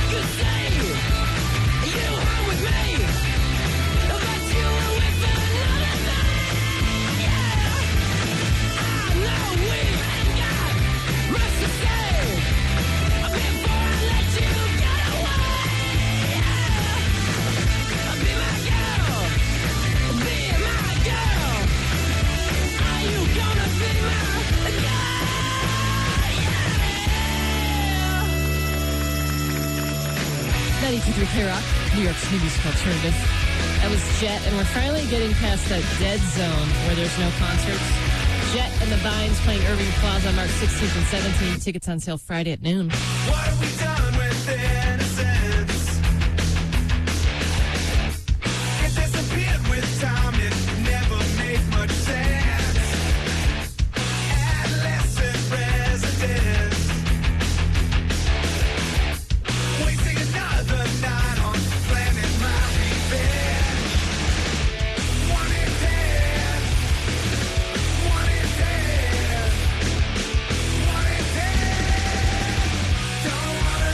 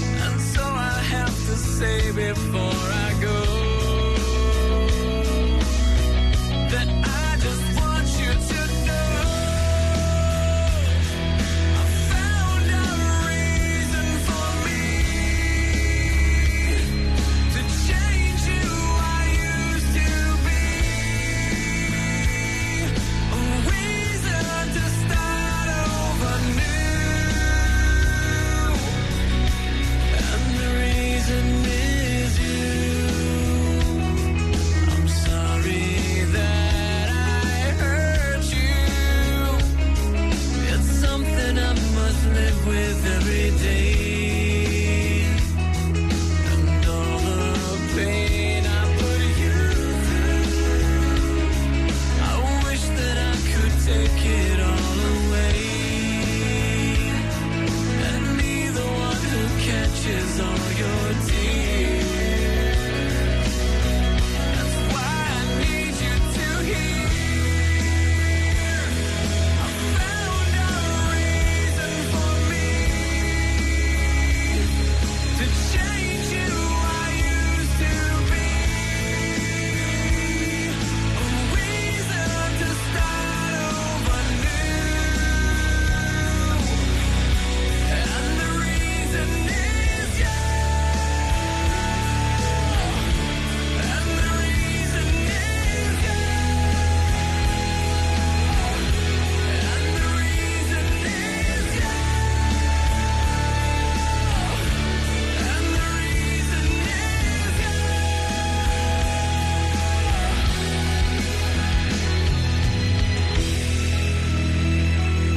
I'm not a perfect person. I never meant to do those things to you. And so I have to say before I go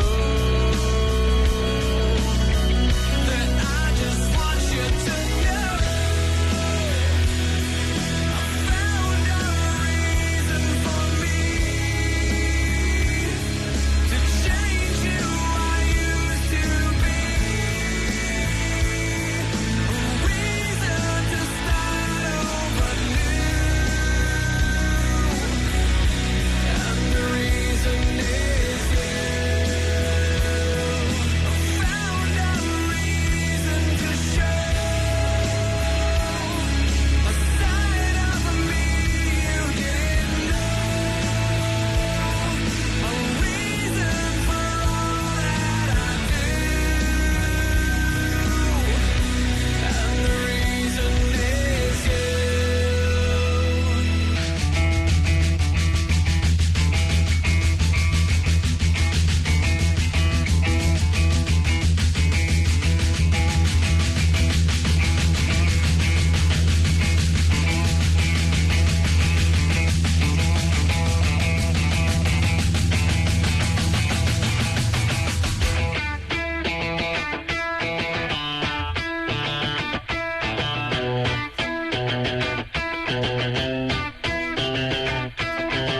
Can't stop, addicted to the shindig.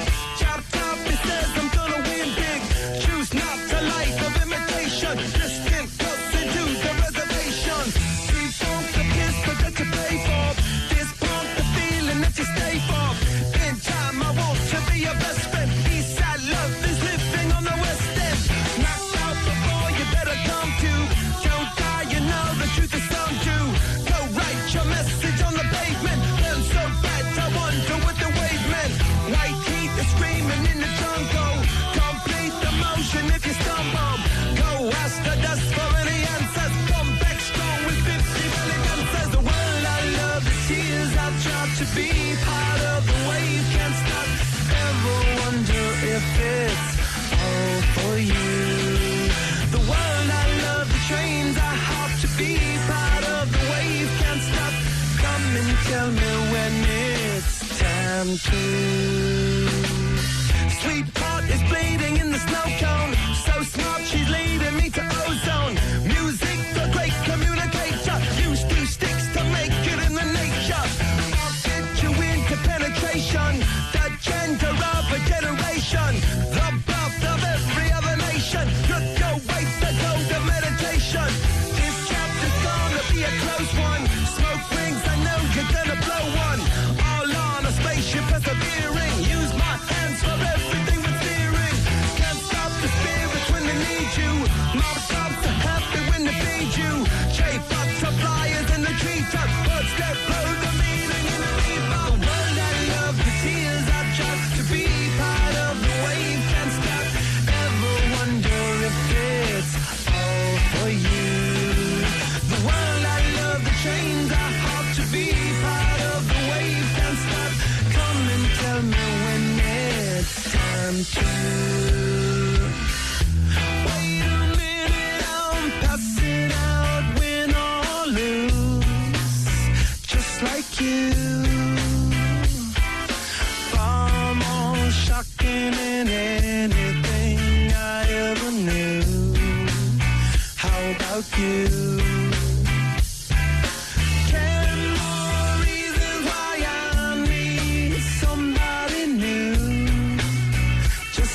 you.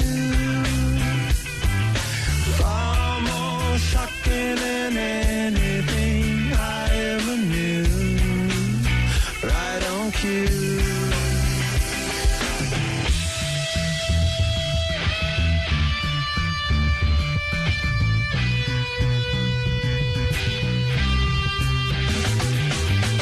Can't stop addicted to the shindig. Chop chop, he says I'm gonna win big. Choose not a life of imitation. Distant us into the reservation. Keep off the pistol that you pay for. Just pump the feeling that you stay for. In time I want to be your best friend. East side love is living on the west end. Knocked out before you better come to. Don't die, you know the truth is some do. Go write your message on the pavement. Burn so bright, I wonder what the wave meant. Kickstart the golden generate hub. Sweet talk, but don't intimidate hub. Can't stop the gods from engineering. Feel no need for any interfering. Your image in the dictionary. This life is more than ordinary. Can I get two, maybe even three of these? Coming from a space to teach you of the Pleiades. Can't stop the spirits when they need you. This life is more than just a read through. But yeah, I feel like Superboy. I have X-ray vision through the Really, curtain. if that's opaque, you've got X-ray vision. I can kind of see what you're doing. Sexy. It's like the silhouette on the shade. Panties are coming off. Here comes the panties, Howard. Yeah, but I can't really see your... Oh, that's hot. This is almost hotter than you actually being seen Want naked. the curtain dropped. What's coming off now? The headphones. My shirt. Your shirt. Sit down, Artie. Frank, you're not the boss of me. Got a killer body, honey. I can tell already. What's coming off now? My bra. Well, you're totally nude under there, Okay, right? I'm done. You got your little boots on?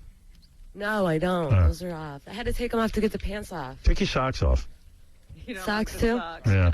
I Ruins like the socks. I like her bare feet. She's got nice feet. Coach Pegan. Coach Baba Booey Pegan. Oh. So you're We win. you're totally nude behind there now? Yeah, I'm All nude. right, good. Did Baba Booey get a look? I saw the he's back of tweaking. her neck. I'm up 1-0. Hey, wait a second. I got to break in because Congressman Ackerman's on the phone. Yeah. We need to do He needs to this. support. Yeah. Everybody act like nothing's going on. All right. Congressman Ackerman is from where? Queens. And he is voting against the FCC indecency bill. Let me tell you what's going on.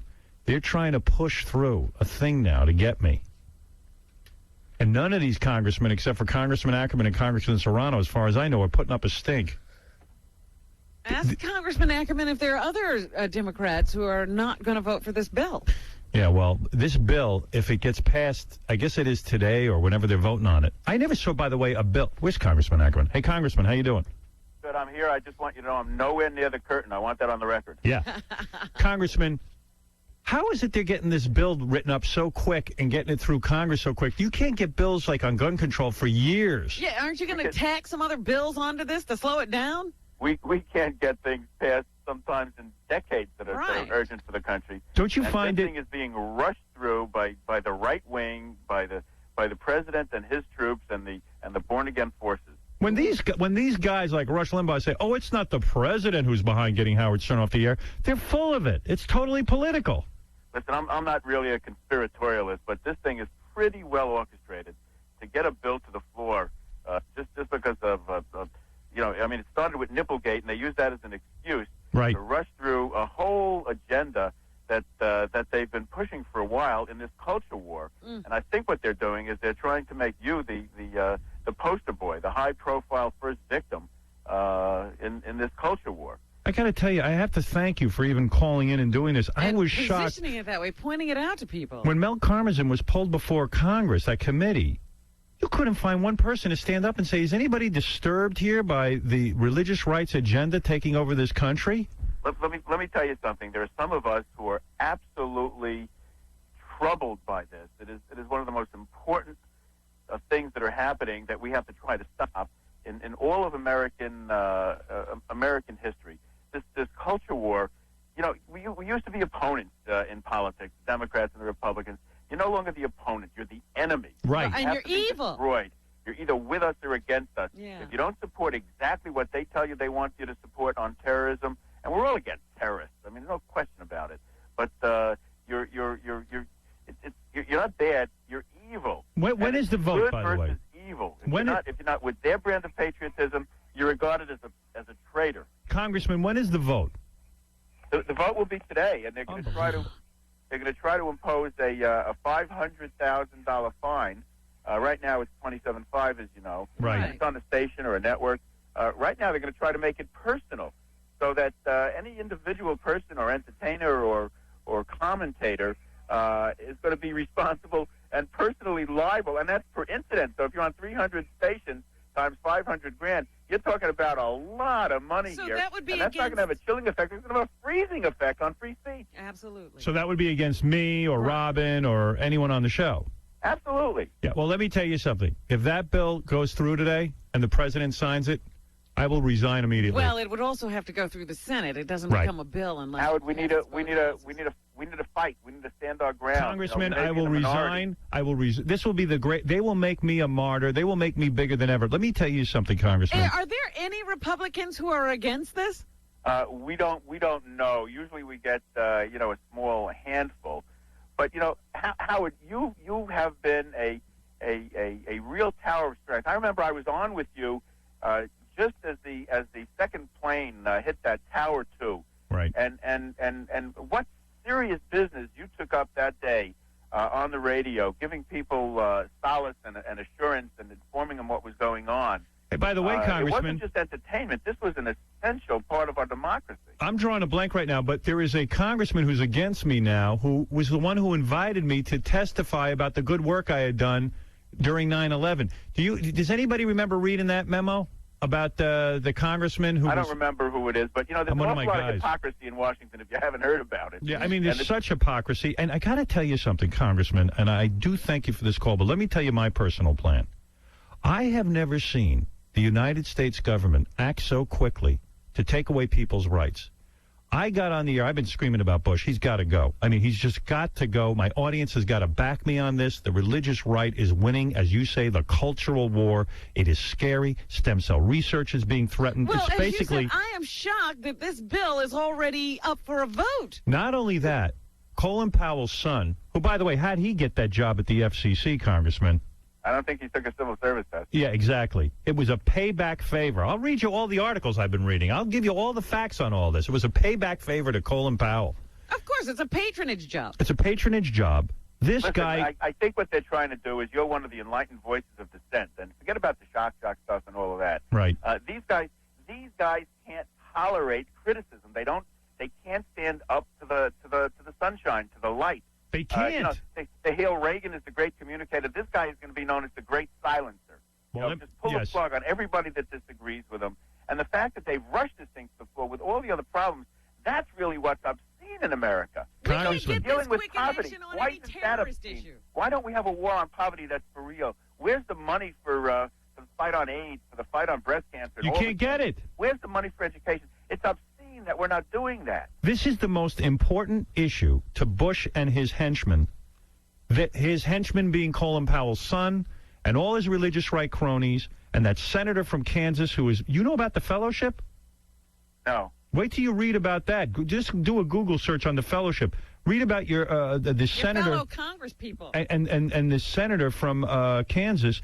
They're all subsidized by the church, and they live in housing paid for by the church, and they say there's no conflict of interest. And they have prayer meetings, and the senator from Kansas, when one of his staffers left, got down and washed his feet like Jesus. I'm telling you, they're nuts. They're going berserk. There is an element that is trying to take over the thought process of Americans. Well, I'll tell you what. If you don't believe in their religion and the way they practice it, and let them pray all they want. Just don't try to impose it on me or anybody else in society. Nobody has a problem with that. I don't have a problem with people praying. That's good. Just keep it out of government. When you got Bush, who says he's, this is a guy who was driving around and didn't he crash his car into some bushes? I mean, up until the age of 40, he was a playboy, bankrupting businesses, and then he got religion, he found Jesus, and now he's going to put it all on me. He's going to force me to shut my mouth because Jesus is telling him that this is the right thing to do and that stem cell research is evil and somehow against gay God. Marriage is wrong and needs a constitutional amendment. I mean, but these guys rush to change the Constitution every time someone disagrees with them. You and I had a discussion about flag burning. You know, Right. burning flags isn't the biggest problem in our country. I don't remember it stopping anything from happening. That's right. Right away, they have to change the Constitution. But yet we're getting This is their tactic. But we're screaming we want freedom in Iraq. What kind of freedom we have here? I mean, you're going to shut me They're up. taking it away here and giving it to the Iraqis. You're going to fine me. You're going to fine my stations. And if we don't pay the fines, you're going to. You know they don't pay. They don't let you renew your license. Right. Listen, I'm not saying I'm against getting rid of Saddam Hussein, and I voted initially for the for going in there. I'm for it too. Believe me, I was all behind the but war. spending $87 billion there, and I guess it's important. But where's the $87 billion here? That's more than our discretionary spending in all of the United States. Why won't President Bush testify and tell us why the CIA and people were alerted about 9/11 and why the secrecy? It's called duck and hide. Let me ask you something. And I'm asking you for some personal advice. You're a congressman. Uh-oh. Here's my feeling on all this. They're railroading this bill through. It goes on Bush's desk. Let's say it passes the Senate and the House. It goes on Bush's desk. He signs it.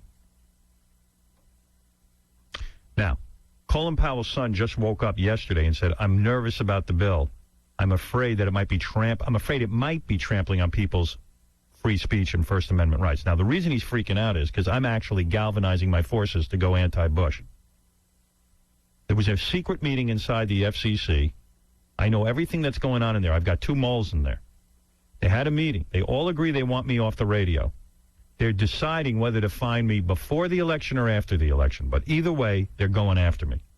Are you telling me those fines would be for $500,000? I don't know. I don't know how it could be up to $500,000 per station. Right. So what I'm going to do is, if the president signs the bill, and I'm telling you this right now, Congressman, and by the way, I thank you for voting against it. Do you know if anyone else is voting against it? Oh, yeah, there'll be a lot of Democrats for sure voting against it. I got news for you. The Democrats are just as bad on this issue as the Republicans. But I'm going to vote. There'll be more people speaking out because this is a chilling effect. You remember, I think it was a fellow named Reverend Niebauer in World War II. He said, when the Nazis came for the trade unions, I didn't speak out because I wasn't a Nazi. They came for the Jews, I wasn't a Jew. And then they came, it goes on and on. Then they came for me, and there was nobody left to speak out. We have to stop this now. I mean, do you know the majority of Americans enjoy this show? It's the most popular radio show in the history of radio. It's entertainment. And if it offends you, don't listen. Throw your radio out. People who don't listen, they have not been bothered by the show. Yeah, I mean, what has this got to do with them? This is an administration and a political party. And pardon me for being partisan, but I get very angry about this and very emotional. That positions itself as the party against big government and intrusive government, and get government off our back and get government out of our lives.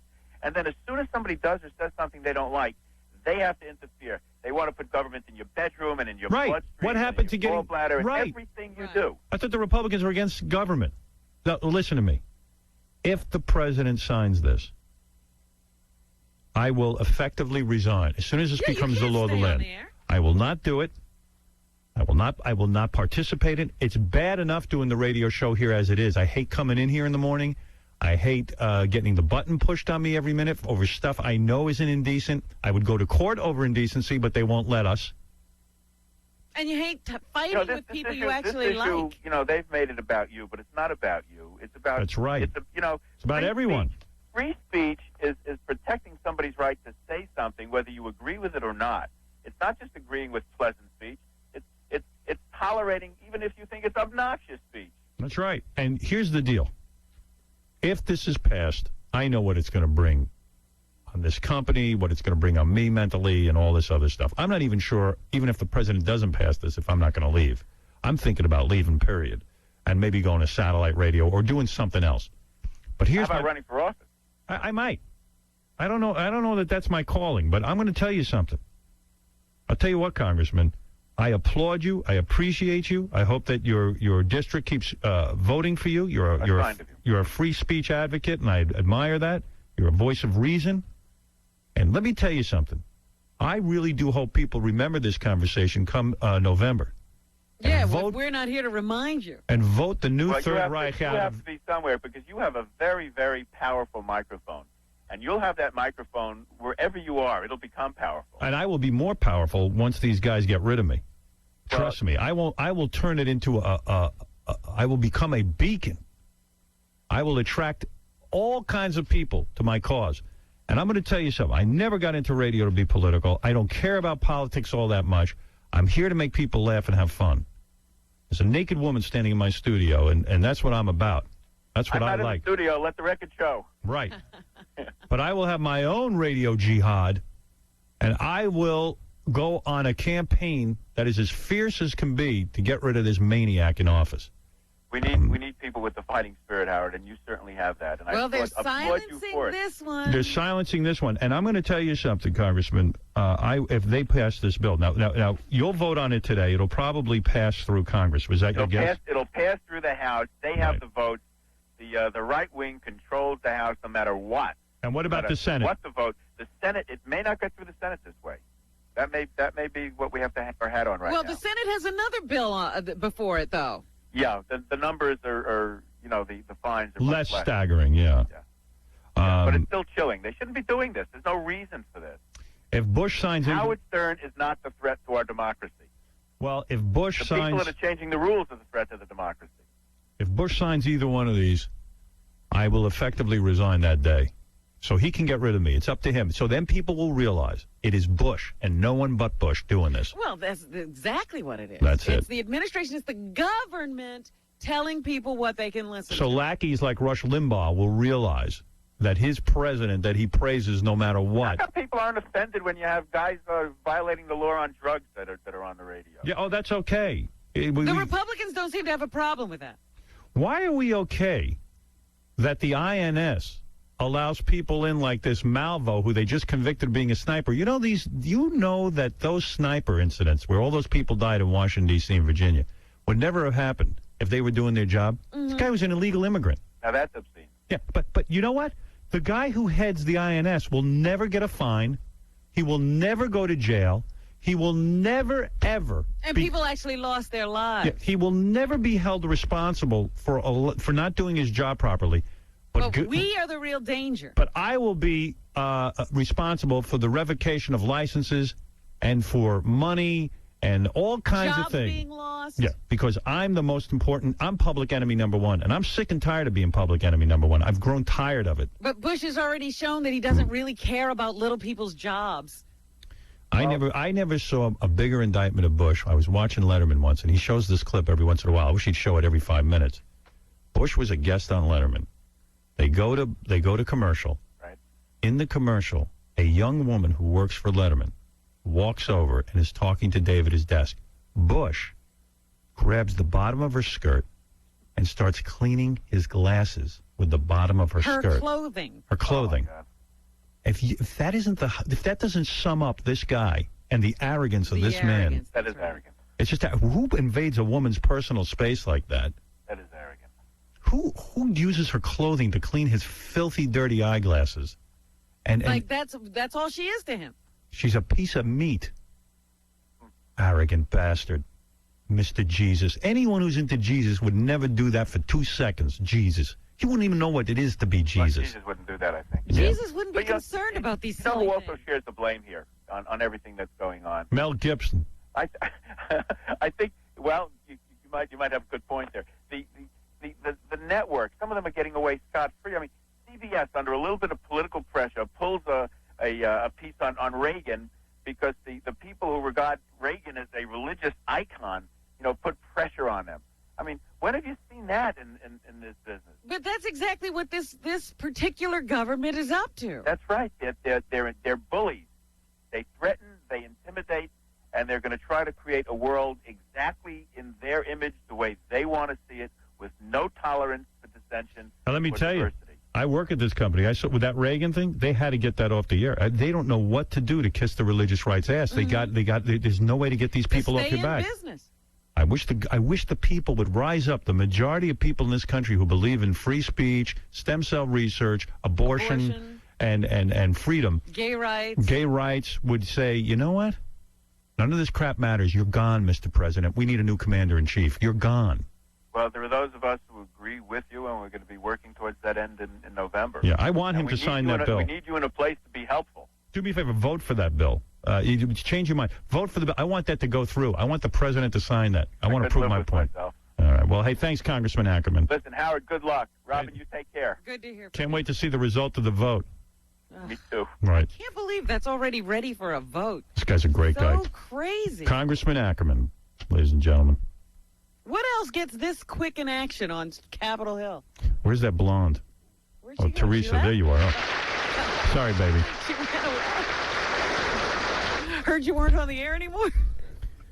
All I know is Teresa's naked behind that. Let's refresh everyone's memories. We're playing Stump the Booy. Booey and this dude right here, Frank. You know what, Howard? You know what's disgusting? What? Just to get back on topic of what we were just talking about. We're past that, dude. But Adam's show is on, I think it's on at 9 o'clock in Hartford. Adam? And Adam Carolla's Love Lines. Right. And they got 10-year-olds calling, 11-year-olds, 12-year-olds. Oh, I know. It's absolutely disgusting. And the they're language coming is after you. and the language is unbelievable.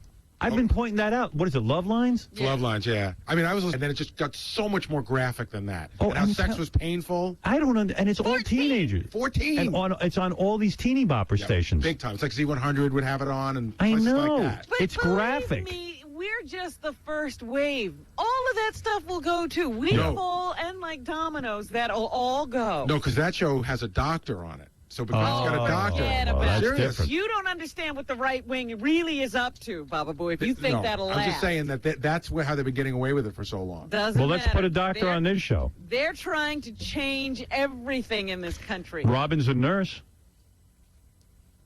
Right? That's right. Well, I don't have a license anymore, but... All right, who cares? Dr. Lang would like to We're see going down, but- Teresa's ass. Teresa's got some little body. How much you weigh, baby? I don't know. I think 115, 110. How tall are you? 5'4". That's all? Yeah. Yeah, you're over here with Yes, you can heels. hardly see over that curtain. Yeah, they already had to lower it. I like that she's naked, but yet all smiles. Yeah, she's a good girl. She's not completely shaven, I don't think. Oh, no? Little tiny. That's stripe. okay. I prefer you fully shaved. But See that? Yeah, I know you like that, Howard, but... all right, here's the deal. This guy, Frank, is friends with Teresa. He convinced Teresa to come down here. He's going to split the money with her. We're hoping that Frank loses. The $5,000 prize for Stump the Booy is provided by a product called Airborne, which I love. And which Artie appears to be addicted to. Yeah, I love it. Yeah, Artie's drinking it around the clock. Drink it right. It's great with vodka. I told him to drink it round the clock. Isn't it great? It's fantastic. Yeah, it's a great product. I'm really psyched about it. I feel like I have some recourse when I get a cold. You don't just have to take it. I don't have to take it anymore. Airborne's my friend, like Congressman Ackerman. Thank goodness we have a few friends. All right, here we go. Teresa is naked behind a plastic shower curtain. Stump the Booy! Immediately upon Frank losing, hopefully, the shower curtain will be dropped. All right, are we guys ready here? We're ready. All right. He's Italian, he's not Jewy. Now it's time for Stump the Booy. Here's your first song. Ready, pens up. Frank's writing. Frank's writing, and so is Bowie. Looks like there's no problem here. Uh-oh. That's a problem. Making the game harder, our CD player doesn't work. Wow. Wow, we're going to have to work on that. What the hell happened? Somebody must have picked their nose on the CD. All right, let's go to Bob first. Everybody's pens are down? Yep. All right, Bob, what do you got? Nothing's going to stop us now by Starship from the horrendous movie Mannequin. All right, let's go to our friend Frank. Frank, what do you got? Show it up. Same thing. Nothing's going to stop us now, Starship. That is correct. All right, write a little bigger, Write boys. a little bigger for us. All right. And it's gonna, by the way. We have the best equipment here. I hope my satellite studio has a little better equipment. Those guys are prepared to build me the Taj Mahal, from what I understand. I'll try the next one. Here we go. Here's your next song. Hopefully it'll work better.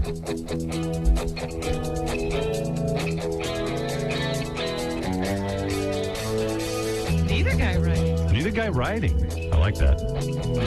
I can see the outline of Teresa's breast through the shower curtain.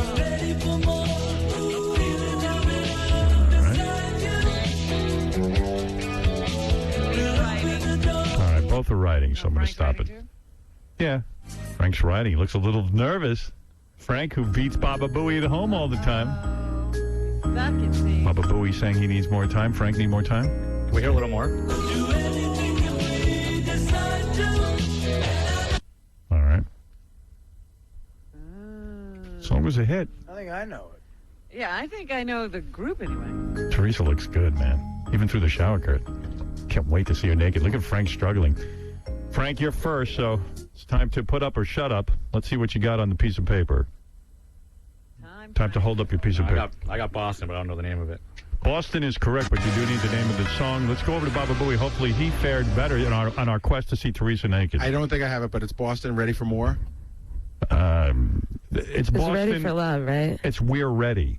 Oh. We're ready. Sorry, Gary. I'm going to say you both got it wrong. On that one.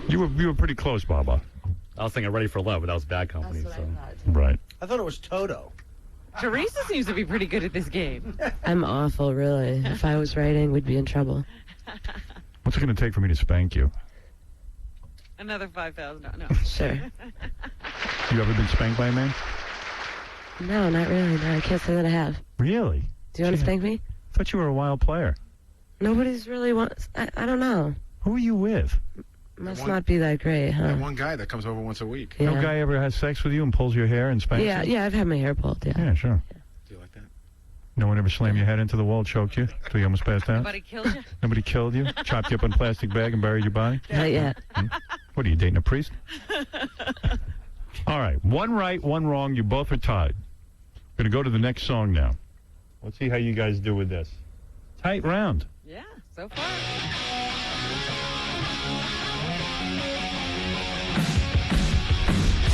All right, Bobo riding and Frank riding.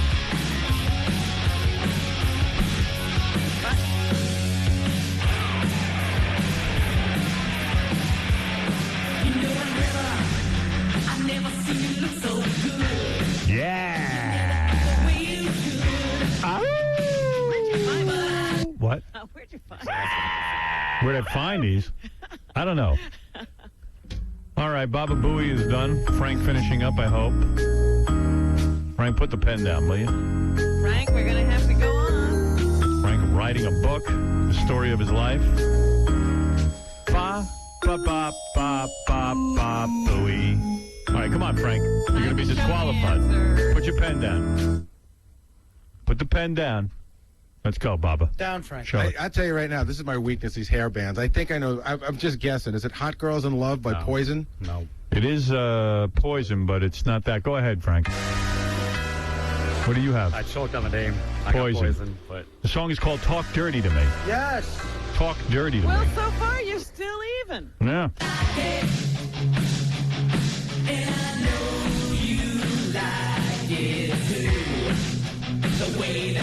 Two wrong, one right. You're both tied. So Frank, I anybody's- think we're looking for an opportunity to go ahead. Here's but- where I pull away. Look at my rearview mirror. Here I go. Okay, here we go. Right.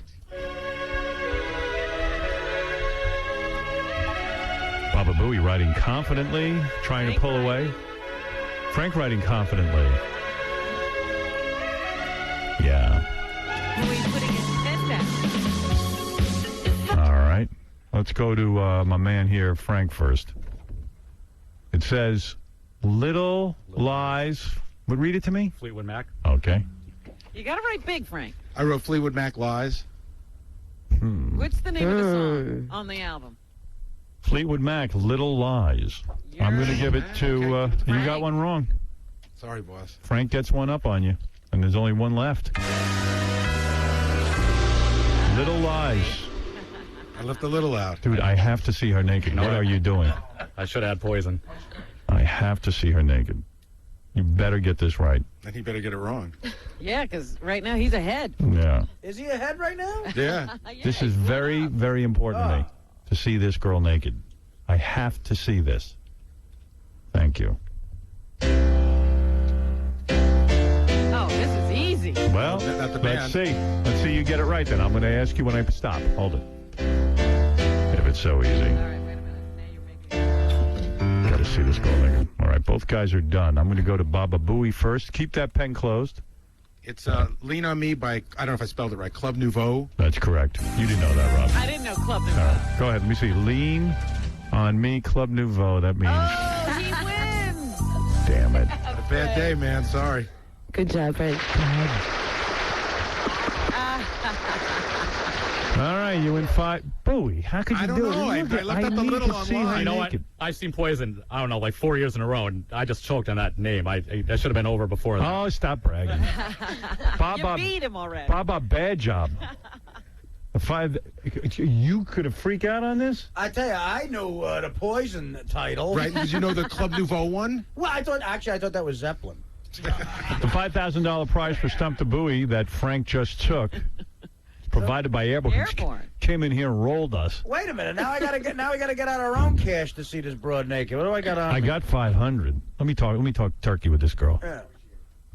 Teresa, granted, you just got $2,500. Yes.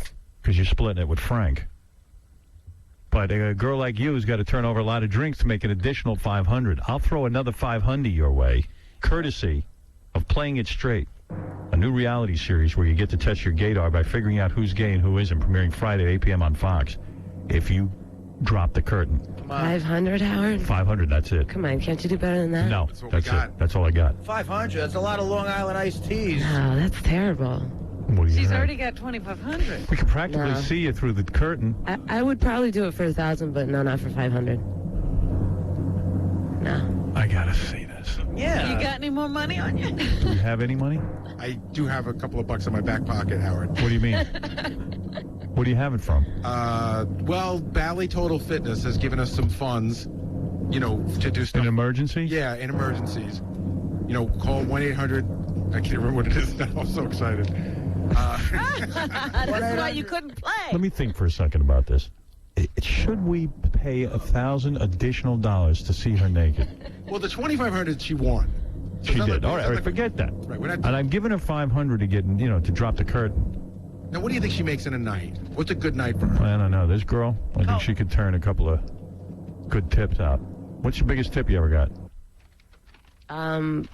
My best night I've ever had, bartending, I brought home $600 one night. Mm-hmm. Yeah. That was probably a lot of work, right? That night? Yeah, the club was packed. What's your average night, though?